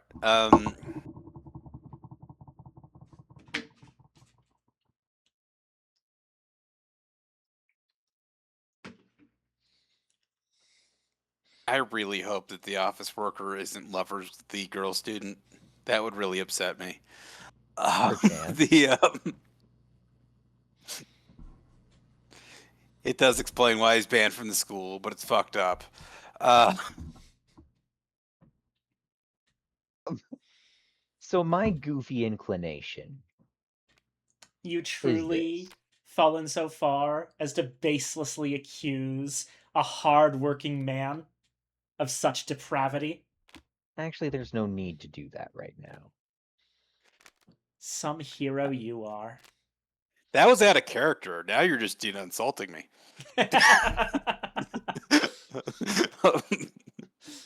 I do apologize. I don't want this to go too far. It's all good fun. I'm just fucking with you. It's fine. Fair enough. Fair enough.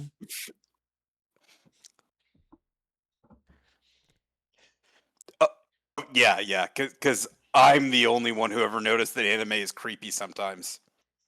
You are.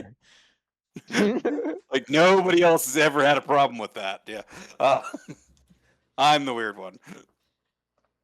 All right. Actually, can't do that really.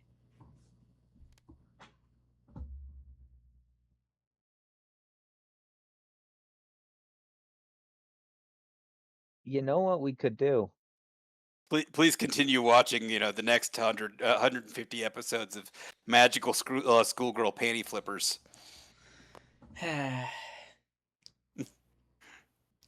What we could do is we could start hitting the Shrine Maiden with goodwill. To start removing intrigue from the shrine, but that's a duking it out maneuver. Right.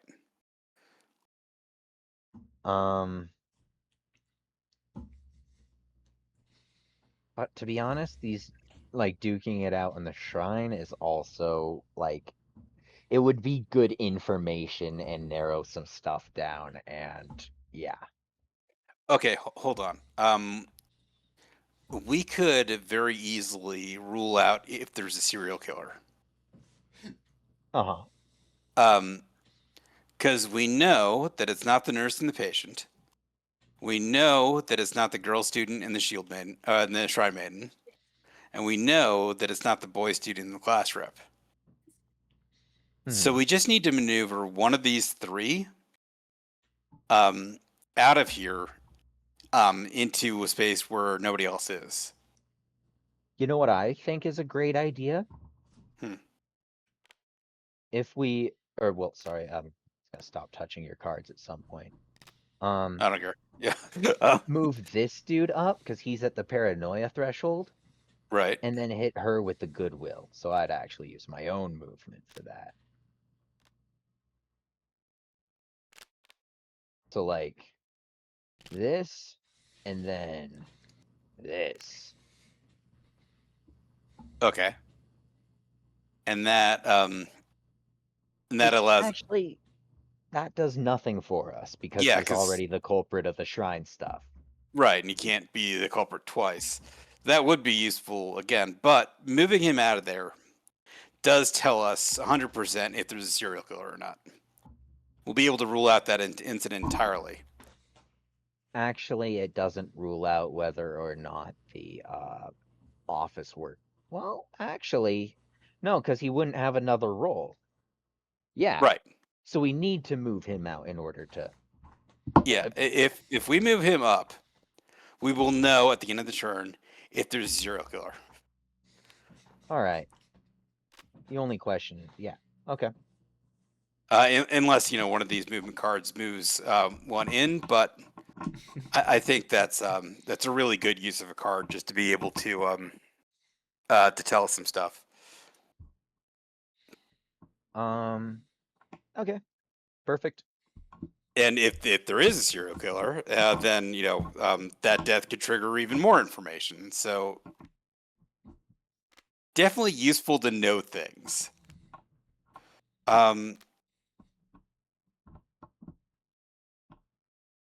So who did you want to build goodwill on? The Shrine Maiden. So wait. Okay. That would be that is playing defense. I'm not sure we want to do that. So wait. So there's another incident happening tonight. Hmm. It is the increasing unease.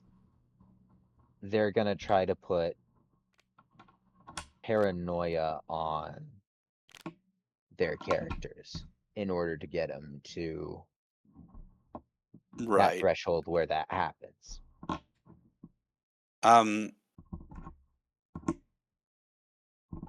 There is no paranoia +2 card though in her deck. It's called having a conspiracy theorist. Yes, Right. but Okay. that does mean that it wouldn't work on any 3 threshold characters. So it's got to be one of these 2 threshold characters. Right. Okay. Well, Or these, yeah. now You go first. if we do paranoia -1 on, let's say, this one, Mhm. we will. I'm just trying to think out loud what we would know. Because if the nurse is the conspiracy theorist, then Anna isn't going to use the ability. Yes. This one has a paranoia threshold of 3. So even with a conspiracy theorist, it can't get there. This one can. So if this is +1 paranoia and this is a conspiracy theorist, she could get there. If I play the +1 paranoia here on the Shrine Maiden, whether she uses it or doesn't, we can safely assume that the girl student is the conspiracy theorist if this is a plus paranoia card. They have 2 +1 paranoia cards. Yeah, but she can't play them both on the same character. So what I'm thinking is we could do well, that. We could okay. do both. Oh wait, no. Would be both like so. Well, we could do both, but well, if we do both, we actually learn less. Here's what I'm thinking. Understood. Okay. Let's assume for a second that the Shrine Maiden is the paranoia card, is the culprit, right? Mhm. If it is, and she's trying to trigger that, then this would be a plus paranoia card, and this would be the conspiracy theorist. It's the only thing that Mhm. makes sense. That's the only way for her to actually trigger that incident. If this is the culprit and we do nothing, she's going to trigger the incident. But in which case we then know that this is the culprit for the second incident, and this is the conspiracy theorist. If this is a +1 paranoia card and we stop it, she can't trigger the incident, but we can assume that the girl student is the conspiracy theorist. That's Yes. assuming that we want to try to stop it. Now, increasing unease does what? It gives us 2 paranoia and intrigue on another character. Right. There it is.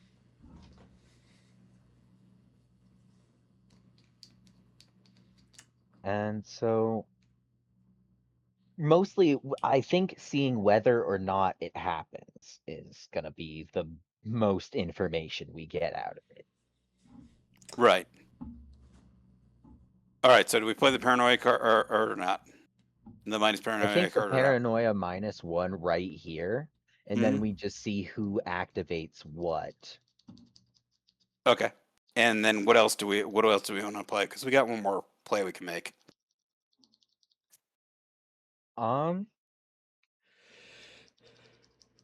Oh, since mastermind abilities activate before goodwill abilities, we can just do this number again with the goodwill on the nurse. Okay. Or we could use less goodwill and place a marker and get that. But that's a Right, and then duking we it out maneuver again. actually, yeah, let's do that. And if we can prevent the suicide,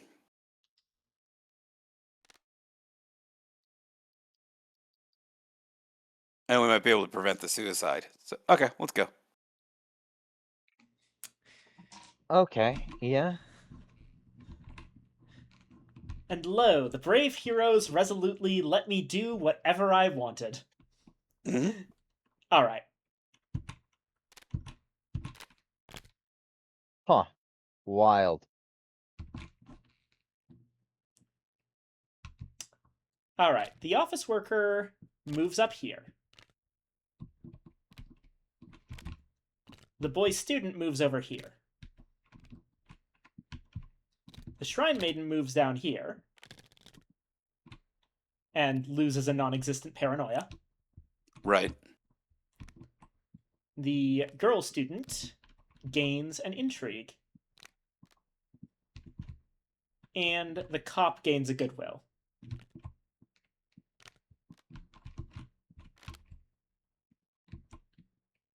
Alrighty. Huh. Okay. So that didn't happen. Right. Now, the incident can't trigger, as far as we know. Right out. I will not be Um, using any mastermind abilities. Okay. So I think what Anna is doing is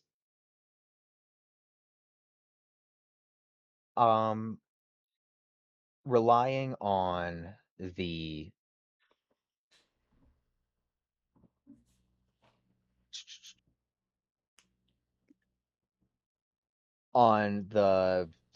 these 3 win conditions in order to befuddle us as to which one is the one that does it at the end.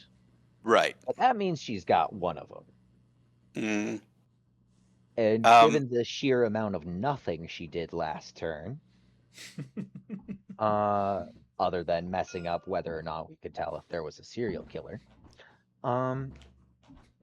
we can assume that she's stalling for time. right. Well, the reason she wanted to move the Shield Maiden was to stop us from removing intrigue tokens from this. So we don't necessarily. I prefer to call it relaxing instead of stalling for time. Stalling for time implies that I'm afraid of losing. I mean, not this loop. I don't know why you would be afraid. No, I agree with you there, dude. Sorry, I don't handle monologues well. I'm like, yeah, no, that's accurate, my guy. All right. Now,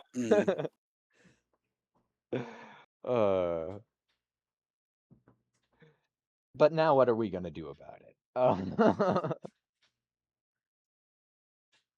right. Well, we don't really need to worry about figuring out who the suicide culprit is, because they kind of reveal themselves by the very nature of the act. So the officer is not necessarily useful, except in preventing a death, which I don't know that we need to do.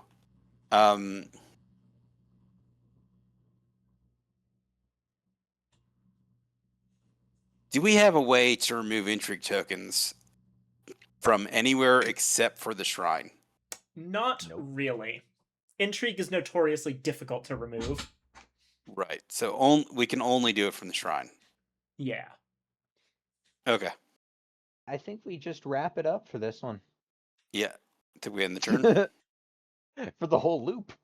But, you know.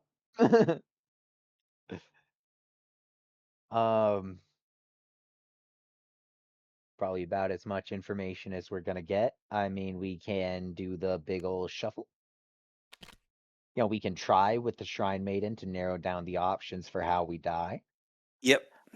But, like, I No, I think we're mean, mostly just calling it a loop. if characters die, we're going to learn some things. So, yep. Right. Okay. Um I'm not using any mastermind abilities. It sounds like you're not using any goodwill. No reason.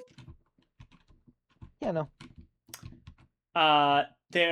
No incidents happen. There was supposed to be increasing unease, but it doesn't appear to have done anything. Go ahead and switch leaders, and the day ends with no particular things going wrong. Now we're just staring at each other for the rest of the time loop. Alrighty. Let's see. What's my next move?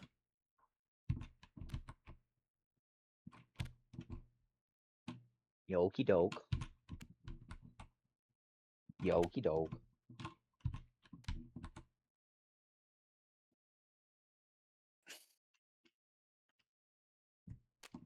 There we go. Yoki doke.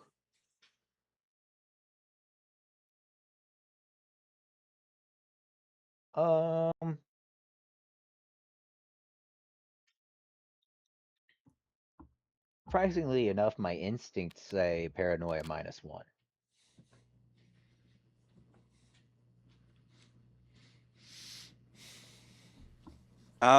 Because that's the only card she would want on the nurse, I suppose. Is paranoia.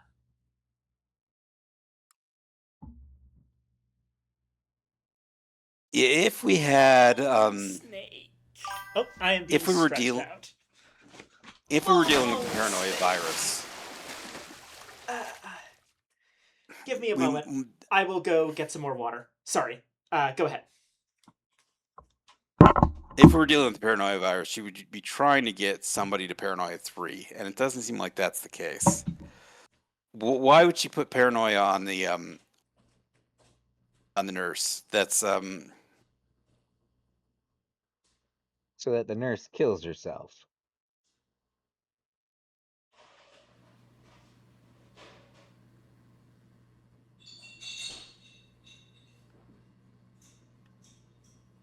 yeah, okay. Like, what else would she put on the nurse? Intrigue? Just spreading more and more intrigue around. The more characters that have 2 intrigue, the harder it is to eliminate to figure out who the witch is. The witch just needs 2 intrigue on their starting location, which we assume is the school. Right. Then who needs 2 intrigue on themselves? The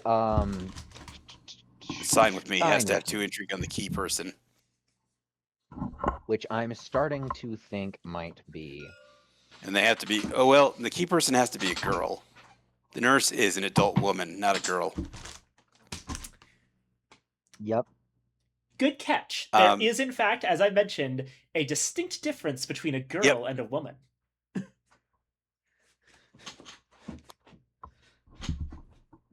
Oh, this could be a red I can't think any herring. jokes to go with here that aren't going to get me banned from Twitch, so I'm just going to leave that where it is.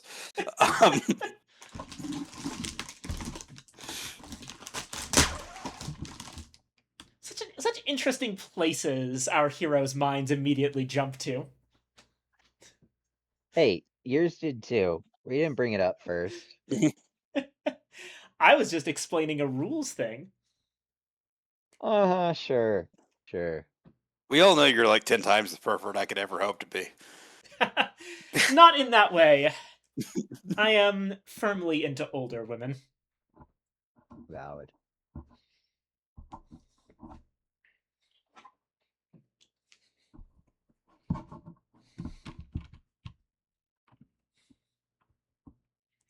But yes, also, Evangeline, I will drink my water now. Thank you very much for the hydration. Oh, and remember to drink your water while you still can yourself. I'll be poisoning the well soon, so, limited time offer.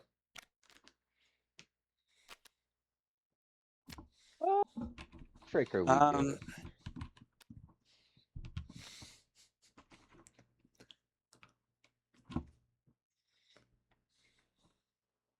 Oh, I keep on forbid intrigue is not a once per loop thing. Should we have Correct. it in more often? It's once Now, if per we lose, do turn. we know why we lost?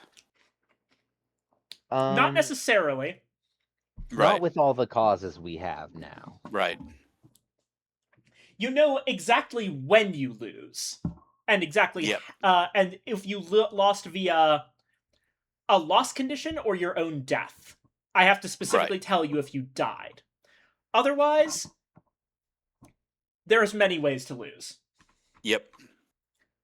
All right. This is what So my if it's giant time bomb, change of future, or giant time bomb, change of future, which it can't be, or the sealed item, then we just lose and don't know why. Actually, same with Sign With Me. It technically could be change of future for the record. I know its loss condition involves the butterfly effect event, but it also includes the time traveler who makes you lose on the last day if you have 2 or fewer goodwill on them. Right. So it is in fact possible to have a change of future tragedy without the butterfly effect. It's also Okay. possible to have the butterfly effect incident without the change of future.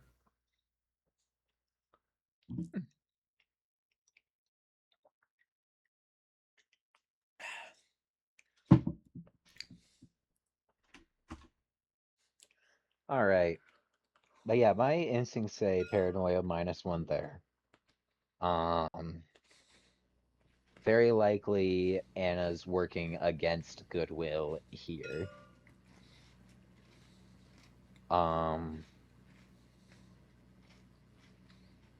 Could still see if there's a you know what it is? You know what it is? You know what it is. She's moving the nurse down to the city. Okay.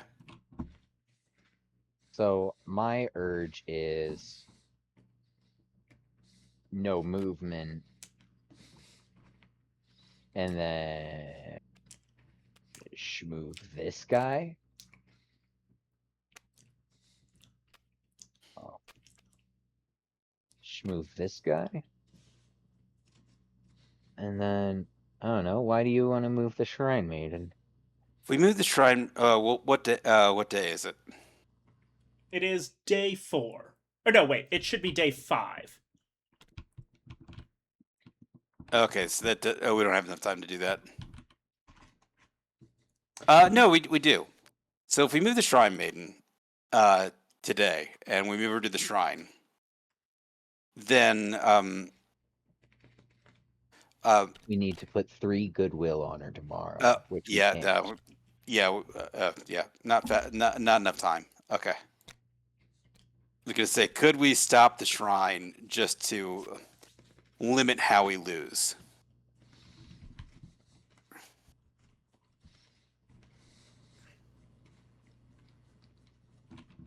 I don't think we can necessarily limit how we lose in all the ways, but we can narrow it down by half. Well, how? Well, like, I very much don't think that the change of future is happening, but Right. I Seems I, less you know, likely. I don't know. I don't know. If it's could Sign be- With Me, it would be, you know, 2 intrigue on the key person would end it, and that would mean that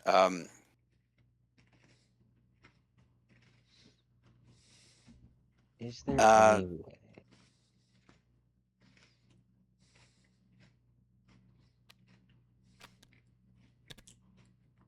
we can't prevent intrigue, can we? You can forbid Well- intrigue. Is that a one-time use? I'm not seeing that card. It's once per turn. Here it is. Oh, I don't know where Coppers is specifically. That's what I'm saying. Is that I seem to have lost that card. Oh, there it is. There It was we are. hiding under Goodwill +1. Okay. If we forbid intrigue on the girl student, Mhm. that at least eliminates the fact that she is then if she is the key person, and we lose because Okay. of that, we won't. If we lose, we can at least rule her out as the key person. Okay.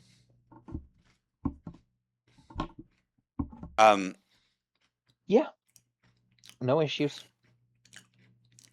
I honestly think that any action we take, Anything we you can know, learn something from is a good plan. This is kind of yeah. where So I like this. Still just looking at each other, Anna. Yep.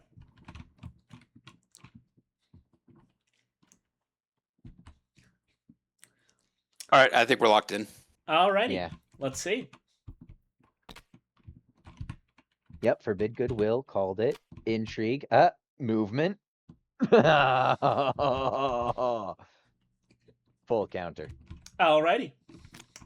So, you countered my intrigue. No, we also got a movement on the Yep. There you go. office worker. That's the boy student, but. And this movement is forbidden.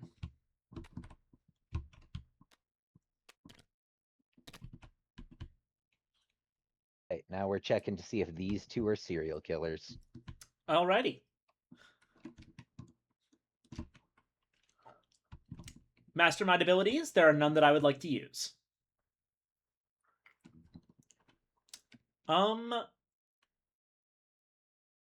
Any goodwill abilities that you're interested in? I mean, Only one we can really use is the let's save It's a that for police the officer. next turn. yeah, and well, the only one we can really use is the police officer, and that doesn't tell us anything we don't already know. It might actually limit our information. How so? If we do end up playing it, and the key person commits suicide, then I don't know. Wait, okay, so there's only one key person, and yeah, I think it could, but I don't feel like explaining it right now. So Okay. Well, if the key person commits suicide, then we know who that culprit is anyway. yeah, but like, I don't know how Anna would be forced to explain that.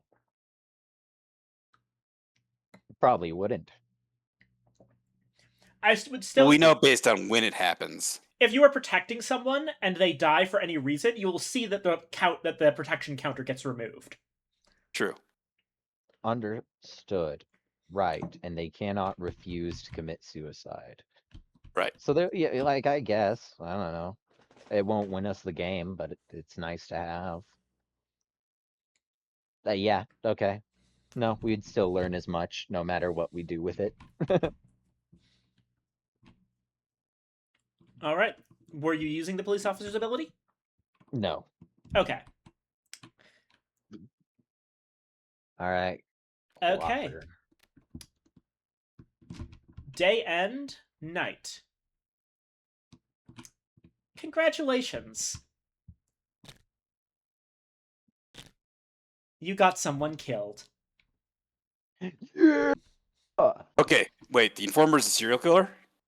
Yeah. Okay, this changes everything. All right. You got me. I was trying to keep that hidden as long as possible. All right. All right.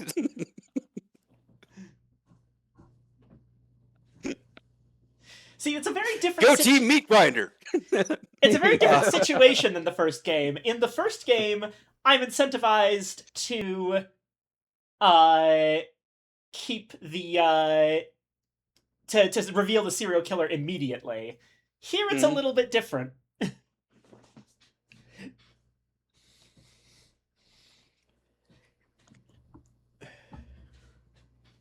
All right.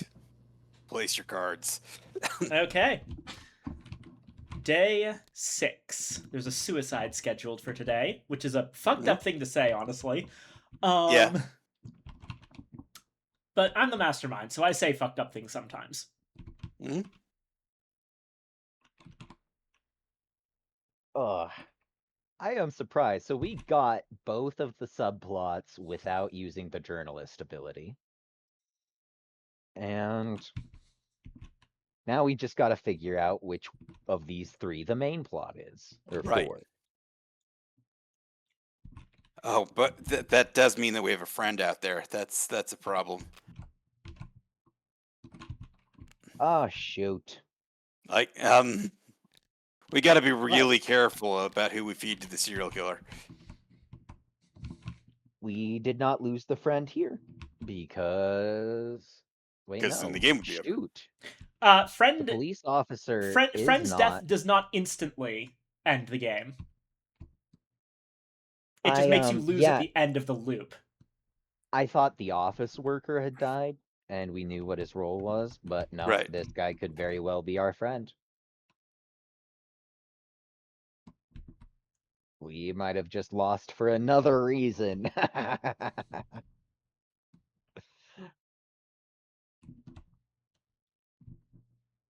Okay. Okay, I've got a sick idea. Maybe not. Well, wait for wait for her to play cards, but I've got one. Hell yeah.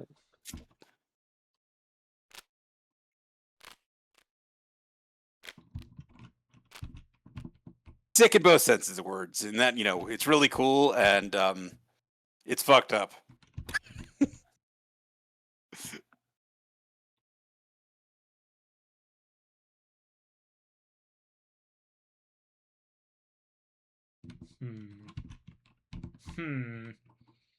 What's the best way to play this out?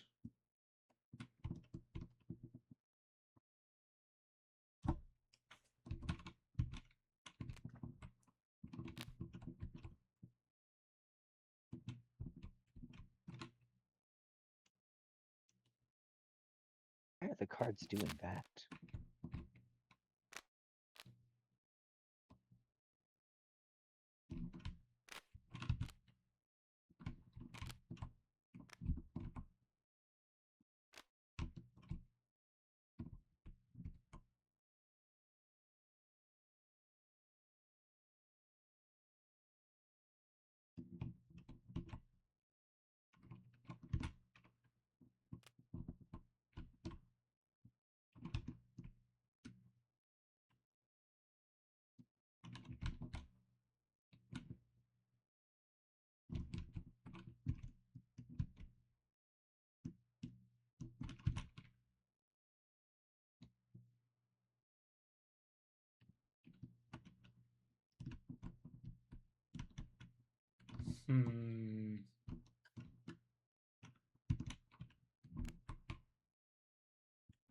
There we go.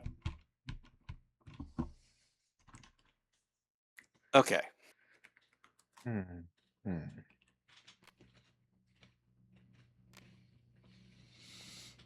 So, my thinking, at least the theory I'm operating on, is that the girl student is in fact the loved one. Unfortunately. Because she's got one intrigue on her.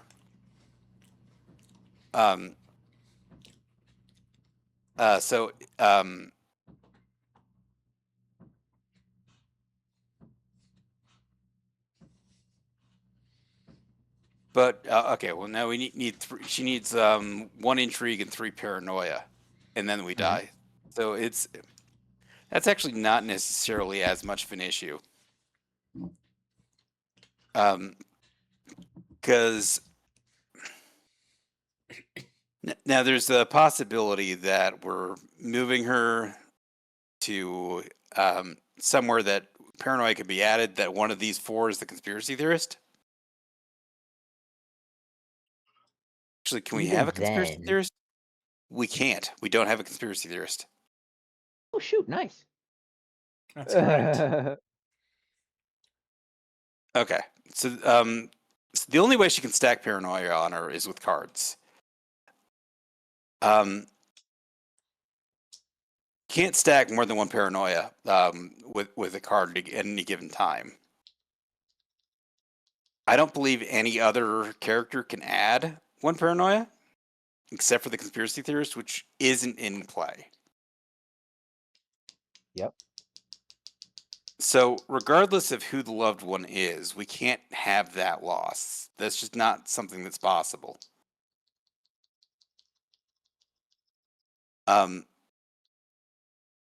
Unless they're left alone with this. How would that work? Doesn't matter if they how- die. So The loved one Anna. dies, the lover gets 6 paranoia, but that doesn't end the game. Oh yeah, and you didn't put anything on the office worker, so yeah. Yep. So yeah. Doesn't matter if she dies. Wow. Says something about their relationship. Right. Well, it doesn't matter if either of them dies at this point. So, you know what we could do? That would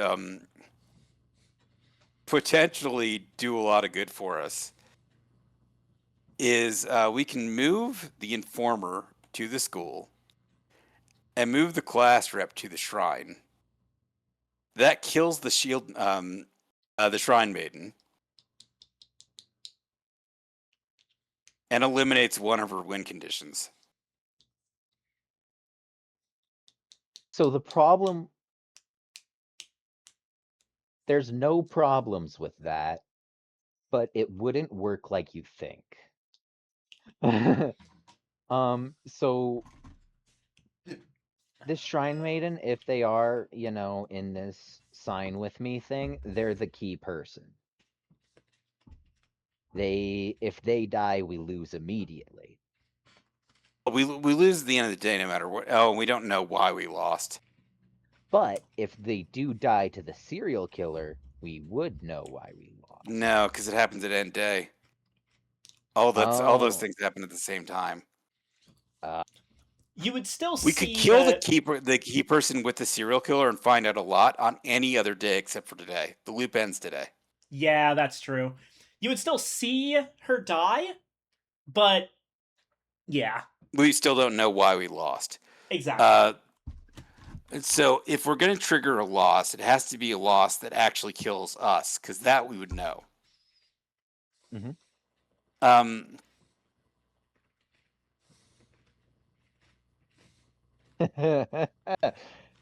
Now might be a good time to use our Paranoia +1 cards if we ever get a chance, but I'm not sure we will yet.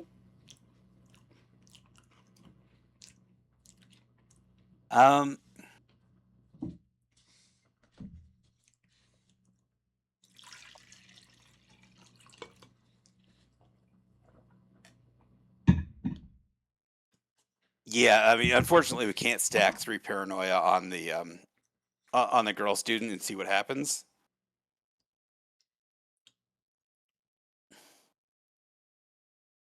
Because that would end the loop and kill us, and then we would know for a fact that she is the loved one. But even that doesn't tell us that much.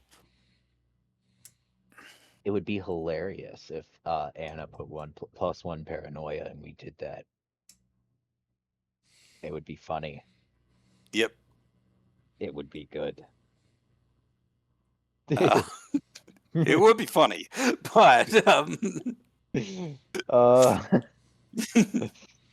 let's see, for realism's sake.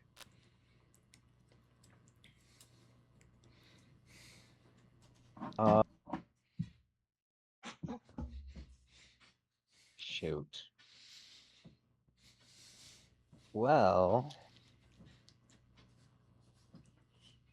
yeah. So I don't think we have any way to kill the key person that reveals anything. if ooh. What if we move the lover down? That's not the lover. There you go. Oh, what do we do that? What do we do that, huh? If we move the What- lever down, I mean, okay, then he dies. The loved one. But that Yep, doesn't give us any new information. it We does. already. What would it do? Because it tells us we would know who gets paranoia, and if they have any intrigue, then we die, and we then know who the lover is. And we're assuming it's her. It But could be yes. her, but it could also be the Shrine Maiden. Or it could be somebody else. This is a great opportunity to check. If we don't die, then we know it's a character without intrigue. And we So would I see think all this is a that good plan. paranoia piling on at What? the end. Well, I mean, that's just it. It's like we would know one way or another who the lover is. We'll get information. I like it.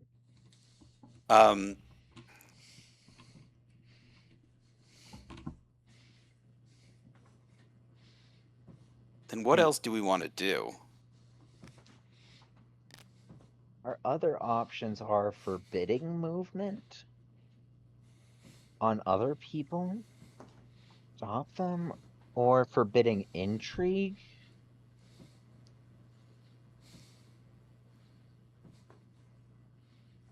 Forbidding movement or forbidding intrigue.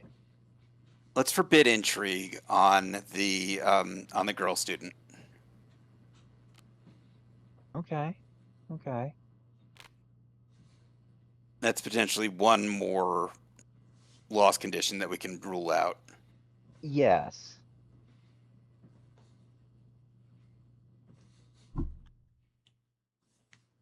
And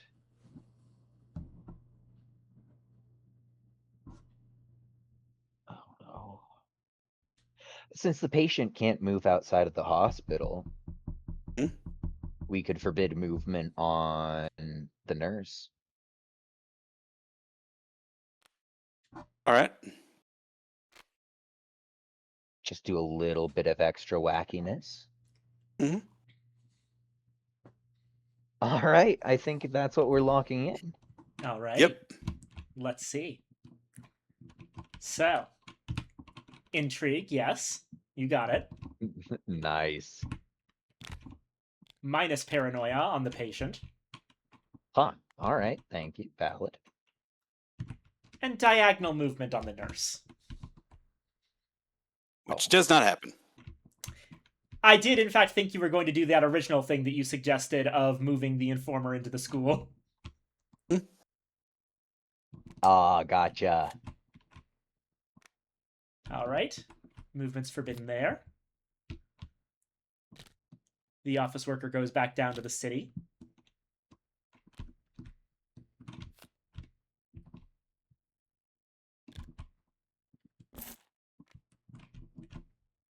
And intrigue is forbidden. Our laboratory testing. The What girl happens student. when we combine a serial killer with the local population? Alrighty.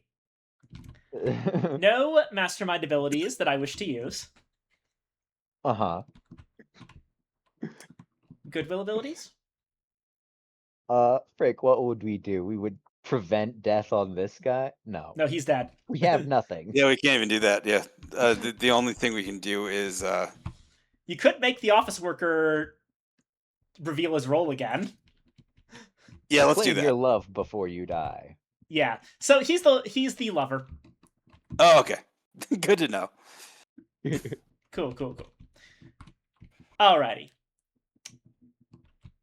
And there's a suicide incident for today, but nothing seems to happen. Mhm. Now, day and night. So you definitely lose, but some stuff happens first. Yep. The office worker dies. And when that happens, 6 paranoia is placed on the loved one.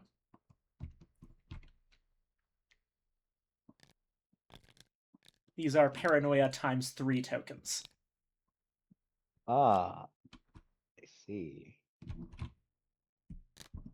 Ha! Oh, like Alrighty. okay. Yeah, that's right. You thought it was her. Of course it had to be I'm her. sorry. She's always the popular one. She's always the one who's going and fooling around with older men and allies. I'm the good girl. Well, you know what? Maybe I'm tired of being the good girl. You know, I don't Nah. really care how popular children are. You know, nobody should be dating them. Yeah. Yeah. The way I always like to play this is like this girl is clearly being preyed on, but she's convinced herself it's her own choice, Fair enough. Yeah. which is unfortunately often how it happens. Yeah. Yeah. Ah. Okay. I definitely remember girls in high school who were like that, and in retrospect, felt really bad for them.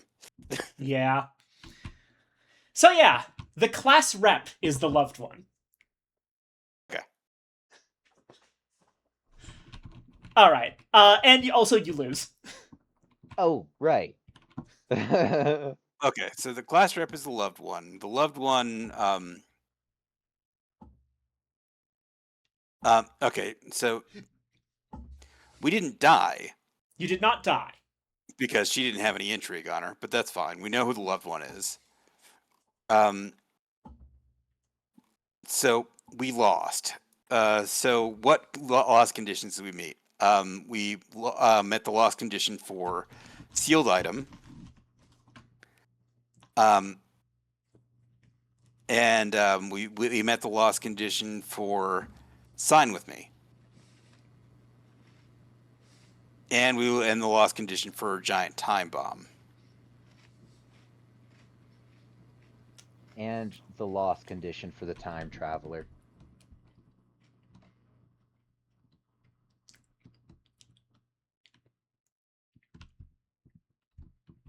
How do you figure?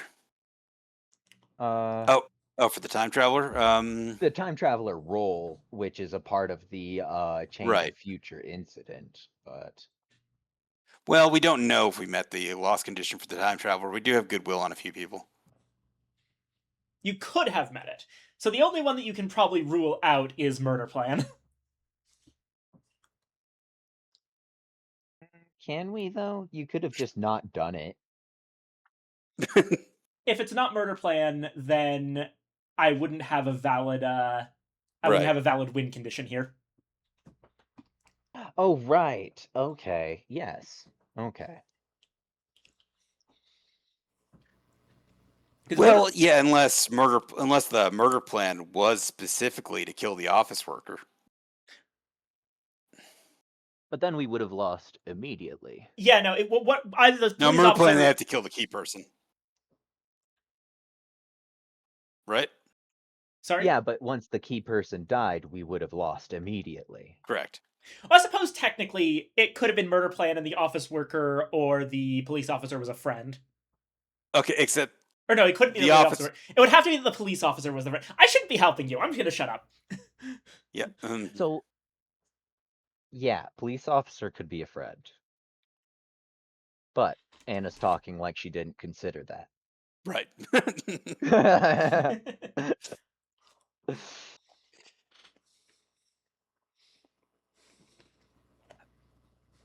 Yeah. Okay, we know some things, not nearly as much as I would like to for the first loop, but we get what? How many loops? 4. 4? Okay, well, we still learned a lot for our first loop. All right. Take our cards back.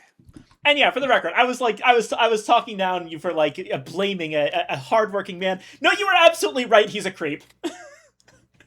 Well, I mean, like, Yeah. most of the female characters in this are children, so it's, He could have been dating the nurse. could have. Uh-huh. Anywho, Or the informant, but he wasn't. And he's banned from the school, so yeah. We know a few things about this man. one of which that he's banned from the school. So Well, to be fair, I think that in general, so every character that can visit the school, or at least most of them that are adults, have a reason to be there. Like the doctor and the nurse, it's not that surprising for a doctor or a nurse to be in a school.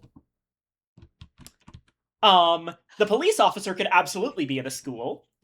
The journalist might have a reason to be at the school. The informer's a bit of a maybe. It's she's probably got like a fake ID or something.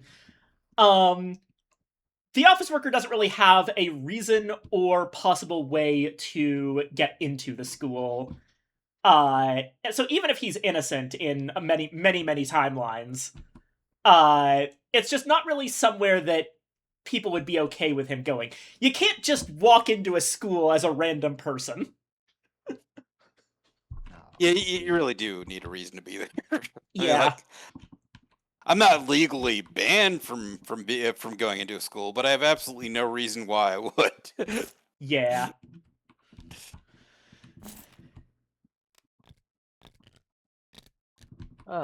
okay. I don't need a judge to tell me not to go and not to step foot in a school. I have no reason to be there.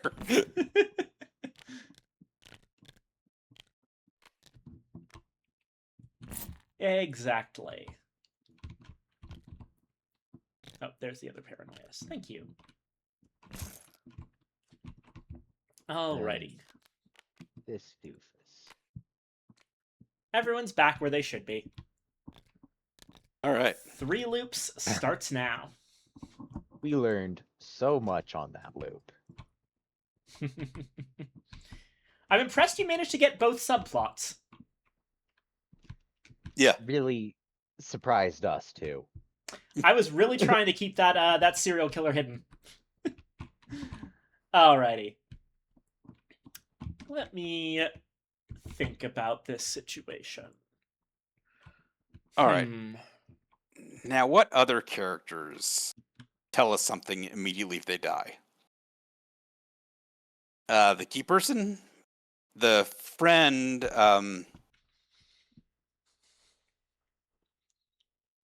Their friend will be revealed if they're dead. Yes. Okay, so yeah, That so we know confirms the reason I didn't feel too bad about letting it slip that the police officer was not in fact the friend is because you would have found out now anyway that he wasn't. right. Okay. Alrighty. The all right. Is there anyone else we can use to reveal a role? Yes, the Shrine Maiden. You know what? Let's stack goodwill on that Shrine Maiden. Yep. Ah, If we can get 3 on her right away, we can remove intrigue. We can't do it.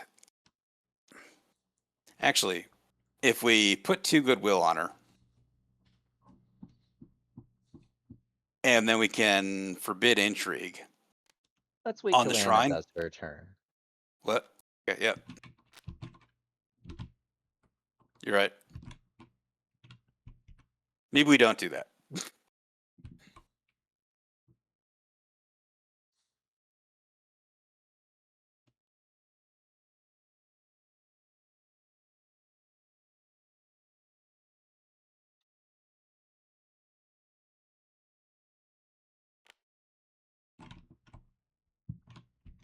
Don't touch my cards.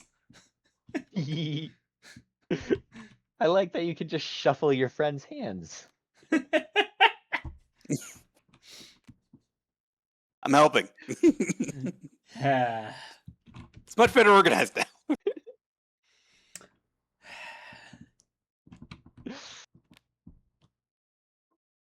I'm undoing your organization. There we go. Much better. Okay. Let me see.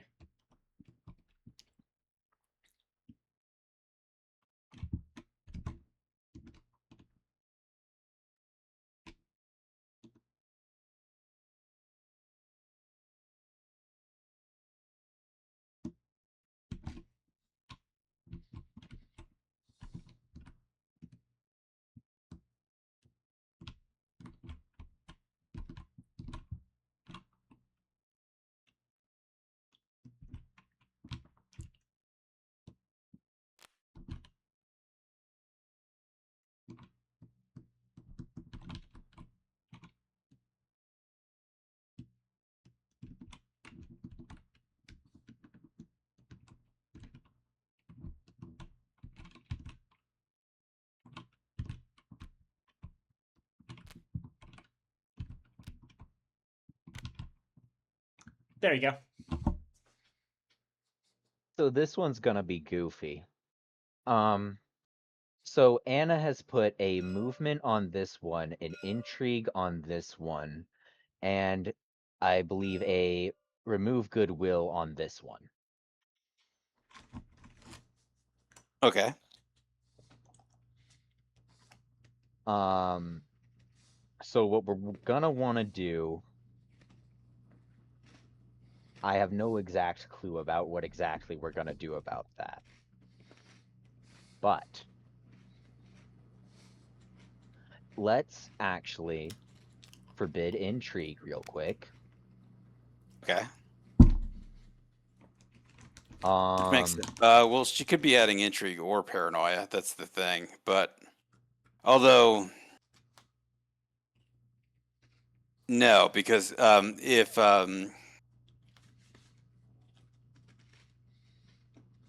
yeah, because if she can kill the office worker, Mhm. and this is a movement, Mhm. then and that's an intrigue, that would instantly be a win condition for her, or a loss condition for and us. it wouldn't, And it it wouldn't wouldn't give reveal us anything we any. didn't already know. So I think that's definitely what Anna went for. Um, But what are we going to do about it? We can additionally move the serial killer with him.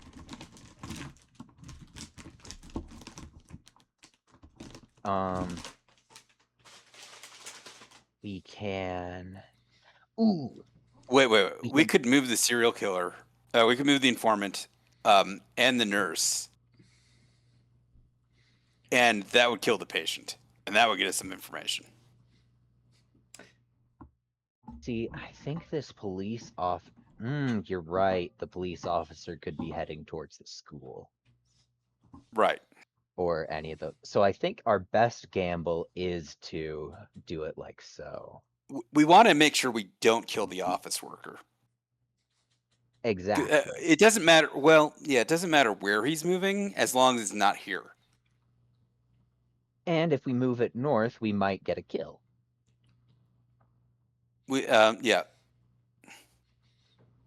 Let's move. We can't move the patient out. The patient's likely our friend. We can't move the patient, but we can move the nurse. The patient is our friend. We'll find out later. Understandable. Let's figure things out. All right. So we're gonna do a movement on the informant. And we're going to do a cross movement on the nurse. Yep. All right, Anna. Let's see how right I was.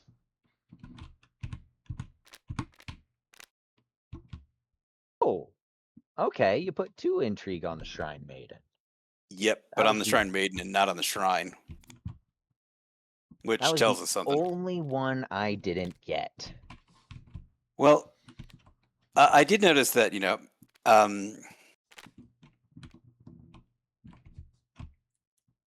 I don't think we can remove intrigue from a character, can we? No. Not easily. So, I think now that I can be pretty certain that the Shrine Maiden is the key person. Just due to the way Anna's acting about him. Mm. Like, you wouldn't go for the same bluff 2 times in a row. I mean... Wouldn't I? Are you absolutely sure about that? Yeah, I'm pretty sure. I mean, it would logically make sense for me to keep it going for as long as I can make use of it. Yep. Actually, yeah, that makes sense. I think I have an idea. Okay. Alrighty. Mastermind abilities? None that I wish to use. You don't have any goodwill abilities available. Haven't made any friends yet. Haha. get no bitches, stack no paper, etc. There are no incidents today. Here's your leader card. And nothing in particular happens during the night. Okay. Alrighty.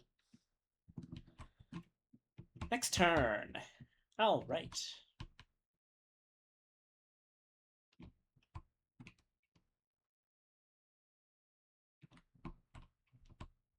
You know why I think it's the Shrine Maiden? Because he wouldn't put 2 intrigue on just anybody else. Mm-hmm.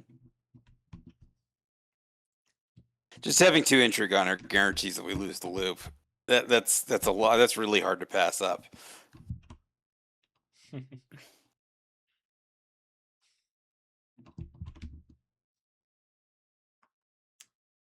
All right, so she's still playing cards. Yeah, let's see.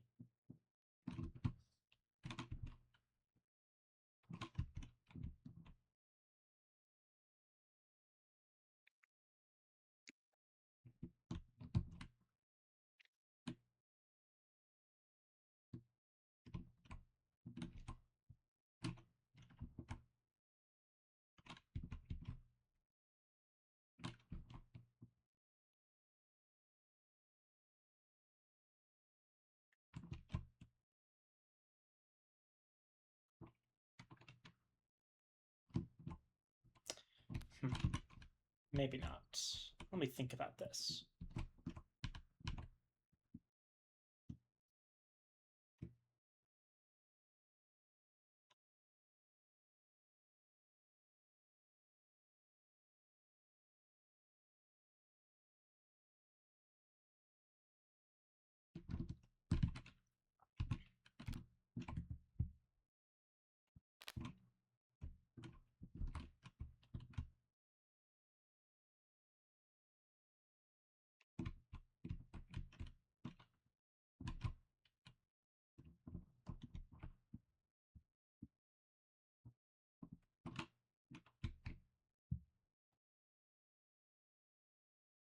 Hey, Copper.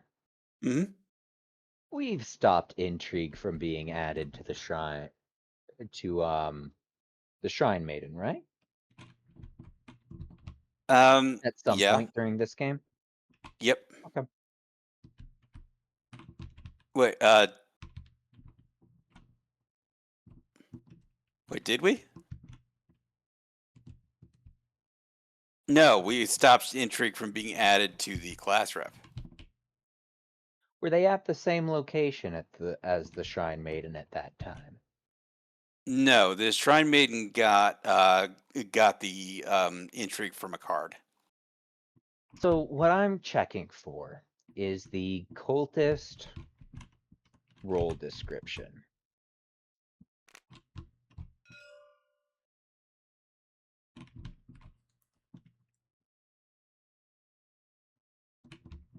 Right. It is optional, but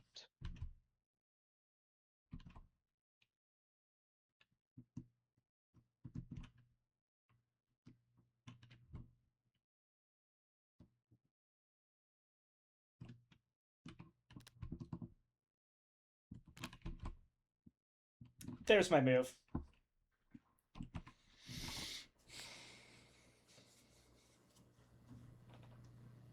Okay. Here's what I'm thinking. I want to kill the Shrine Maiden.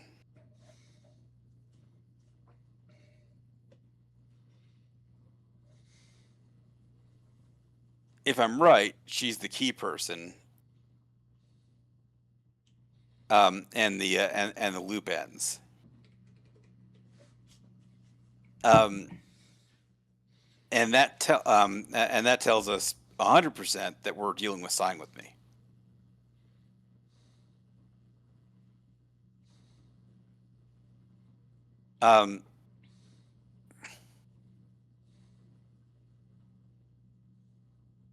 If she's not, she's a friend, possibly, but we'll still know at the end of the loop if what her role was. We get a lot of information from killing her. A lot of information from killing the Shrine Maiden. Yep. That's an extremely valid way to play the game. Mm-hmm. So I'm thinking we move them out. Right. Because no matter what she has played, that'll make sure that she's not there. Well, let's just start there and do this. Yeah. Right. And so, yeah, no matter what card this is, these two end up Unless- together. It's their own forbid movement. Don't have one of those. Yep. You don't? I can't stop you from Sure. trying to murder an innocent young girl. Excellent. Worked it. My connection. And they call me the evil one here. Yeah, no, we're messed up out here. Look, the ethics of time travel are complicated. They really are.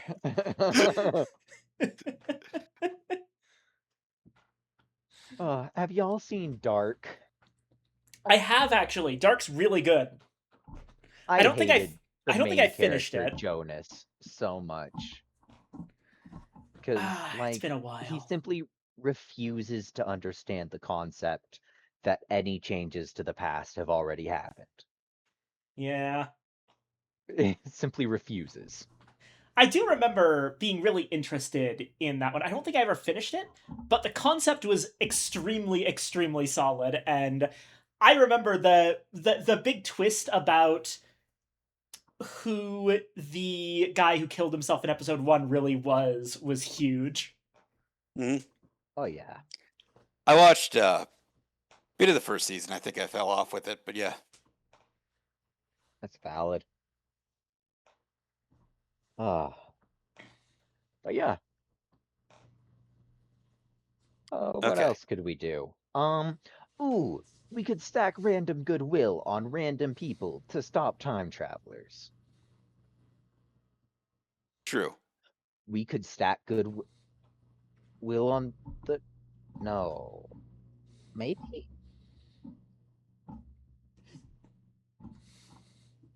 I mean, we could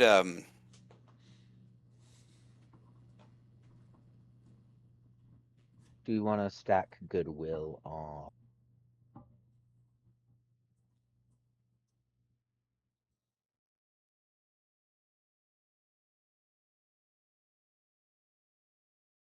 Do we want to stack goodwill on the officer?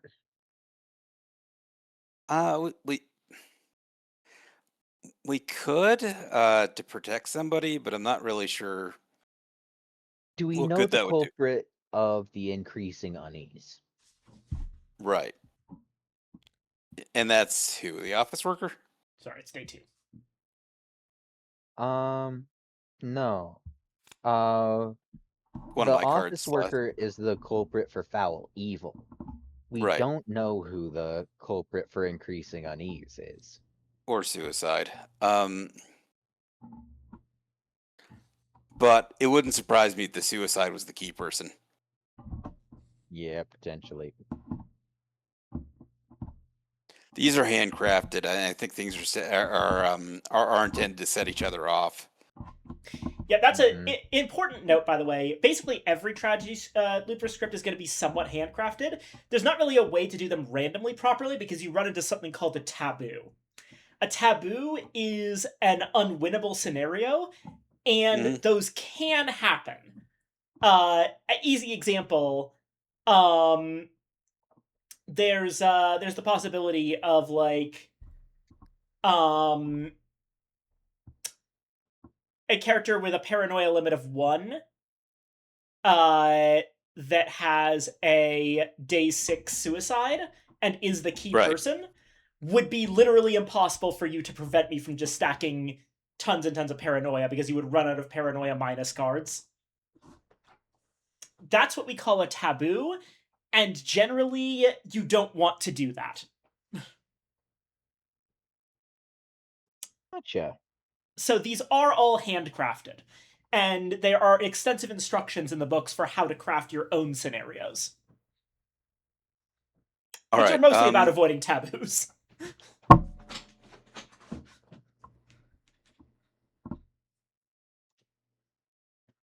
We could forbid movement on another character. We could. We Make forbid all- movement on the police officer. It makes sure that we get the death outcome we want. which I like, but we could also just put goodwill on the man Good. because we love.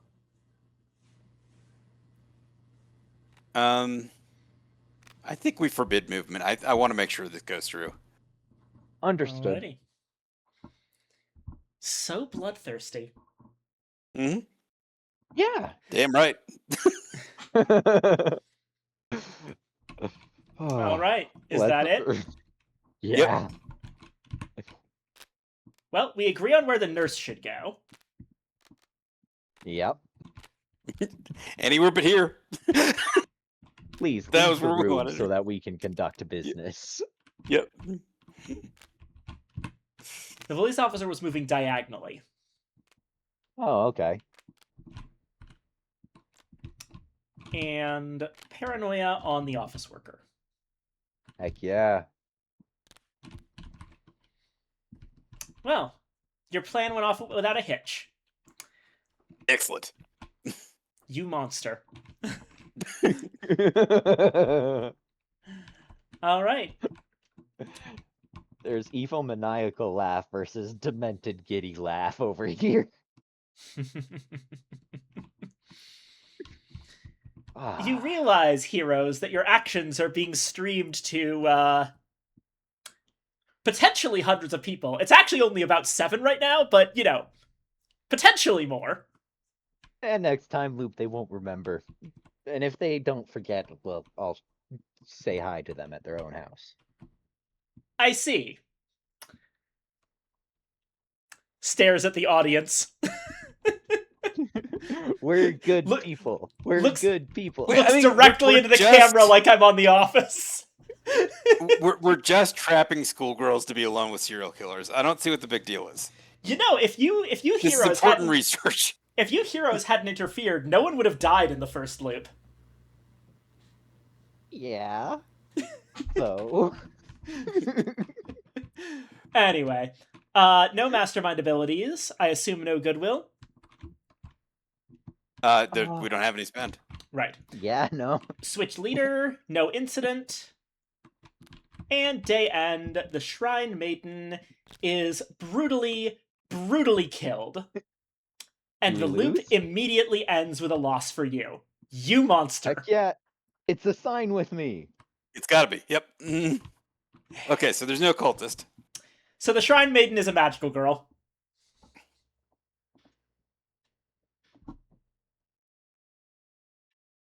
Well, Hey.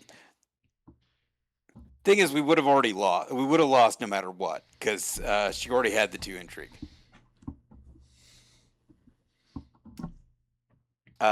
Yep. But now we just know why and how and Alrighty. what to do about it.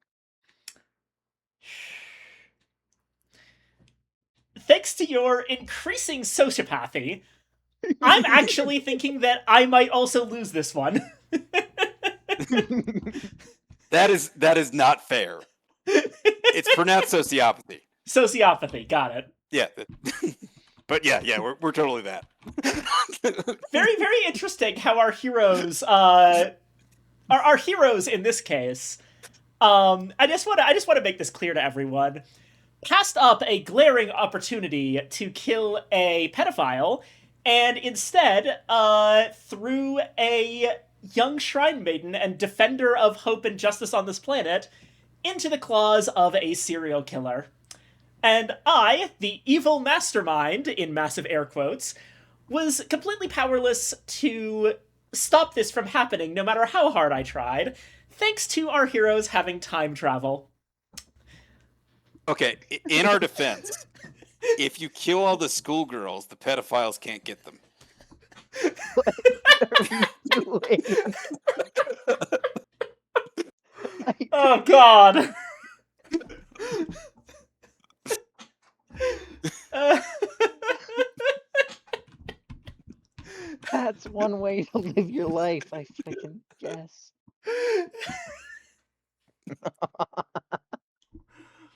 oh God damn it. Okay. Do you want me to set up the next loop? Absolutely.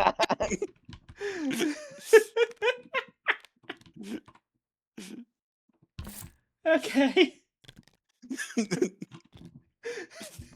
Oh. We're murdering for justice. Uh,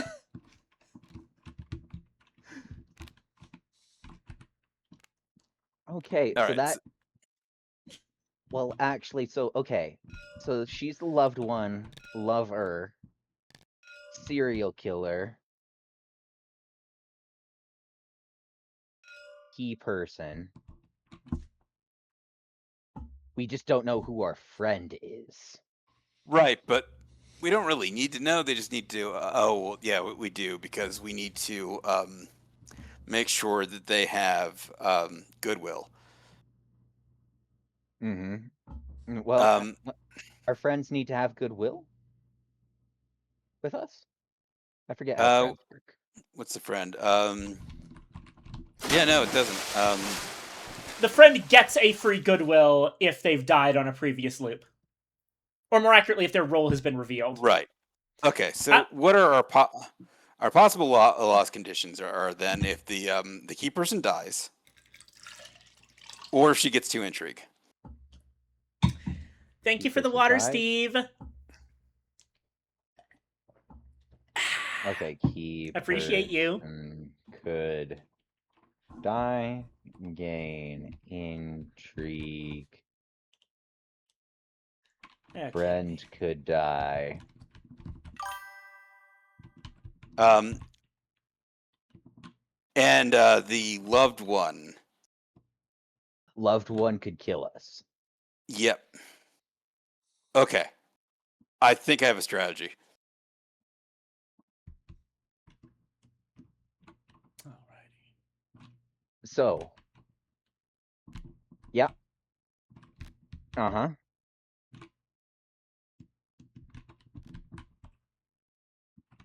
Yeah.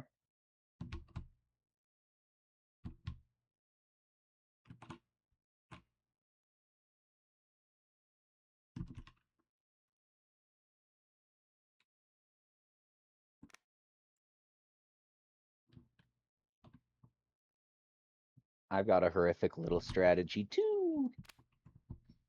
There you go. Okay. So we know we need to forbid intrigue on the key person because that's a +2 we've already lost. Exactly. So that's job 1. We need to make sure she doesn't get intrigue. Now she's only got 1 +2 intrigue cards. Now, here's what I'm thinking for movement. Is a solid this one, and then where is the... This one. Oh. This one. This one, this one. That way, if this is a forbid movement,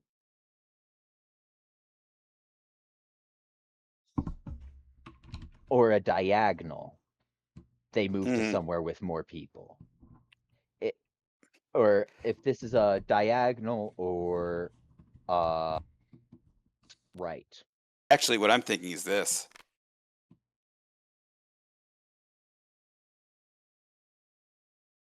Why? Nurse moves to the shrine. Even if the serial killer moves there, she can't kill because she has to be alone.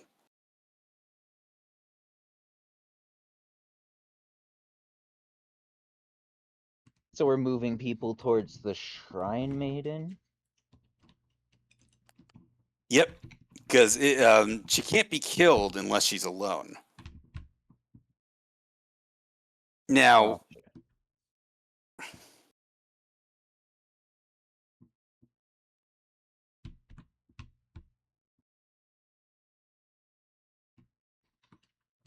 It's either she's got to get the intrigue or she's got to die. Mhm. For Anna to win. The other possibility is to do something with the loved one to get 3 paranoia and 1 intrigue. But as far as I can tell, she can't give them intrigue So the without reason cards. I think something could have happened. So I think this could very well be a forbid movement. I don't have any of those. She does not have that. Right. Okay. Okay. Okay. So it could be a diagonal movement, in which case that'd be good. If it moves up, then potentially they kill our friend, but we still have another loop Right. where the friend will be revealed to us. Yep. Casually talking about killing their friends. We're good people. We don't know Of that they're our course. friend. Of course. Depends on which timeline you're talking Yeah. about. And we didn't move them there. You did. And We're protecting people. We're just, being, judicious about who we protect. so locking this in, I don't see any real issues with it. Do you? Yeah. I think this works. Alrighty. All right.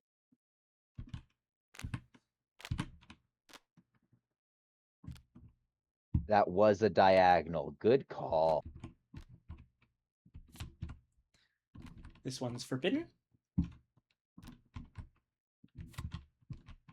Intrigue is forbidden. And the nurse moves over.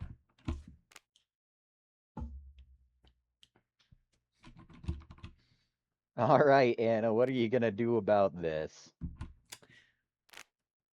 Don't quite know yet. I'm working on it.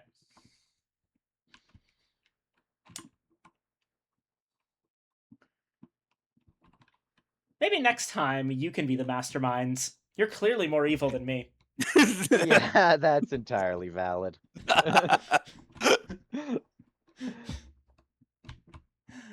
Alrighty. In all seriousness, I do recommend trying it out. It's quite fun. Yeah, I Oh, mean, we I will. understand enough of the game now that I'd feel more comfortable doing it. But Exactly. first couple, yeah. Yeah. I basically jumped in as the mastermind from the get-go since I was the one who owned the game. I was just like, okay, cool, mastermind time, and I just learned it from from part 1. One thing they do about it is that for the tutorial game, they basically give you a flow chart of what you want to be doing as the mastermind for your first game. The Nice. flow chart doesn't work if the players explicitly notice what you're doing and try to break it, but if everyone's playing it for the first time, the flow chart works just fine. I gotcha. Anywho. Okay, end of day. Basically, we can skip over the rest of the day because nothing happens. Right. You know now, by the way, since you know all of my plots and subplots, that I actually don't have any active abilities. Yep. Yeah, nothing. Anywho, day 2. So this is gonna go faster from now on because I don't have to pretend like I have stuff to do. Right. Day 2, day 2, day 2. What to do on day 2?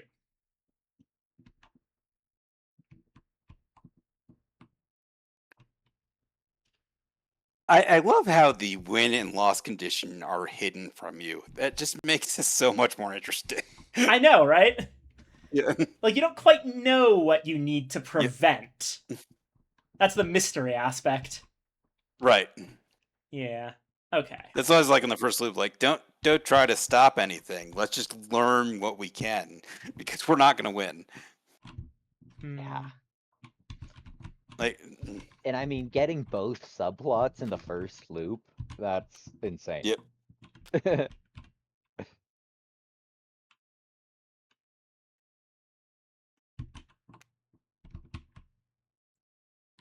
Okay.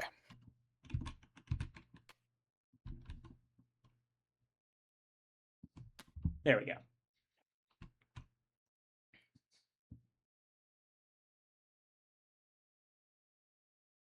You know what we could do, Copper, since we're such good people, incredibly good people. Oh, If you're God. thinking about the class rep, killing the class rep, I'm way ahead of you. I thought so. Okay. All right.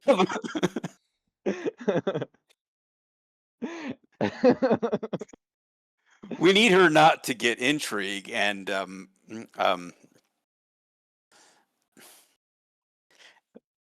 although actually if we forbid intrigue on the class rep and the shrine maiden, Not at the same time. why not? Read the Forbid Intrigue card closely. Oh, you're right. Yeah. Okay. Which is entirely what Anna's playing off of. Right. Intrigue is on one of those two.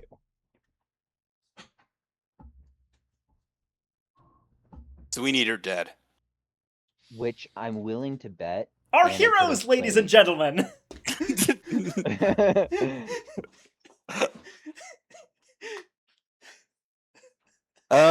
I love this character arc for the Mastermind, going from smug superiority to what the fuck are you doing? No, real no. They did what?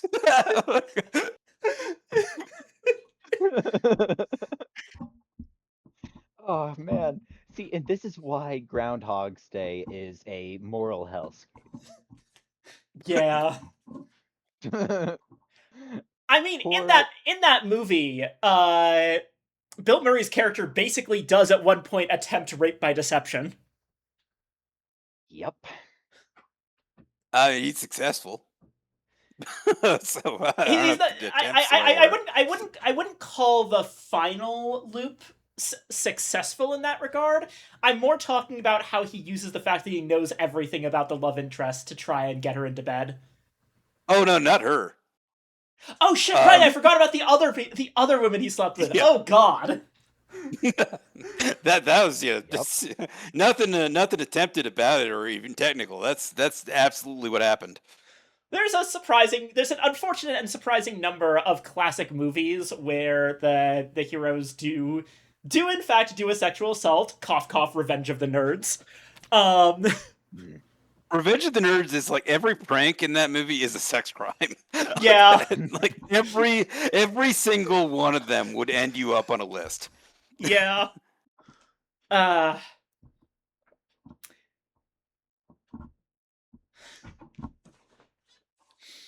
right. Surprisingly, what are we doing? Porky's actually holds up ethically. God, I still remember that one bit from Revenge of the Nerds where it's like, in the scene where we're having the nerds look for like, you know, a place to stay, a place to live. What would be a funny joke we could do? What if the landlady of one of them sexually propositions one of the nerds? Oh, that's a funny joke. Which one should it be? The child. Yeah. Yeah. All right. All right. So Copper. Yeah. Let's get back to our sociopathy and not this disturbing stuff that Anna's talking about. Ugh. But I do apologize what that this we is can bad. I do tend to like to talk like fairly openly about It's stuff on fine. this channel. This is maybe a weird anniversary stream, but I'm having fun. Yeah, have a great time. Yeah. So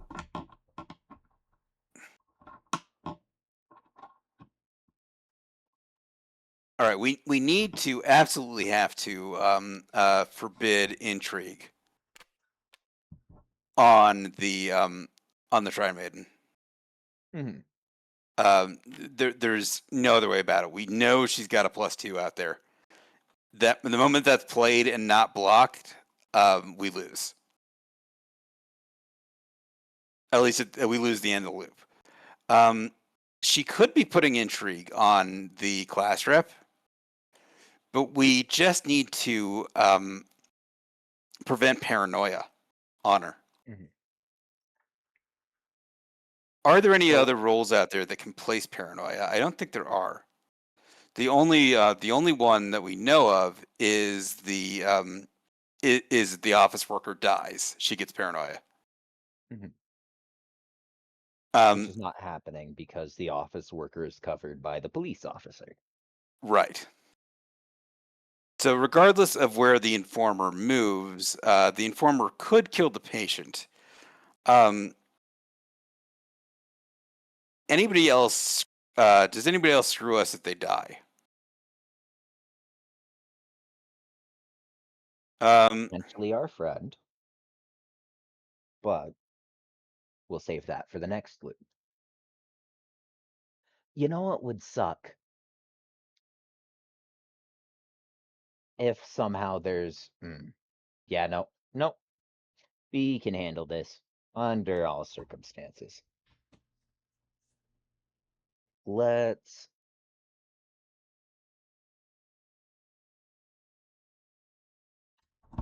Um...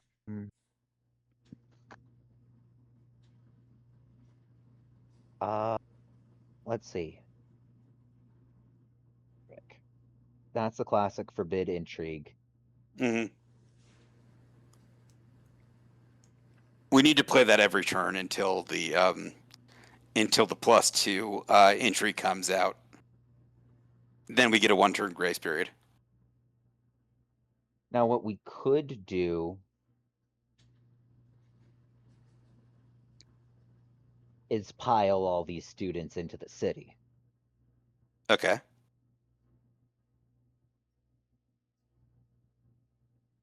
Yeah.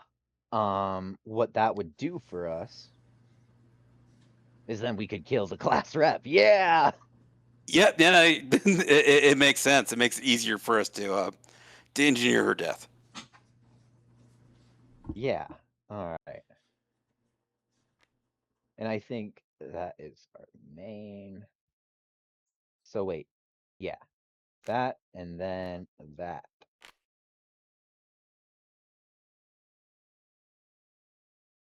I think? Yep. Yeah. Yeah, what a good thing to do. All right. Wait. Before we lock in, do we Yeah. want to prevent paranoia on her? Because we are banking on the fact that we're going to be able to kill her. We'll just play our paranoia -1 cards, honestly, because if this dude gives her 6 paranoia, there's nothing we can do about that anyway. True. And there's no paranoia +2, so. Yep. Alrighty. Alright.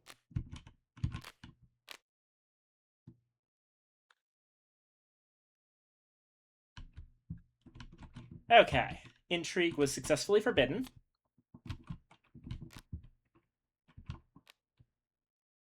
The informer moves to the hospital. Intrigue on the class rep. And the students move to the city. So not only are you planning on killing this girl, you're also taking away her friends. Yeah. More or less, It's yes. a classic. Cool. No mastermind abilities, no goodwill abilities. Patient dies. Huh. Oh, who was the day 1 culprit? Day 1. Oh, the It was- day 3 culprit? The first incident. Yeah, day 3. Yeah, it is the office worker. Right. Okay. Not that it particularly matters, because, we do not have the Yeah. sealed item. The sealed item plot just does not apply.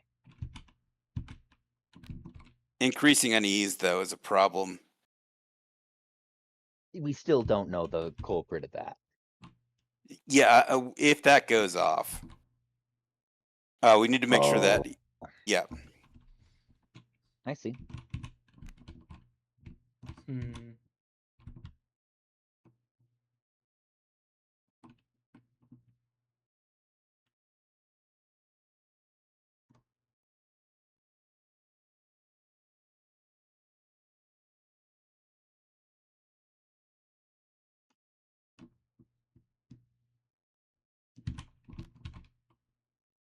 Uh-huh. Hmm. Hmm.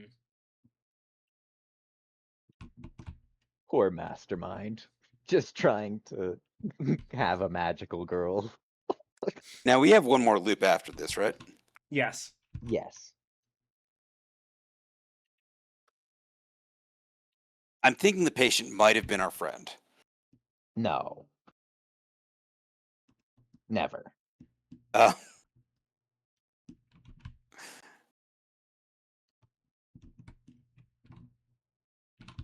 the one thing we don't know.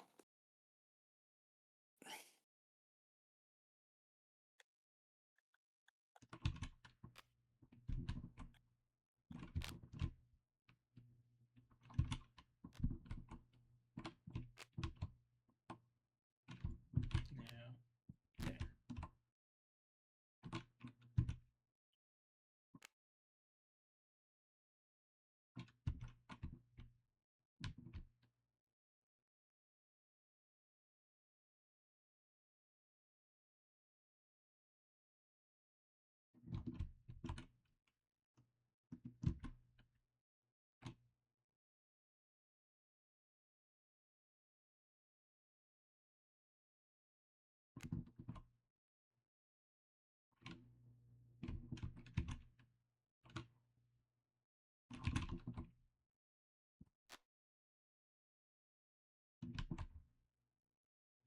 No.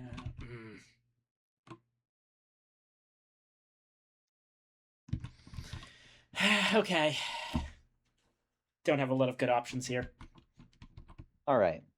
Since Anna has played her +2 intrigue, Hmm. we can take a turn off.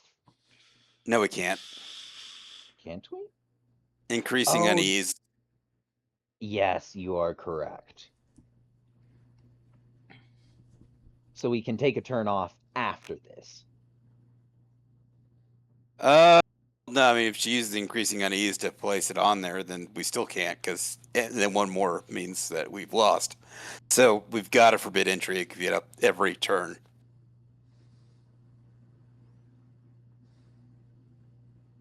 Because the key person needs to get 2 intrigue. There's no way to get there's no way for her to get intrigue except for increasing unease and playing cards.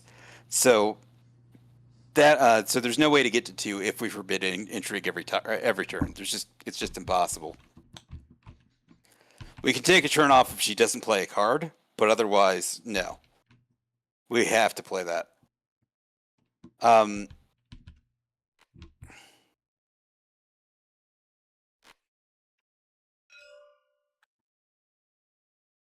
Is that a given? Okay, so forbid movement, yeah, keeps him from running to the hospital and getting killed. That makes sense. And then we need to play a minus paranoia on the class rep. Do we? What would that do Yeah, for us? prevents her from building paranoia and costing us the game. But we We can't stop wouldn't her from have, getting intrigue. We can stop her from getting paranoia. but that wouldn't apply to the event. The event, it gives 2 paranoia. She needs 3 for us to lose. Yeah, but our cards would apply before the event takes place, so we wouldn't be removing paranoia from that event. Oh, I see. And she doesn't have a card on her, so yeah, that doesn't matter yet. If that's the case, maybe we want to start moving her. Mm-hmm. All right. We want to move her through the school or the city or the shrine. Let's move her through the shrine because that gives a little bit of extra protection to the shrine maiden.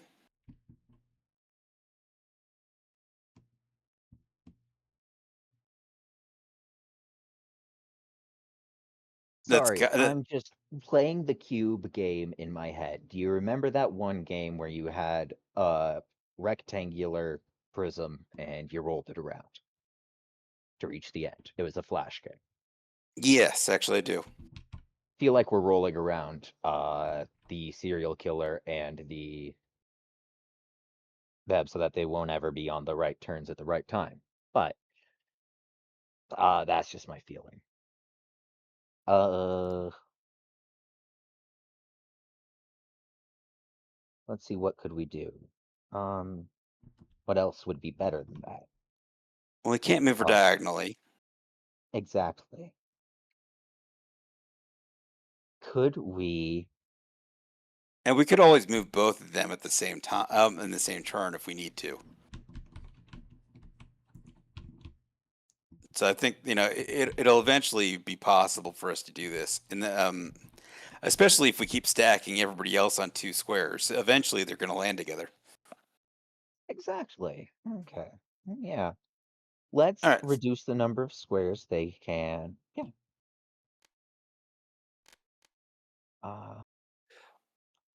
Horizontal Wait, movement to the city or vertical movement to the shrine? wait. If we go horizontal to the city, we have 2 classmates here that can reduce terror on her. And can reduce paranoia on her. Mhm. Yeah. Um, Okay. So yeah, let's move so if we can't horizontal. kill her, we can protect her.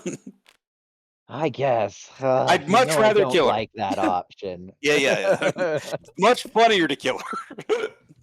All right. Let's go send her to say hi to our friend's corpse. Is this what we're locking in? Yeah, sure. Why Yep. not? All right. Intrigue. And yeah. Okay. Movement's forbidden, so the office worker stays where he is.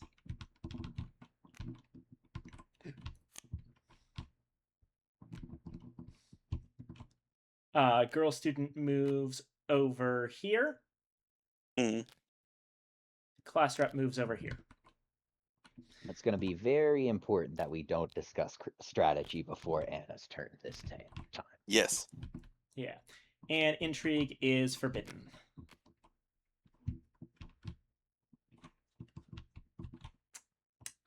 For those keeping score, the players have now deliberately moved a young girl closer to the man who is grooming her, who they are also trying desperately to keep alive. Specifically, the groomer we're trying to keep alive. The young girl, Yes. we don't care if she lives or dies. Yeah, absolutely. We're actually trying to kill her actively. Yeah. Yeah, We're putting in nothing. effort. Nothing happens. Nothing happens. Blah blah blah. Day 4. Okay. Poor mastermind. Obviously this.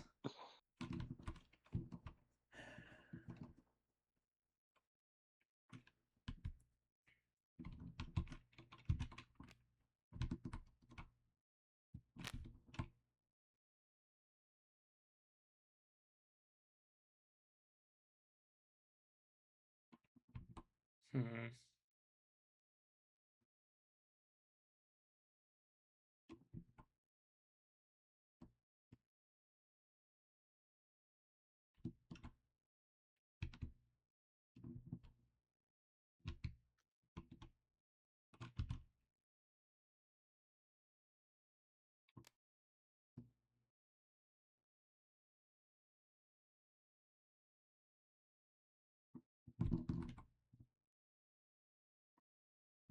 There we go.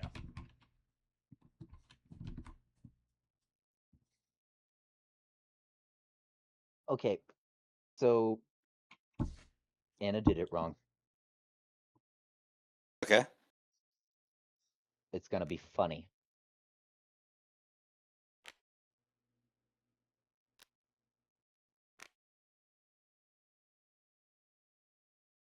All right, and that kills the cop. No, actually, what I'm thinking is as Anna moved that person up Mm-hmm. and then tried to stop movement here. I don't have a stop movement card. Right, thank you. Then tried to confuse the movement here. That means that they got sent to another area. Okay. No, no, let's take our cards back. Yeah, I don't think this that works out the way you wanted it to. I would love to, but yeah. So,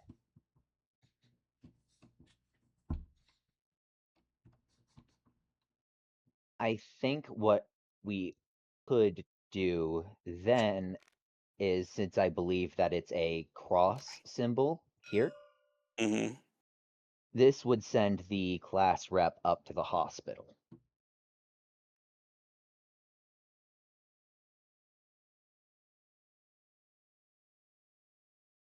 Right, but And then we just ban movement here.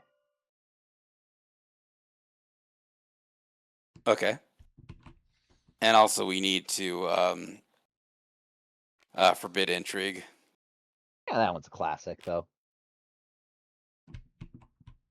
That's if it's a cross, then yeah, the serial killer gets her, and then we forbid movement to prevent that from happening.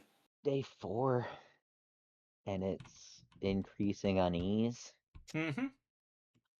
But it's only increasing unease if somebody gets the paranoia. Nobody has any paranoia tokens. Yeah. And nobody has a paranoia limit of 1, and she can't add more than 1 paranoia. So there's no way that goes shoot. off. Yep. Okay, no, you're right.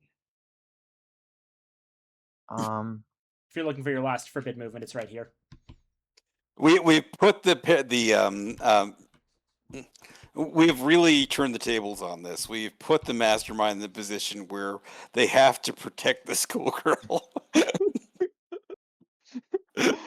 Yeah. Oh, you can't use your forbid movement if Copper's the one doing the forbid intrigue. Someone else needs to do that. What do you mean? Oh, yeah. It just Oh, technically, Yeah, 'cause technically the you have to only play forbid one move- card from each thing. There we go. And then so where's the forbid movement? Right here. It's yours. Right, so putting that here, right? Okay. Right. We locked in? Yep. Okay. Yep.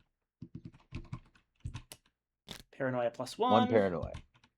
Move up. Up. You absolute fools! No, we got tic-tac-toe. No. The ballot.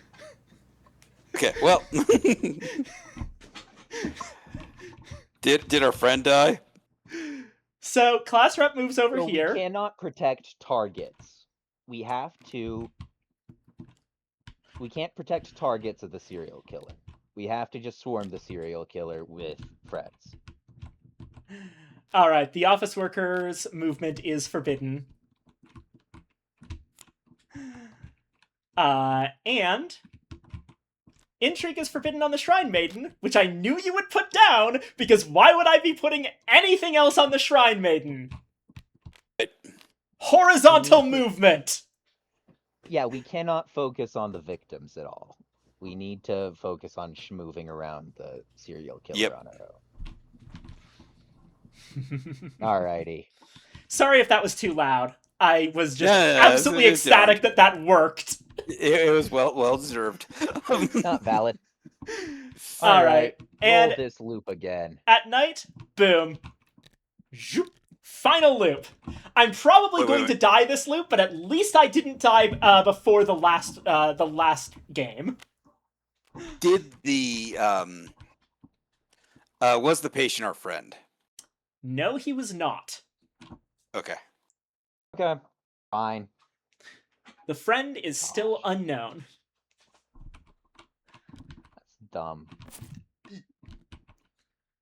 We need friends. We're such good people. So you remember the final... you know what? I'm not going to help you. We have to be very careful about who we kill. So yeah, we just can't let anyone die, which means we need to swarm the serial killer. Yeah. Give me a minute. I'm going to use the restroom. I'll be back.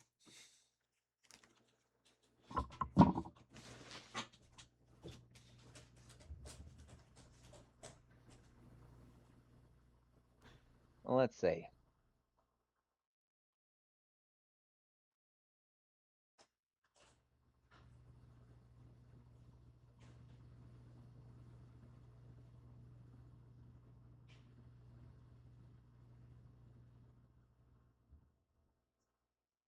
And yeah, it doesn't really help to try to play around with class reps paranoia at all, Mm-hmm. because they can just collect 6 at once. Well, yeah, we just need to make sure they don't go like 3. Worrying about the intrigue, we can't stop that. We just can't. Um,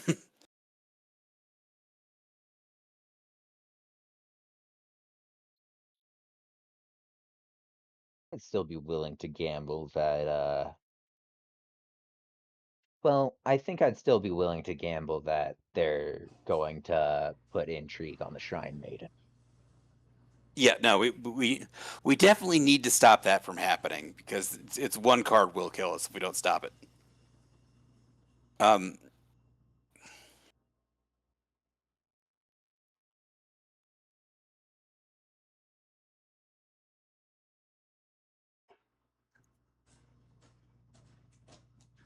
It would be really embarrassing if we killed all these people and had All to right, I'm live with back. ourselves. I feel so much better now. Oh, sure I'm you do. I'm ready to get my ass kicked in this last loop. all right, Alrighty. Put your There are cards down, Sneck. definitely ways we can lose here. So let's let's see what happens. There's a Righto. solid chance we lose. Okay. That was an absolute Hail Mary play. If you hadn't done exactly what I expected you to do, you would have won. Ugh. I had no options there. We could Oh. possibly just win this by being unpredictable, but you know. Possibly. Alrighty.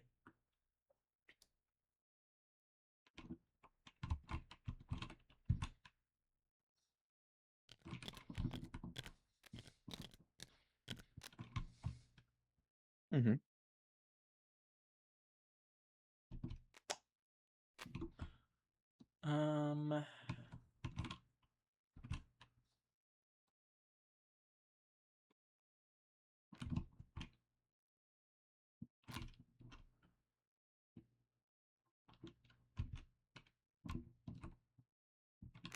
There we go.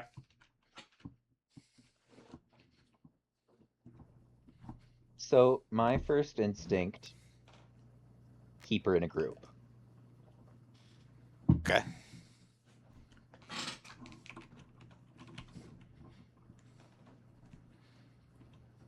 Like, there's nothing that... Yeah, nothing that they need with, intrigue. I mean, obviously that's a movement card because nothing else makes sense. Yeah, nothing they need with intrigue or paranoia in there. Ollie Right. is watering me and stretching me and making me say things into the mic. Hold on. Water. Long snake.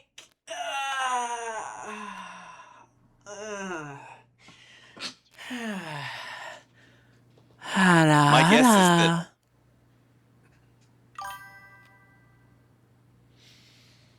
Okay. well, we know we're forbidding intrigue. Well, let's just do that one as a classic once again. Just because I mean we have to. We need to also make sure. Okay, so you've forbidden movement, so she can't move diagonal. So we don't need to protect the Shrine Maiden this turn. But We may want to.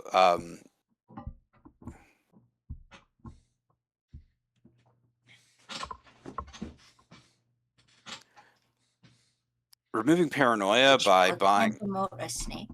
What? by getting goodwill on these might help.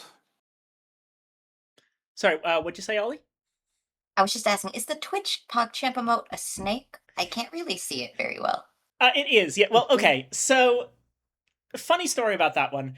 The guy who did the PogChamp face turned out to be a piece of shit. Yeah, I do know that. and I think Twitch changed it to a Pogging Snake. I actually still prefer the original, and I have a browser thing that sets it back to the original image for me. But it's a snake on the actual stream itself in the chat scroll. I always Gotcha. thought it was a dinosaur. I believe that is a snake. Yeah, it I looked like a can't raptor see head to very me, well, but I believe you. so I think my glasses prescription is off, and I'm not even wearing them. Oh no. That's I fine. actually got new glasses recently. Or, well, not new exactly. I got new lenses for some old glasses. All right, I so got new what do we glasses want to do with and our third lenses card? fairly recently. I think that I think I might have realized. I think I might have been doing the eye test incorrectly. Oh no. That's okay. Now I know I'm gonna say more things next time. Why do we want to move the nurse? We do still want to protect the Shrine Maiden by grouping Right, them. and we know that the patient can die. Okay. Yeah, the What is patient really is funny perfectly though fine. is that my glasses, my frames, are Ferrari brand, which I just think is hilarious. But they were also the nicest looking frames in the place. Turns out we're both aesthetically. wrong. It's not a dinosaur or a snake. It is apparently a Komodo dragon. That's more or Well, less a that makes dinosaur. sense. Fair. But yeah, my logic is that Anna can only ever increment paranoia one at a time unless she kills a man. Right, So we can just deal with this as it shows up. right. So we Okay. focus on that for now.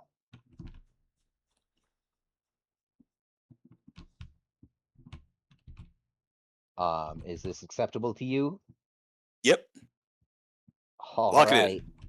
right. We're Technically, you're die this gonna turn. want to do Oh, this. thank you. But okay. It doesn't really matter which 3 cards we play, to be honest. It's just as Yeah. Okay. Intrigue, I think paranoia. I'm going to Movement. head out and go to bed. Okay. All right. Have a good Later. night, Ollie. Thank you for joining us. This was fun. You too. It was fun. This And game is hey, fun. Feel free to pop in at some time later in the month. Now that you know how the game works, Yes. because it's not the This game is fun. only time this month that we'll be playing this. I am so glad I get to finally share my favorite board game. I think because, like, one of the things I look for in a board game is uniqueness. Like, what is this game doing that I can't get elsewhere? And, like, all board games have some degree of uniqueness, but as I said, I have never seen anything else like Tragedy Looper. No, yeah. I'm still more invested in Tainted Grail, but this is a really good game.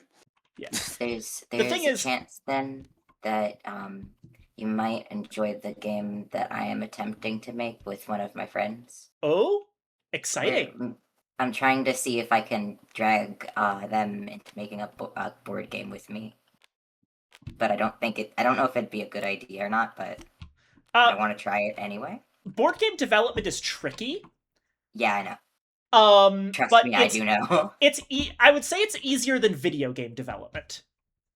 But yeah, I also know. You still have to actually understand algorithms and stuff. If you are at all interested in someone to look over your work, I'm nowhere near a professional. I haven't even dabbled. I My would qualifications go to nobody else. Fair enough. My qualifications are enjoys board games, but I would be happy to look things over and give you my opinion as a beta That's tester. more of a qualification than most people I know. That's fair. So basically, think board game meets raising simulator meets cultivation. Ooh, that sounds really fun. And consider the board is somewhat like this, somewhat like the Dune board, where it is a circle with segments, and each segment is part of a section of segments. So we have in the center the sect, we have the outer is the greater Jianghu, and then we've got areas for night hunts, areas that I haven't decided that next part yet, and then we have like the city, which would be like the market, the tailor, whatever the fuck. Interesting. I haven't gone over all the locations quite yet. Raising Sim board game is an interesting one. Yes, so basically for that there's like 3 decks and then tokens. Right. The tokens are morality tokens, and you either receive them or have them removed based on your actions in event cards that you get. And the Ooh. event cards would have about 3 actions and the consequences of on the reverse. By the way, nothing happens day 2. Yep. Okay. Right. Get this moving. Yeah. Sorry. But yeah, no, that sounds like a really cool idea, Ollie. I would be happy to look over it. And or beta test it. I would absolutely, once you have a working paper prototype, like obviously I can poke at it before then, and answer questions, help out in whatever ways I can. And of course I am a writer. I could do some work for the game in that capacity, but broadly I think my best use would be as a beta tester. Me and my friend are both actually writers, so we're probably going to try to get all of that because Fair enough. it is specifically the cultivation stuff, and we're both the big cultivation. That's fair. You are readers. more familiar with the genre than I am. In that case, I will slot into the beta tester role.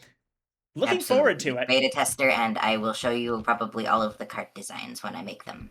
Yay. Okay. Now is my next turn. All right, it's day 2, and what to do. Okay. Oh, and I'm thinking for the end game is you're going sort of against people, but you're not enemies. To become the next sect leader of the sect. Interesting. It's a very simple end, but it's, you want to be the best. And then the person with the least morality, I'm thinking this part I have no idea about at all if it's gonna happen or not. The person with the least amount of morality can then fight the sect leader because they're now evil. Meh. That's fun. I put down the cards, but I really like that idea. That you can go try to become sect leader, or you can try to forcibly beat the sect leader at the end with low morality. If you have low morality but higher stats than the sect leader, you could do a hostile takeover of the sect and win that way. That's a fun ult victory condition. Thank you. I was thinking, well, I have the morality thing. No. What's better than having an We evil need to card? prevent. We need to reduce paranoia on the class rep. Because they could be the culprit for the increasing unease. Yep. Boop. And then the final idea that I had is having the characters that you play as be cards with basic descriptions of like their bio, and having that be basically a randomization deck or a deck that you can pick your character from and raise that one. Nice. Are we locked in? Yes. Yep.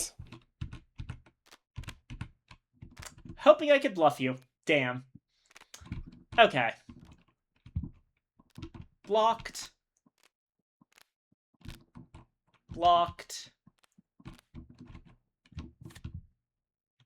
This does nothing. -1 paranoia. Genuinely, I will say, I think this one's one of the funnest of the board games that we've played for me. I am very glad to hear that. It's like, what's the highest number in this? The highest number. What's the 24. highest number? I don't know. 24 is the highest number. No, I think it's like No, there's no numbers higher than 24. 69. 6, actually. Yeah, 6. Okay, what do you mean I by... suppose we go all the way up to day 8. That is the highest number in this game, is number of turns. But remember, you have to multiply by number of loops. There can be up to 7 loops with 8 days each, so the absolute highest number possible in the game is 7 times 8, which is 56. I judge the value of a game by what they can do with less numbers. Now, multiplying them together is something you can do with them. So Fair. it's like, I still count that as the highest number listed is 8. The fact that you can multiply them together is just the cherry on top. No, the most turns you can have is 24. 24 is the highest number. Yeah. Okay. Realistically, a 56 turn game would suck. I see almost no scripts that are actually 8 days long. Valid. Because the more days you put in a loop, the longer the game takes. You've seen Right. yourself how different our tutorial game that was a 4-day loop is from this 6-day loop. Anyway, Yep. nothing happens. Day 3. Okay. All right. Okay, good night, my friends. I explode. Good night. Night. Good night. Uh-huh. Sure. Probably gotta put something wet.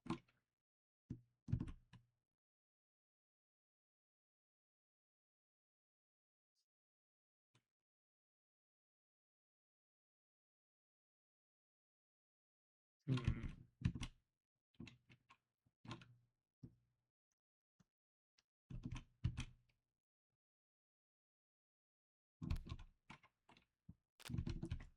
I'm glad.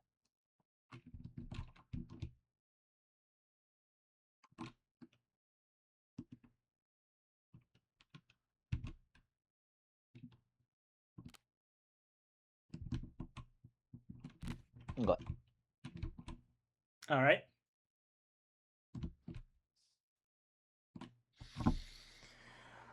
Okay.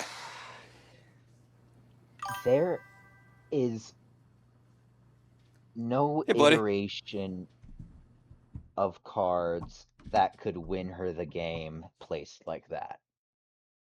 No. Except, Obviously, you know, you have the forbidding intrigue.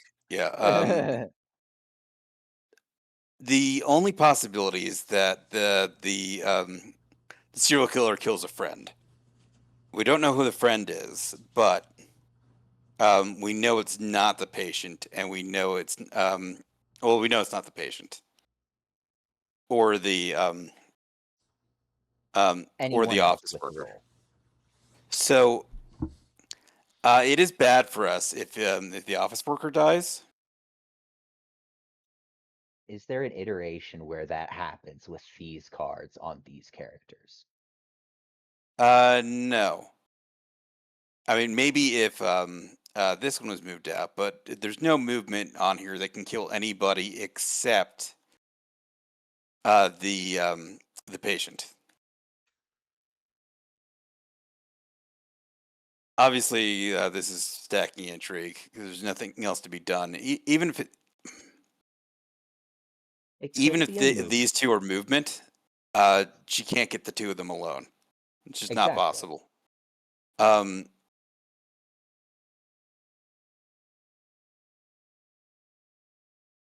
so I'm thinking that she is working and hoping for some sort of counterplay, where we try to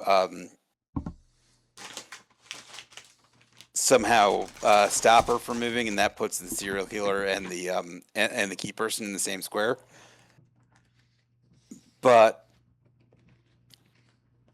I think this is a basic resource play. yeah, I think there's paranoia somewhere out here. well, we forbid intrigue here. We reduce paranoia here. Then there's no way to Yeah, I get think to. that's a little intrigue right here. And that's a big intrigue. Right.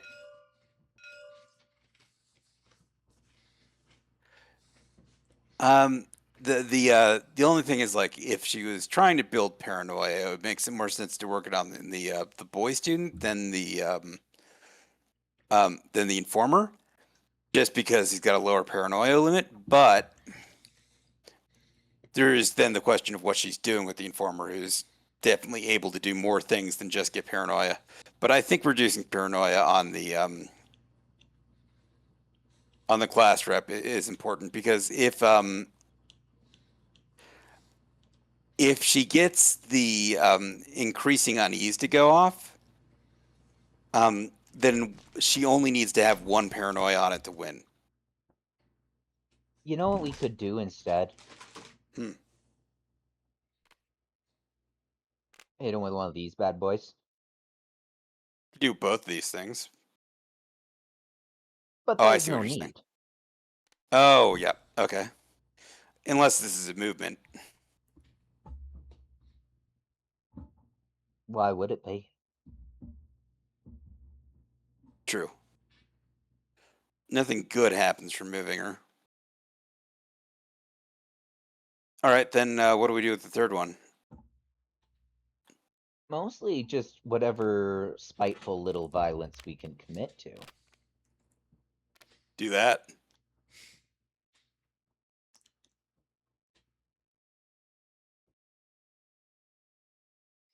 You are going to love bomb this poor girl. Mm-hmm. Look, we either need to protect her or kill her. She just can't get Look. upset. We don't care how we get there. This is the loop we plan on actually following through with. We're good guys in this one. All right? Just Right, ignore all the yeah, other of course, of Yep. course.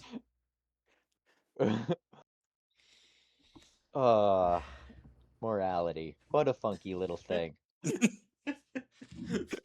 The ethics of time travel is complicated. I still think my favorite time travel ethical question of all time is in one of the Zero Escape games where, like, okay, at the beginning of the game, the bad guy flipped a coin and in one of two timelines let all of you go. For the versions that didn't get let go, you've now, like, gone through multiple timelines and you're facing down a giant, like, fucking everything's gonna explode and kill you all. Is it ethical to body swap with the versions of you who survived the coin flip at the beginning, condemning them to death so that you can survive in a different timeline? Yeah. I know I would, but then the dude would probably just hit the button on me again, and then we'd just keep on swapping back and forth, and then it'd be randomized.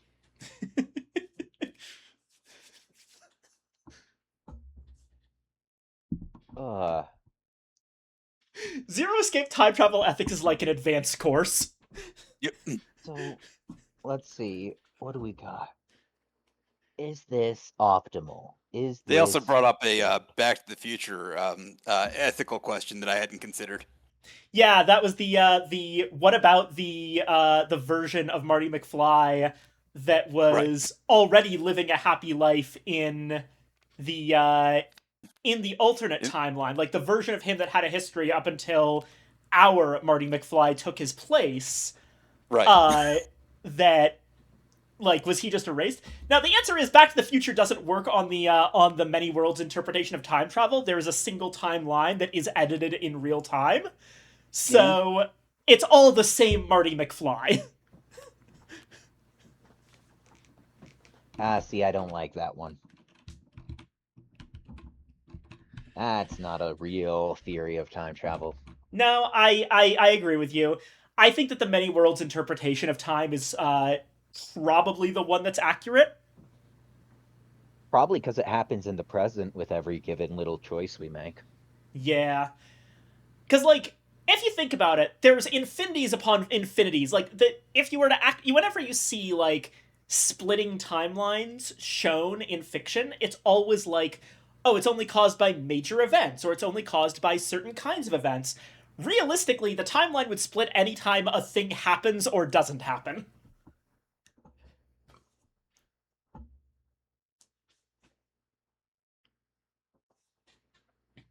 So there would be... Okay, so resolution?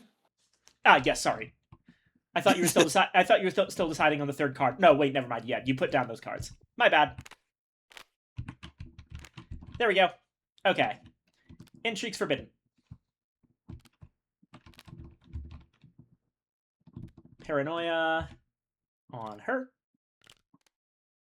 I think I was yapping to distract myself from how utterly fucked I am. No, it's pretty good. Patient dies, but, you know. Yeah. The problem That's with the not a many problem. worlds theory is that it occurs every time there's a frickin' impact between atoms. Yeah. So it's like the processing on all those different possibilities is nightmarish. Wouldn't be surprised if some were just not even loaded. Yeah. All right. This time I actually do have to ask you whether you want to use goodwill abilities. Yeah. All right. Who's love bombing? Paranoia. Who's love bombing the class rep? Both of Yep. them. Cool. She has. She now has -1 paranoia. She's not afraid of things she should be. All right. Patient's dead. Thank you. Very cool. Yeah.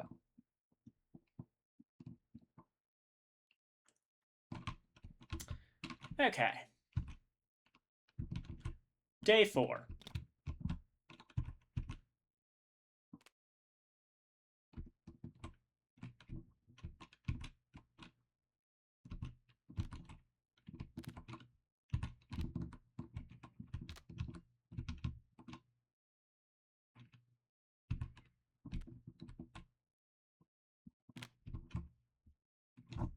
There we go.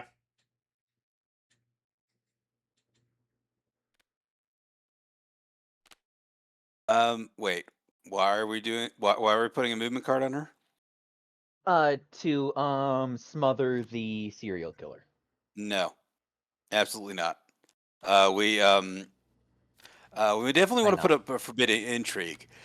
This character needs to stay where she is because she's protecting her from the serial killer.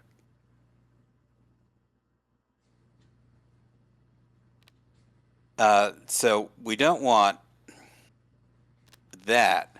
We want to move the serial killer away from her.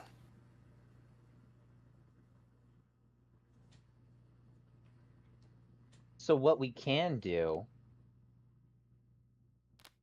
this Yep. number, and then this number, Yep. and smother the serial killer. Well, and smother the serial killer and make sure the Shrine Maiden's all protected. Correct. And Because either the killer doesn't strike, or she kills the love interest, and we win.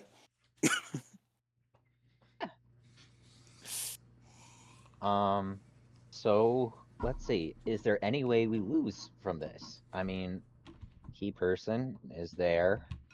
Key person's protected. She can't be killed. Yeah, let's say they move here, they're moving out. Move here, they can't. Move here, they're protected. hmm Our Um, friend, Whoever our friend is can't be killed. because they'll be moving here, and they'll be moving here, and they'll be smothered. Right.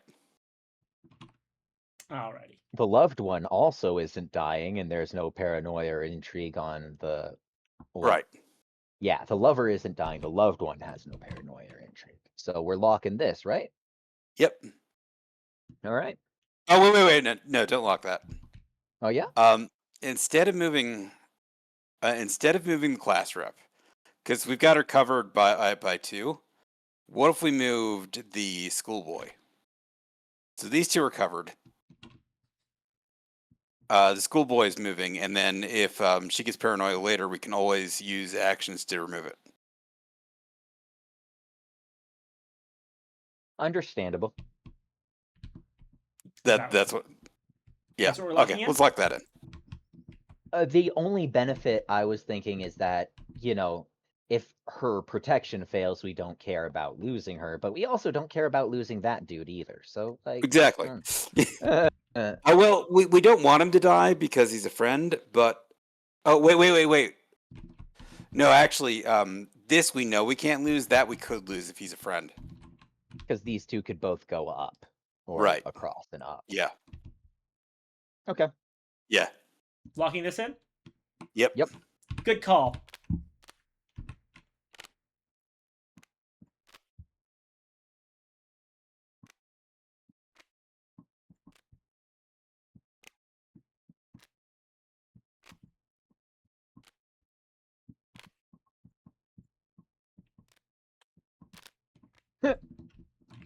Sorry, class rep. We really tried our best. You people are I the swear. worst. Alright. Kill the schoolgirl, save the world. Okay, so That's how now it works, right? we've left the magical girl alone in an abandoned hospital with a dead body and a pedophile. Cool. Yeah, done. Okay. Well, right after the class rep stopped being scared of things she should have, congratulations, she's fucking dead. Yeah, that's our fault. The office worker gets 6 paranoia. Oh no, Okay. what's he gonna do about it? The increasing unease incident does not fire. And now we're on day 5. Why doesn't it fire? Oh, because he's not the culprit. This also happened after the incident step, technically. Anywho. Sorry, I went too fast on that Yeah, one. it's the culprit has to have enough paranoia. It's not anyone. It's the Correct. culprit. Okay. Correct. Okay.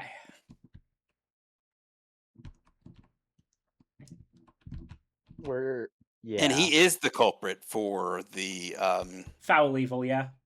foul evil, which means he can't be the culprit for suicide. So we just need to make sure that well, if these two get paranoia, they can remove from each other, so they're fine as long as they stay together.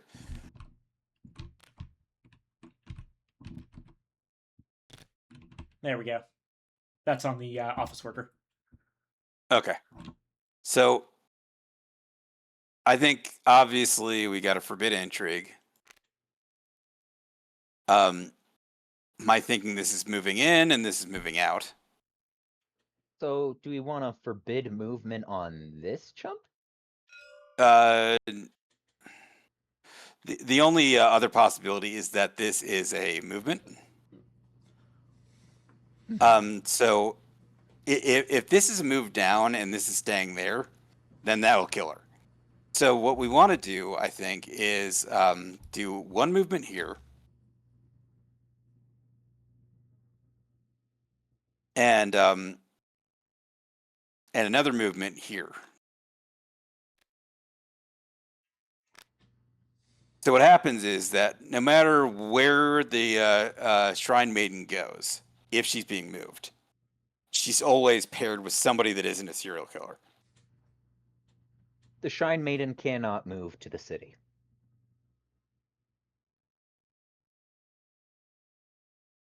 You're right. Okay. So it's not that. So However, the only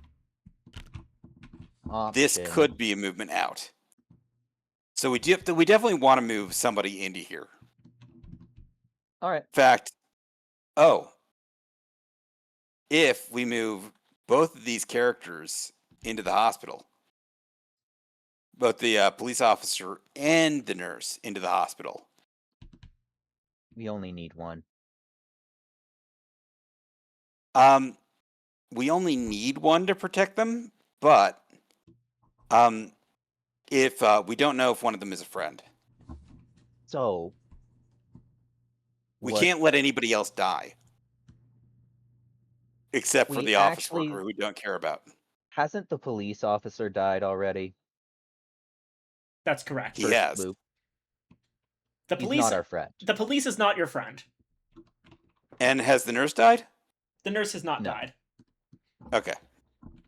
So we want to maintain the nurse in this area, just in case this is a diagonal Right. and this is a horizontal.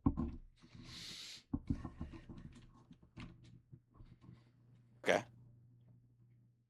So if we don't move any of these characters, Mhm. it doesn't matter if this is a movement. Now we got to worry about this moving out and this moving up.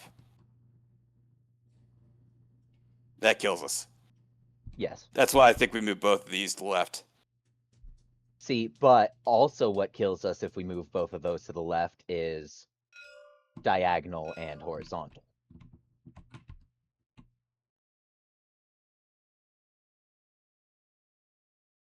because Okay. that would put both of them in the shrine alone.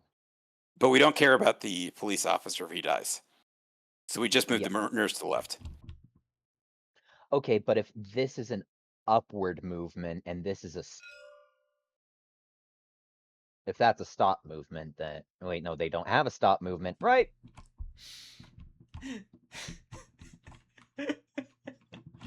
I'm gonna make that mistake my whole life. So yeah, if we move the nurse to the left, if she moves right, she's covered. If she stays where she is, she's covered. Move Doesn't matter where diagonal. he goes. He's not a he's not a friend, and neither is the police officer. So then it doesn't matter where she goes because she can't kill anybody that matters.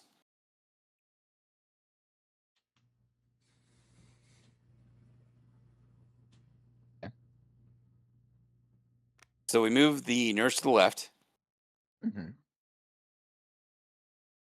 and then we have one more thing. Do we want goodwill on something?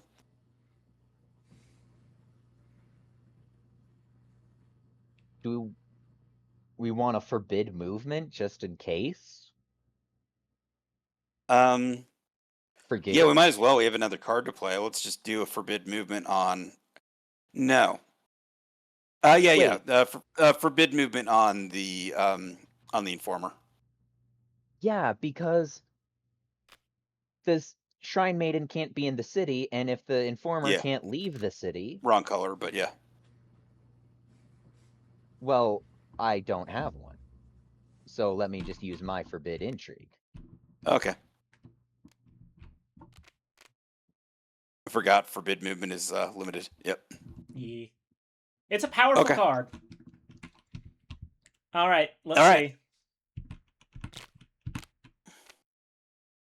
Yeah, you got it. Blocked. Blocked. This guy swaps with her. Blocked, blocked, blocked. You're all blocked. None of you are free of sin.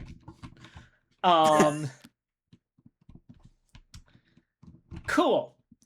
Nothing fucking happens. Again. Day 6. Last day. It's the last day? Yeah. Okay. I'm gonna be real, I don't think I can win this. Yeah, you've already played your +2 intrigue, right? Yep. Yep. Okay. I've also played my intri- diagonal movement. Yep. Intrigue is not a concern.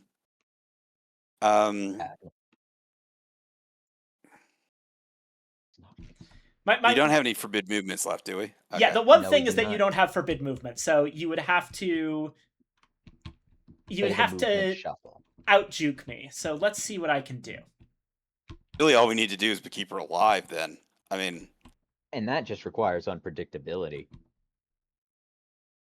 I'm not even sure that there's any strategy she could do that would prevent us from keeping her alive.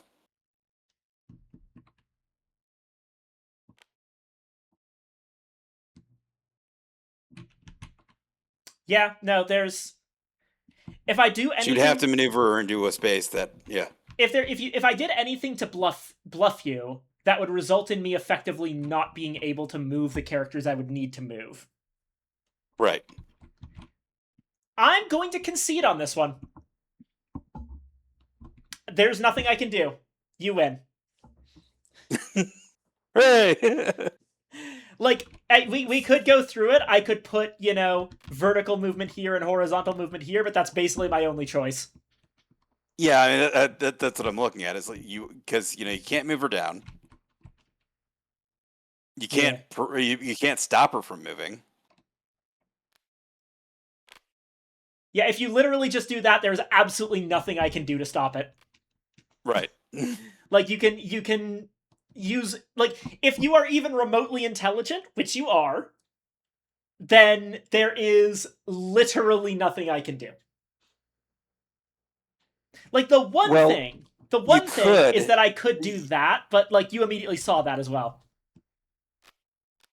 I mean, you could do that, but then there's a question of what we're doing. But yeah, The second you have 3 cards down, we have too much information. Yeah. So I am just gonna concede right here. Good game. Really Yeah. made you worry about who the true masterminds were, but you know. Yeah. As a bonus point, do you want to take a guess as to who the friend was? I'm guessing the friend was this lady. The girl Schoolgirl. student? Yes.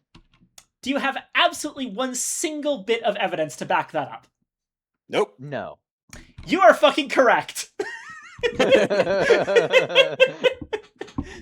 So this is called Young Women's Battlefield. Main plot is Sign With Me, subplots are Love Affair and The Hidden Freak. As stated in the book, to all young women, there comes a moment where you need to fight, and now 3 such young women stand in the crossroads of fate. The mysterious something that has appeared forces the girls into making a choice. One of them is tired of playing the perfect student. Another sees the exhausted face of her best friend going home from a day at school. One thing is for certain. Without the protagonists, this will end in disaster and pain. Frankly, with the protagonists, it ended in disaster and pain. Oh, yeah. Look, this guy was gonna die anyway, and she was dangerous. You just keep telling yourself that. I will. And yeah, the suicide was the girl student, but the reason I never went for that is because, here's the thing. Once you knew everyone else, if I ever killed the friend, you would just win at the final guess. Yeah. So I had to keep the friend completely secret this entire time, or else I would just be signing my own death warrant. And if you even tried to increment the paranoia, we would just put -1 paranoia on there. Yeah. That would... The thing is, like, you played well early on, you got a lot of information in the first one. I think that when you revealed the serial killer in Loop 1, you had already won the game. Yeah. It was really Yeah. just down to, and then even more so when you killed the Shrine Maiden in Loop 2, you had locked in that victory. Because here's the secret about Tragedy Looper: if the players know the main plot and basically all the plots, Yep. you are way more powerful than me. Even though I get to put down 3 cards from my hand, that's actually a downside. Because, like, you also get to put down 3 cards, and you can duplicate the cards you put down. I can't move 2 characters horizontally or vertically.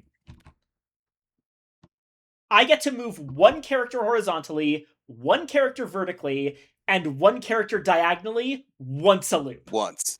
Yeah. You can move 3 characters every turn without ever losing any possible actions. That's why I was saying, like, don't worry about winning the first loop. We're not trying to win. We're trying to learn. That is, in fact, how you're supposed to play the game. Yeah. But yeah, so the plan here, right, was basically what I was trying to do is keep the setup secret for as long as possible.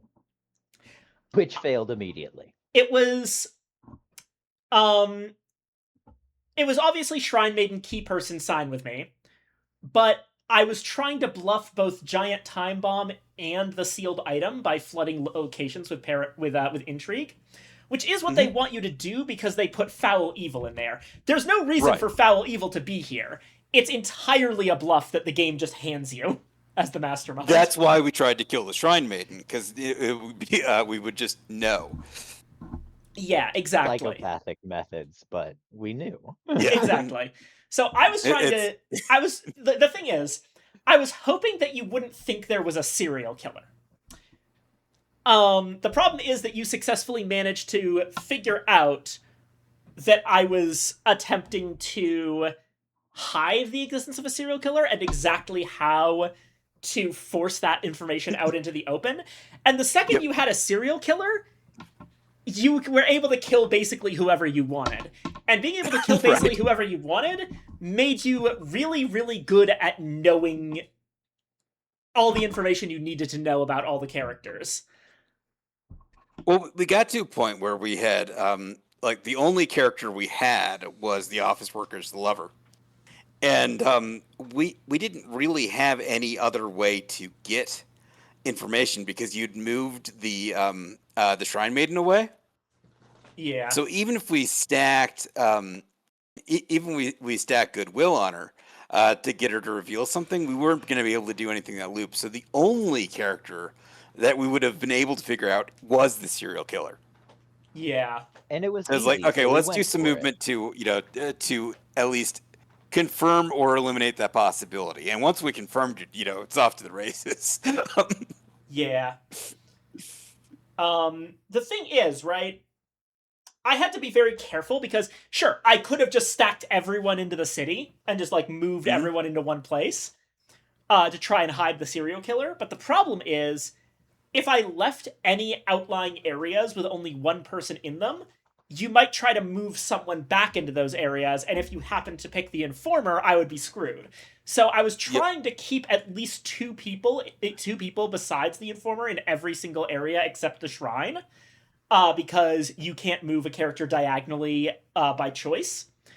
But you Mhm. figured I it out think and that simultaneously moved two people out of the city at the same time in Right. a way that revealed the serial killer. I think you might have actually revealed the serial killer by putting everyone in 2 pairs, and then we knew that they all weren't the serial killer. That's fair, yeah. I was mostly trying to prevent the serial killer from being randomly revealed. I didn't expect you to effectively drop 2 cards on just revealing the serial killer. That was You my didn't think mistake. that we'd be as skilled as at murder Sudoku. Yeah, no, absolutely. I did not think you would be that eager to just randomly kill people in a plot that didn't involve a lot of death already. Like, Jesus Christ, your body count at this point is incredibly high compared to mine. Oh, Like, yeah. over Oh, 2 yeah, games. we're definitely not the good guys here. Yeah. And that's the thing, is that this psychopathic method of play is the dominant strategy in a lot of tragedy looper things, at least ones that involve the serial killer. When you start getting scripts without the serial killer, things become significantly more complicated. Oh, you mean Yep. I actually have to socialize to do social deduction? Yeah. Oh. One thing for the record regarding balance in this game. I mentioned it before, but Forbid Goodwill is actually a really, really overly strong card when you don't have the serial killer, because Goodwill is very important in a lot of scripts to give yourself effectively enough action economy to edge out the mastermind. But Forbid Goodwill, any script that is built around. There's a couple of scripts that are built around using a single character's Goodwill ability, and they generally have to have a special rule that removes the Forbid Goodwill card from the mastermind's hand and makes it impossible to use. Because otherwise the mastermind can just block Goodwill every. If the protagonist's path to victory is dependent on one character's Goodwill ability, the mastermind can just block it every single turn and completely deny you information. Which is why I'm so happy that in the newest version of the game, they added the Sacred Tree, because the Sacred Tree makes Goodwill strategies much more viable to get around the Forbid card. And let me explain why. So, okay, hypothetically, we're in some script. Let me get these paranoia tokens off of the office worker. In this script, the only way to win is for, let's say for you to use the Shrine Maiden's Goodwill ability. Let's say, hypothetically, that the situation is, I don't know, the henchman is the culprit of foul evil on turn like 2 or 3. And actually, no, let's make it henchman foul evil turn 4. That way, even if you use every single one of your -1 paranoias, he's still going to be able to get it in time.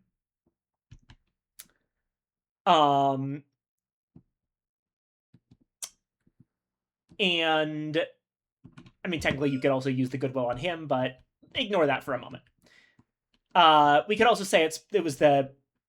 Yeah, actually, let's say it's the rich man's daughter, because she's actually harder to get to stop doing incidents than the henchman is. Rich man's daughter, culprit of foul evil turn 4, and we're in the sealed item. So normally that would be a taboo, because there would be no way for you to stop me from getting foul evil off and immediately making you lose via shrine intrigue. Now, you could say, well, just use the Shrine Maiden to remove intrigue from the shrine. But the Mastermind can just keep playing Forbid Goodwill on the Shrine Maiden. So, still a taboo. But now we add the Sacred Tree. So, this creates an interesting dilemma for the Mastermind. If I put my Forbid Goodwill card on the Shrine Maiden, then you can just put Goodwill on the Sacred Tree, which then, during the Goodwill step, can be moved from the Sacred Tree to another character in the same location, which puts that Goodwill on the Shrine Maiden, bypassing the Forbid card. If I try to stop you from doing this by putting my Forbid Goodwill on the tree, well, you just put the Goodwill on the Shrine Maiden. You have 3 Goodwill plus 1s. It's not that hard.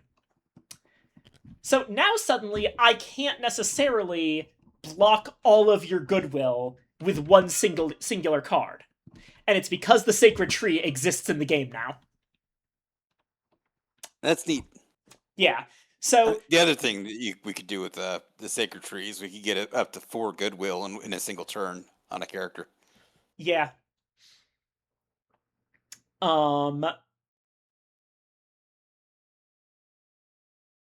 Wait, how?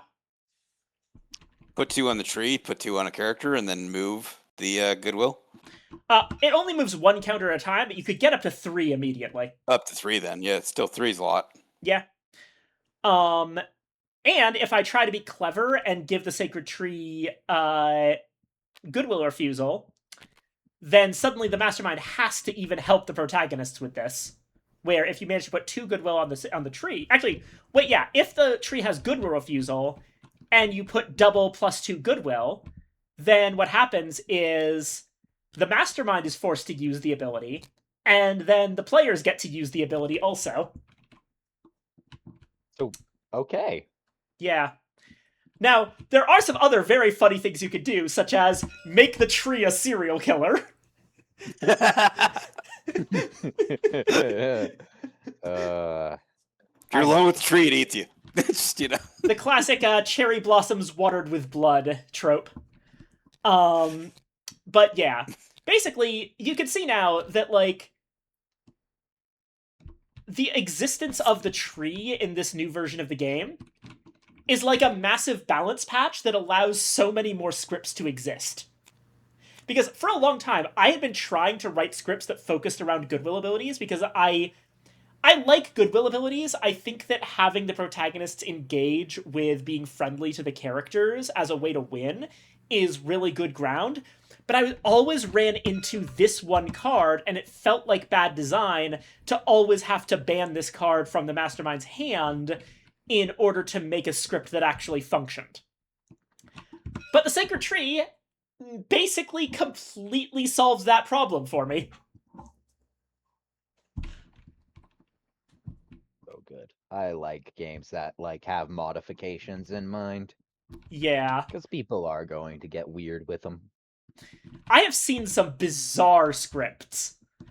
Some of them are even like the I'll say, when you get into the expansions for this game, some of the scripts for the added in the expansions, the concepts get really weird. I once saw someone do in the Prime Evil, I believe it was, tragedy set. Someone did something with the Mystery Boy character that I didn't even realize was possible. Huh. I'm not going to say what it is because we might end up playing it, but holy shit. Yeah, there's a solid chance we end up playing it, because this is a pretty good game. It is, right? I because they can get a role not specified by the plot. And yeah. that can break all sorts of stuff. Yeah, okay.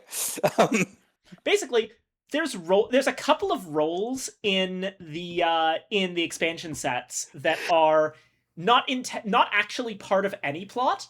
They're intended to be added to the game partway through by special plot rules. But you can still make the mystery boy one of those roles. oh, neat. Yeah, it's really weird, but very cool. And it's just like, it's good. It's really, you can see like how from really the way I've always described it is there's almost 3 games going on in Tragedy Looper. There's the actual game that involves putting cards on the table and doing stuff, which is a nice little cat and mouse game of plays and counterplays. Then there's the mental game of information denial that is constantly going on above the board based on, what knowledge you have access to. And once you've masterminded for long enough, there becomes a third game, which is kind of like Mario Maker. Gotcha. Where you're just like, what kind of bizarre nonsense can I come up with when I'm making my own scripts? So, were you expecting us to try and kill the love interest? Can't say I was. Generally, I have found that while the dominant strategy is to kill people at complete random sometimes to gather information, I have found that most people have an aversion to doing that because they naturally want the characters to live. Huh. Right. Strange. Weird. They're just pieces of paper. They're not even real pieces of paper. They're simulated pieces of paper. That's I have fair. even less reason to care about them. I personally really liked the strategy where you tried to pretend that was the love interest. Yeah. It fit in, right? I was trying to hide that the class rep was the love interest, and it kind of made a good story for you to assume that the girl student is the one, but it's actually Miss Perfect over here.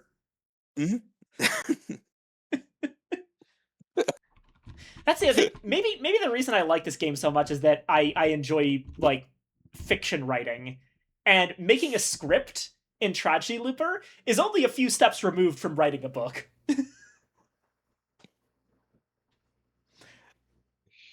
Genuinely, you probably could take a lot of Tragedy Looper scripts and turn them into light novels.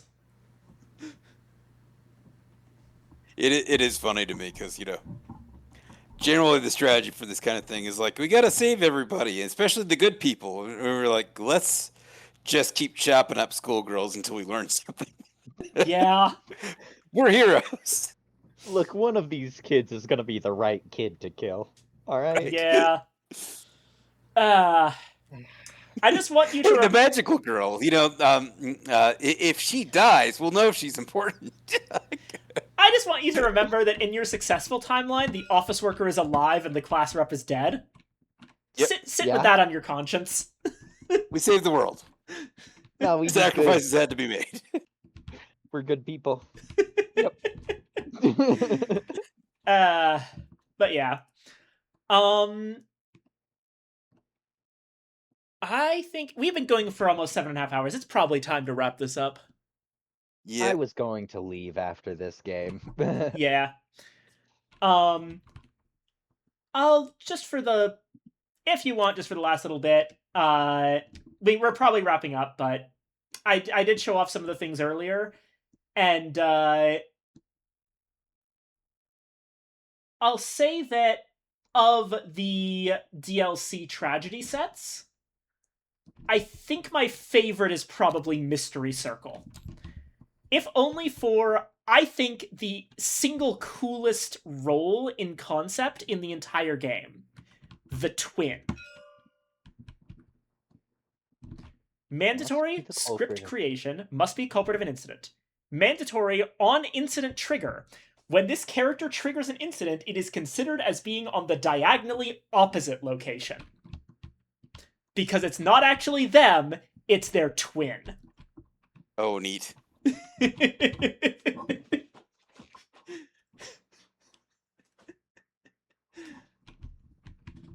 Oh, So, like, how do incidents? Oh, I see. So, So, like, let's but say I mean, some of the incidents aren't targeted, like hospital incident. At least one intrigue is in the hospital. Everyone in the hospital dies. With at least two intrigue in the hospital, the protagonist die.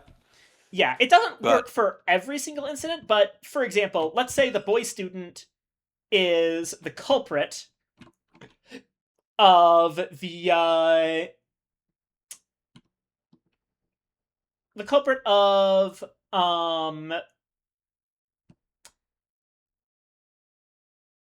let's say bestial murder.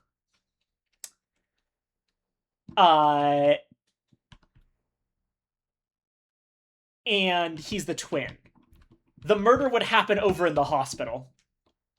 Or diagonal opposite anywhere the boy student currently is.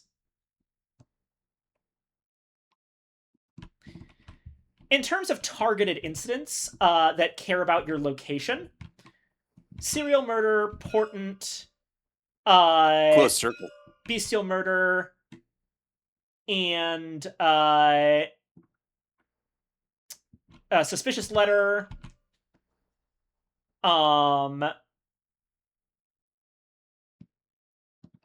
and closed circle all care about your location.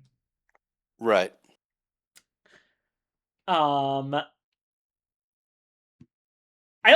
will say I really like that how the faked suicide incident works, where it's like the character is still alive, but the protagonists can't move them. That's oh very my neat. gosh. Yeah. Me pretending I'm dead as a kid, like, no, I can't go. I'm dead. Also, No. the silver bullet is frankly a fascinating incident that turns the entire concept of how incidents are supposed to work on their head. Basically, the silver bullet allows the protagonists to forcibly end the loop early, which cannot cause them to win the loop. Huh. So that suddenly makes the paranoia +1 cards in your hands make a lot more sense. Yeah. It's Wait. Silver Bullet says the loop ends after this incident step. Oh, I see. yeah, incident does not increase the extra gauge and results in a protagonist victory unless any loss condition is fulfilled. Because Oh, okay. So we're actually trying to get paranoia on the culprit. We need to figure out who that culprit is. yeah, your +1 paranoia cards are unfortunately not often all that useful, even when you're trying to get information. Like, there's usually better things you can do than putting paranoia on characters for the mastermind. You generally want them Yeah. to be doing stuff on their own. The silver bullet is one attempt to fix that. The other major attempt to fix that I noticed was the prophet character or sect founder in this translation, where, like, yeah, she does double incident resolution, but both of her goodwill abilities care about characters at their paranoia limit, and as opposed to the nurse who's just interested in getting characters that are panicking out of the panic state, the sect founder actually wants people to be panicking, and she does good things for the protagonists if they are. Huh. See, that's like really evil, like, really a bad thing to do. Yeah. Yeah, we should not do stuff like that. That'd be awful. Gosh, taking advantage of people's fear at a time like this? God.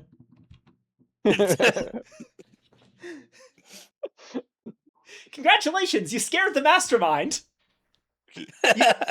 You have successfully scared the hose, so to speak. God, that's my goal at every party I've ever been to. You gotta fight fire with fire. In this case, psychopathy with psychopathy. Yeah. Fair enough. But yeah, Tragedy Looper, good game. Never really seen anything like it ever. It is my all-time favorite. I don't think it's necessarily the best board game that's ever been made. I don't know what that is. I think I would be too biased in the direction of just things that I'm into to give an objective statement, and I'm not sure an objective statement exists. But I think Tragedy Looper is up there. It'll probably be chess or Go, but That's fair. in terms of longevity and popularity, and but people who are into chess and Go don't really think of them as board games. That's just chess is chess. Yeah. I agree. Like, I never know how to explain why I don't consider chess a board game, but I don't. Like, well, it's like if I invite you over and say you want to play some board games, and you say yes, and then you come over like, well, how about chess? Well, no. If you wanted to play chess, you should invite me for chess. Exactly. Yeah. Yeah. It's like it's its own thing. It's its own thing. I would classify chess as a form of competitive mathematics.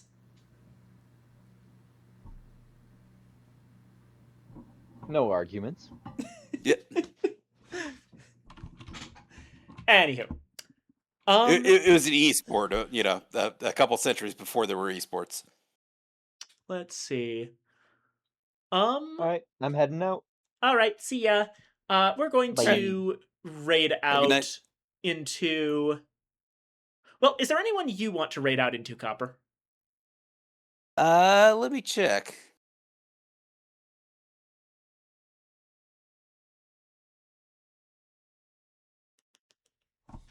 I know it's on.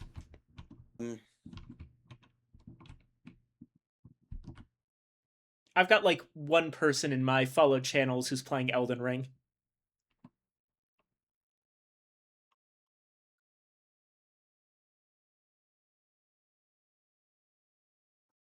You can raid Skittle. That'd be a nice thing to do. Sure. Actually, she might be about to end, from what I can tell. Yeah. Yeah, it's probably a bad idea then. All right. No, nobody I care about. All right. Go ahead and raid into me, and then I'll raid into Renaisha, who is playing Elden Ring Seamless Co-op. That sounds fun.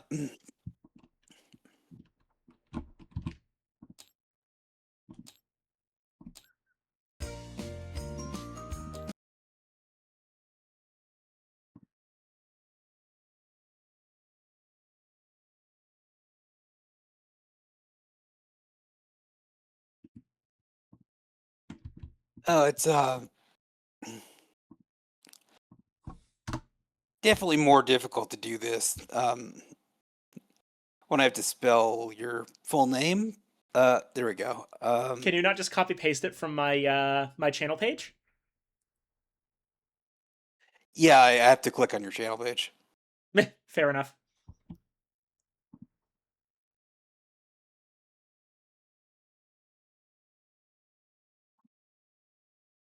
There we go. Alrighty. I am so glad at how well this went. I'll be honest, I was a tiny bit worried that, like, maybe I'm the only sicko who actually likes Tragedy Looper. I don't think I am, because I've played it with people before and gotten massively good reactions. But, there's always that worry. And I'm glad that was not the case. I honestly was not really feeling it during the explanation, but once we started rolling, I'm like, okay, I get this now. And this is amazing. Yeah, it really is. The thing is, I can't not do the explanation because you have to understand exactly how the game works to play the game. Yeah, I get it. Yeah. But it is the kind of game where explaining it makes it sound a lot more complicated than it actually is to play. All right, yeah, my raid is I think just me. So here we go. Fair enough. I'll also say that this game, unfortunately, it kind of flew under the radar. Thank you for the raid. It kind of flew under the radar in the West, and I think there's a lot of evidence that was specifically due to the art style. Because I've seen a lot of people talking about it who are more traditional board gamers, and basically every single one of them complained about the anime art style. Okay. To which I say, skill issue. Anywho. Let's see here. Raid.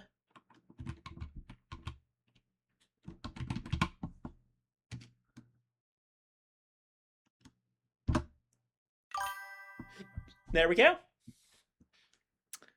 Raiding into Ranisha. All right. Thank you so much for coming, everyone. You'll be seeing me again very soon because I'm going to be playing Tragedy Looper with a completely different group of people. This upcoming Monday. Very likely the same tutorial game, but we might do some stuff afterwards as well. Like we did with this one. And for those of you who came here to see me, I won't be there, so double bonus for everyone. Alrighty.